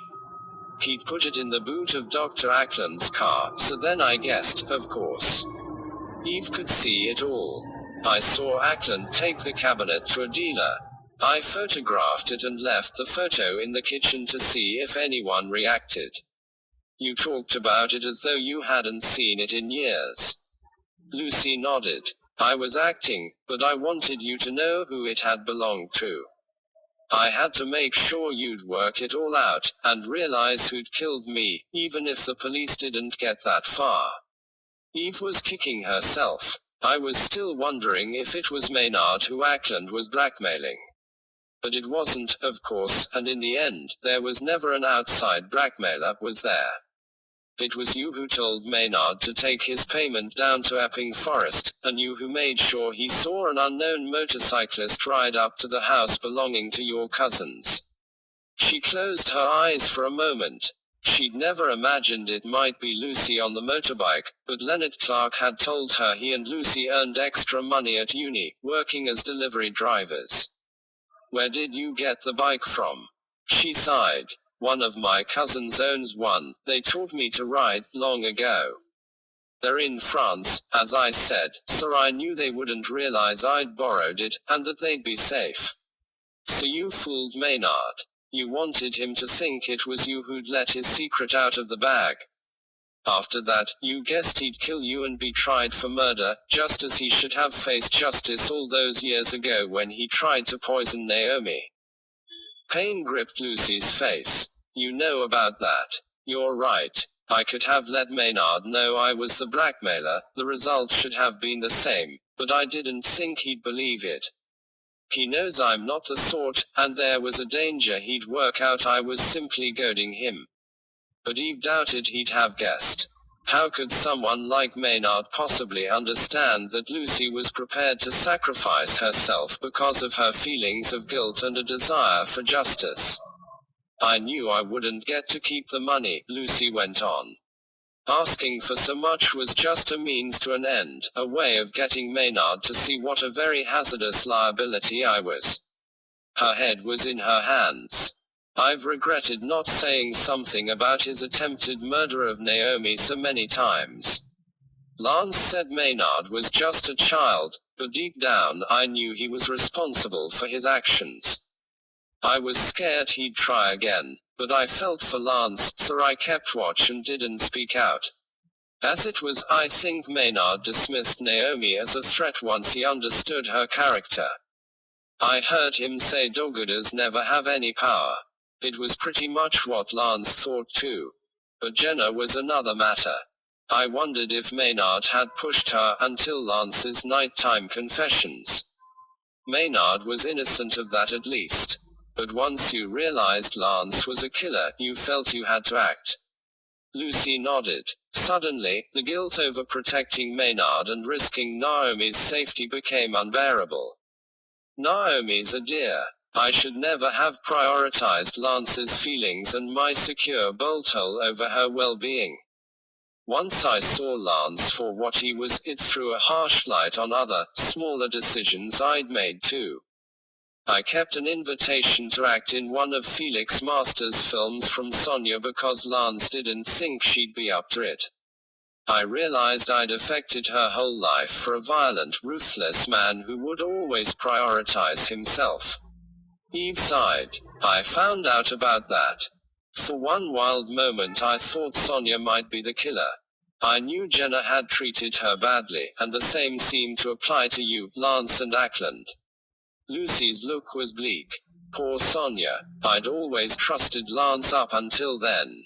I made it my mission to support him in any way I could after Jacqueline died. I hated myself, and I suppose I almost worshipped him by comparison.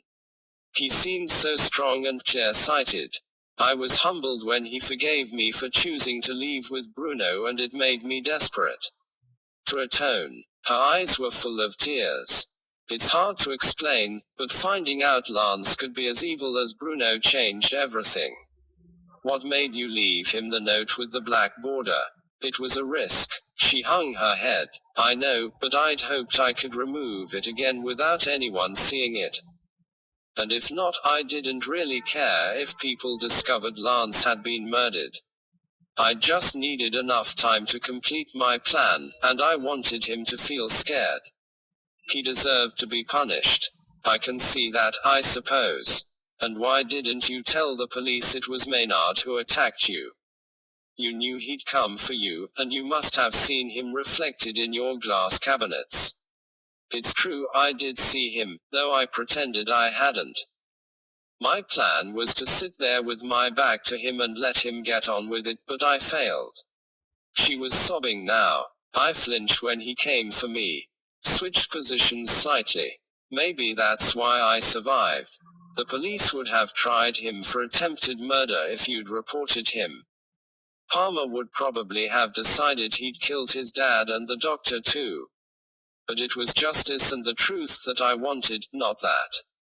Lucy's tone was vehement. I needed Maynard to pay for the murder he'd tried to commit years ago. And for you to find out the truth about Lance and Terence and tell everyone why I'd done what I did. I could have confessed after Maynard's attack went wrong, of course, gone to jail, faced the publicity. Seen him get out before me. She took a juddering breath. But the thought was too awful. No, I knew sooner or later Maynard would try again, and my original plan would come to pass. It was at that moment that Eve was distracted by a tiny click from the next room. Thoughts of Maynard made her chest tighten. She got up from her chair and Lucy stopped crying. Eve peered round the kitchenette door, but the sitting room was quiet and deserted. She tiptoed to the door of the suite and listened. Nothing. I think we should lock your door and call the police, she said, turning to Lucy, who'd followed her into the sitting room. I know you didn't want it this way, and I'm sorry, but we're out of options. At last, Lucy nodded, and went to a drawer in her desk. A second later, she was facing Eve again, frowning. The key's not there. Panic twitched Eve's stomach as she dashed to the armchair where she'd left her bag, but her mobile was missing too. A second later she was at the door of the suite, turning the handle, already guessing what she'd find. It was locked. Maynard must have done this. Have you got your mobile? Lucy reached for her bag to one side of the sofa, her burst of energy evaporating the moment she looked. It's gone. Useless regrets flooded Eve's mind. Maynard must have sneaked into Lucy's living room and listened as they'd talked. Why on earth hadn't she acted more quickly? She'd been spellbound by Lucy's story. Blind to what might happen next. I don't think there's anyone left in the house to help us, Eve said. Sonia told me she was going out and I saw Naomi and Erica cross the garden when I went to make tea. Eve could hear sounds on the landing now. Heavy footsteps pacing to and fro. And then a smell worked its way under the door. Petrol. Eve felt sick with fear. She could see Maynard's plan now. It was a long way down from Lucy's rooms. Maynard, you won't get away with this. She was shouting through the door. The fire investigators will see an accelerant's been used and you're the only one here. They'll know you're responsible. No, they won't. His voice was muffled. They'll blame Sonia. As you so helpfully pointed out, she had a motive for every victim. This was appalling. This isn't right. Lucy's voice was a whisper. Maynard must get the blame. And you must survive to make sure the truth comes out. You too, Eve said, but Lucy shook her head. How the heck could they communicate with the outside world? Is your computer booted up? Lucy nodded, rushing towards it, but when Eve launched a web browser to send a message, she saw there was no internet connection. Maynard must have unplugged the router. Her hands were shaking. The smell of petrol was intense now. Sickening. She was sure Maynard would put a light to it within seconds. He had no reason to wait. Her heart going like the clappers, she browsed for available Wi-Fi connections on Lucy's laptop. With Maynard just outside the door, there was the briefest of chances. There it was. The Wi-Fi hotspot connection on her own phone. Maynard must have it on him, and the phone had data. She needed the password. It was crazy. She knew it so well, but her mind went blank. Precious seconds ticked past. The moment Maynard walked away, the hotspot would be out of range. At last, it came to her. Sylvia Daphne 416. Her neighbors and part of an old phone number. She had a connection, but it would be gone in moments. Maynard would run for it once he'd lit the petrol. Think. There was no time to try for a Skype call, and she couldn't remember her password anyway. She wasn't sure WhatsApp would work either, without her phone to scan the QR code which would come up on screen. She went for Facebook instead, bashing in the names of her twins and the year they were born to access her account. Then she was on a group chat she'd once set up with the gang. Help! At the Grange. She sent it. Maynard guilty. She pressed send again. Stuck in Lucy's suite. Setting a fire. She tried to dispatch the third message, but it was no good. The internet was out, and Eve could smell burning. 48. If she and Lucy died, Eve realized the police would probably think Maynard was guilty of all the murders thanks to her message. She didn't have many regrets about that, but she didn't want to die. The door was already burning, and she hadn't even managed to tell Robin and the gang that they'd need the fire brigade. She hadn't thought quickly enough. Eve moved to the sitting room window, looking at the ground far below. She was facing a sheer drop. But then she thought of how clearly they'd been able to hear Sonia and Molly's voices from next door. Eve knew old houses were bad for soundproofing. Elizabeth's cottage was terrible, but the sounds that traveled from room to room weren't usually quite so clear. She rushed through to Lucy's bedroom and started tapping at the wall. What are you doing? Do you have a hammer? Or something heavy I can hit this wall with? There's a part that sounds hollow. There was no way it was solid brick. She was betting there'd been a door there at one time, linking the two rooms. There might only be plasterboard over the top. Lucy returned with a toolbox a moment later. Eve slammed the bedroom door shut against the fire and pointed at it. Block the bottom with the duvet. Lucy moved as though in a daze. If only this worked. If only they weren't trapped. Eve found a hammer and gave it all she'd got. In an instant, she realized she was right. The hole she'd made showed a hollow cavity with more plasterboard beyond, breaching a gap between solid areas of brick. The smell of smoke was strong, and progress agonizingly slow. At last, Eve began to attack the board on the far side of the gap, but Lucy's bedroom door was smoldering just behind them. She managed to enlarge the gap so they could enter Lance's room, but even as she did so, she knew it was futile. The fire must be spreading up the corridor outside. There would be no way out. And Lucy hadn't crossed to Lance's room with her. Come on, Lucy. If you don't survive, it'll be my word against Maynard's. Eve had to make her fight. At last, Lucy stepped through the jagged gap. There was a photograph of Lance and Sonia on the bedside table there, smiling back at her. And there, in the sloping roof, was a Velix window. As Eve looked at it, wondering if there was any way they could use it to reach safety, Lance's bedroom door caught fire.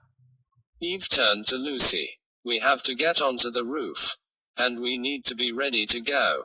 The moment I open the window, the draft will draw the fire into the room more quickly. Eve could tell Lucy didn't want to come with her. I'm sorry, Lucy, but it's your duty. You have to finish this. I want you to climb out ahead of me. Eve didn't trust her to follow otherwise. Open the window and climb out now, for everyone's sake. Eve couldn't let Lucy die. As the fire spread across the carpet with alarming speed, Lucy suddenly sprang to life as though Eve had finally got through. She shoved the Velix open, and Eve helped her up. It was hard going with one of Lucy's arms not working, and she feared for her once she was on the roof. Press yourself flat against the tiles and keep away from the edge. Thank goodness it wasn't icy. The fire had reached the bed and the smoke was making Eve cough. This was all taking too long, but she couldn't let her panic show. That's it. Just ease yourself across. At last, there was room for Eve to exit the window too, but how long before the roof went up? Clinging to the edge of the window, her body tensed against the tiles, Eve visualized the shape of the Grange. The large apex roofline onto which they just climbed led to a perilous 3-story drop on the side they were on. But not on the other. Up and over the apex, the roof sloped down to meet a second, adjoining, triangular roofline. There was a dip between the two where there'd be no danger of falling. If the fire spread, they could still die up there, but it would give them some breathing space. If only one of the gang had seen her Facebook message. Sylvia and Daphne weren't as responsive on Messenger as they were on WhatsApp. They didn't have the app installed. And Viv might not hear her phone ping if she was busy in a noisy tea shop. As for Viv's brother, he was still on holiday with his wife. He might not even have a phone signal. She was pinning her hopes on Robin, praying he hadn't been using some noisy bit of garden machinery when the message arrived. In the meantime, they needed to move. It was freezing cold on the roof, but it wouldn't stay that way. We have to climb up, Eve said. Over the top. You remember there's a sort of valley on the other side, where this roof meets another one. Lucy nodded. Can you manage with your arm?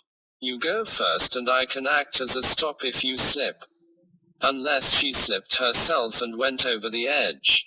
Lucy was inching up, Eve just behind her, nearly at the top when the first bit of roof caved in behind them, consumed by flames. How quickly would the fire spread inside the house? Eve dreaded getting to the apex and looking down into a valley which had already collapsed to ashes. But they had to keep going. That's it. I'm right behind you. If much more of the roof on this side collapsed, the apex would become unstable even if the other side survived.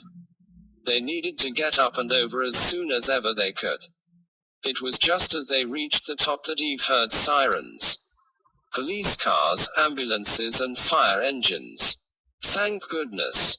And there ahead of them was the slope down to the valley between the two roofs, as yet undamaged by the fire. Eve and Lucy looked at each other, then began the gentle descent on the bottoms, Eve yelling all the while to the emergency teams down below. Robin was there too. It was he and Gus who spotted her first. 49. The next few days passed in a blur. After being rescued by the fire brigade, everyone made a huge fuss of Eve, which was lovely in many ways of course, but also slightly inconvenient as her parents' arrival was imminent and she was behind with wedding admin. Meanwhile, cousin Peter had been in touch to ask if the beds at the Crosskeys had memory foam mattresses. Eve ground her teeth and counted to 10 before she replied. If anything ought to give her a sense of proportion, it was Lucy Garton's sad story. Viv had been trying to help with the last-minute stress, but this had somehow resulted in Eve's altered wedding outfit being sent to a small village the other side of Norwich. Robin had gone to fetch it, saying he was anxious about Eve's blood pressure. Everyone kept saying they could both use a holiday, and shortly after Christmas they'd get it on their honeymoon. In the meantime, and just as joyous from Eve's point of view, they'd have a big family Christmas, a precious thing when her parents were normally so very far away in Seattle. Alongside the wedding preparations, there were developments relating to the case, of course. Maynard and Lucy had been arrested and the truth was coming out. Eve felt desperately sorry for Naomi, who would finally hear that Maynard had tried to kill her, and that her dad and Lucy had protected him. She felt anxious for Lucy too. What Bruno did had changed her for life. Meting out justice in the way she had was terrible, but Eve felt she was broken. Not responsible in the way that another person might be. Robin had nodded when she'd voiced the thought.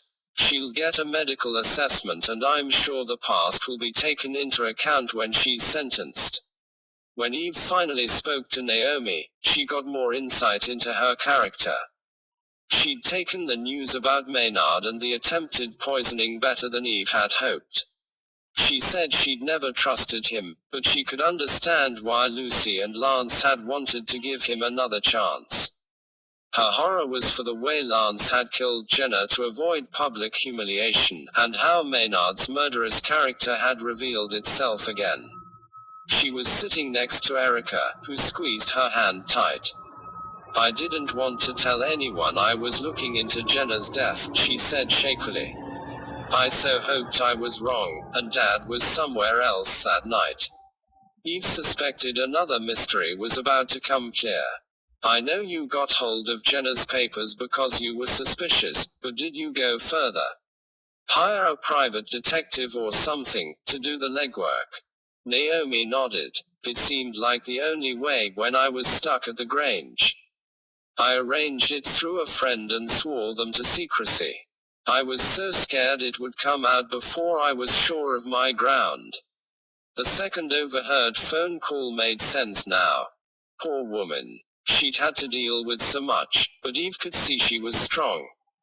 She suspected love and her passion for her work would pull her through.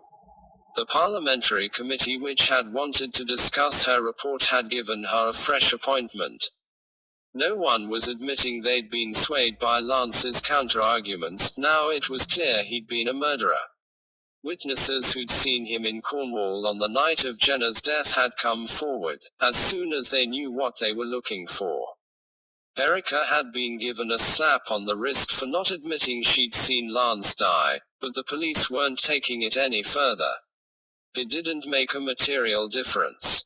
Erica told Eve she'd been dreading confessing the truth to Naomi, but Naomi being Naomi, she'd understood.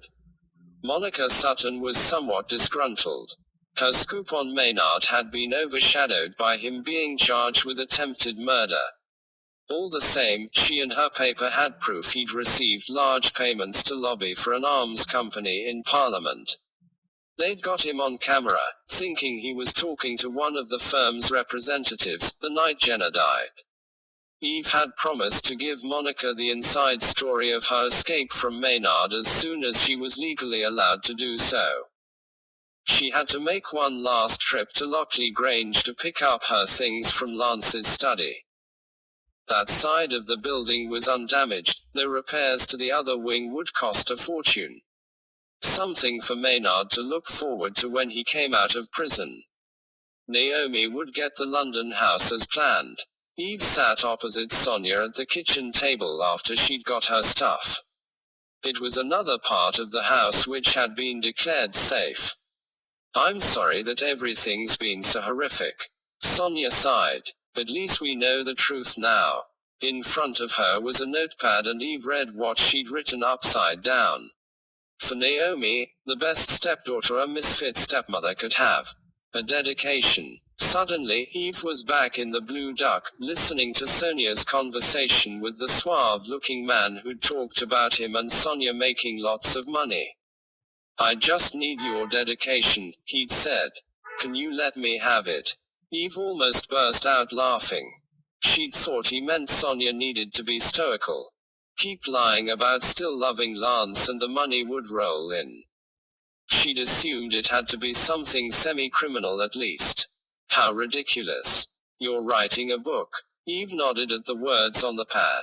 Sorry, I couldn't help noticing. Sonia bit her lip in mock contrition. My publicist would have my guts for garters if he knew you'd seen that.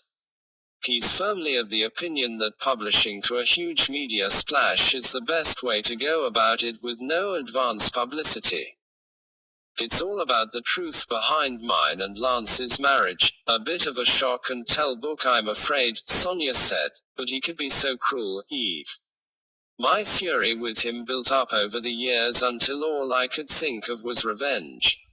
Eve remembered the stories Felix Masters had told her, the other women, the way Lance had publicly humiliated Sonia, playing up the ridiculous dumb blonde stereotype, and turning down a life-changing job offer on her behalf. She got it. You planned to leave him just as the book was published, so no one suspected the truth about your marriage until the first reviews hit the newspapers. Eve guessed the expose would have far more impact if her true feelings came as a shock. She could see why the publicist had asked her to carry on acting as though everything in the garden had been rosy. Sonia nodded. If he hadn't behaved so badly, I'd have thought it was too cruel. As it was, I was looking forward to pulling the rug from under his feet. She went pale. Now I know what Lance did to Jenna. It makes me realize how close to the wind I sailed. If he'd known what I was up to, he'd have done anything to stop me. It was a chilling thought. Sonia took a deep breath. The latest developments will help the book sell even better, of course. She closed her eyes for a moment. At least it will be out too soon for anyone to think I wrote it to benefit from the murders. Poor Sonia could certainly do without that. Back in Saxford, time passed in a flurry. What with getting the spare rooms at Elizabeth's cottage ready for the twins and their other halves, and making sure everything was set for her parents' arrival, they were staying in comfort at the Cross Keys. Eve barely had time to think about her piece for Icon magazine, but she had to get it done. She had a deadline, and there was no way she wanted it hanging over her as she walked up the aisle for a blessing at St. Peter's.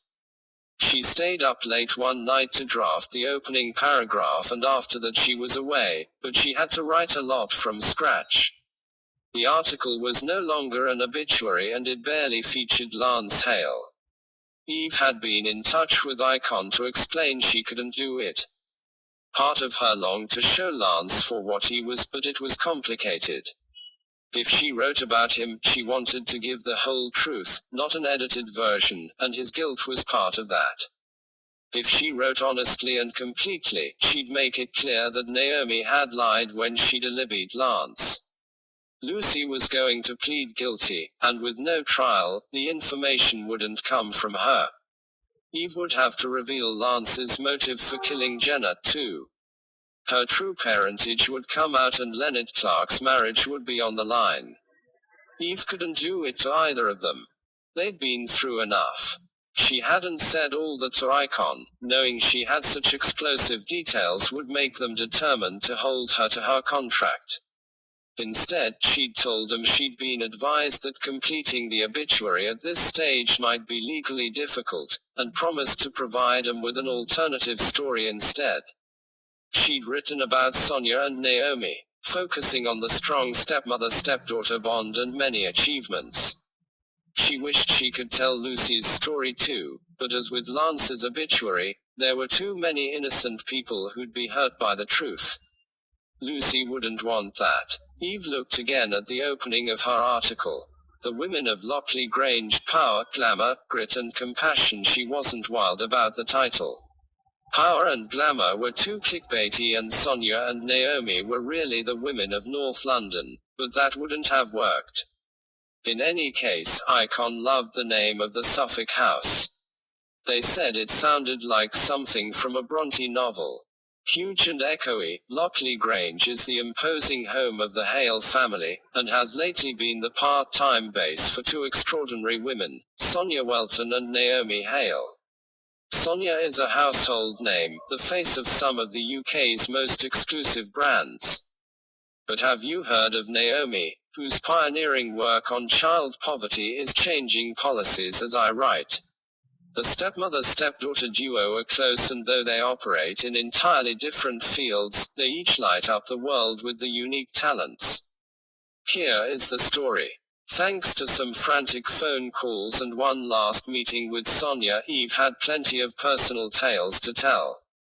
3 days later, Eve and Robin were married at 3:45 in the afternoon in Bleworth's registry office, a pretty half-timbered Tudor building.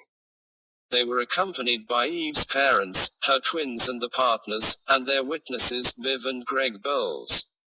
Then they travelled back to Saxford in a 1938 Rolls-Royce Wraith, the headlights picking out the lane ahead, Robin clutching Eve's hand and smiling as though dawn had broken after years of darkness.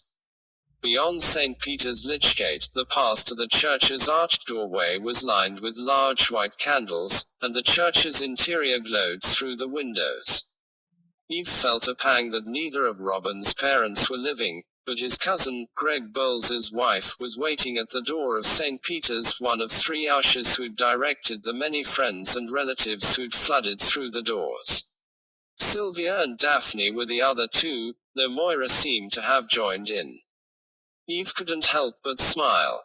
She was clearly having a lovely time. The guests were mostly seated in the glow of the candles inside the church. The place was a sea of light white roses and ivy. Eve's parents, her twins and the partners hugged her tightly before going ahead of her and Robin to find the seats.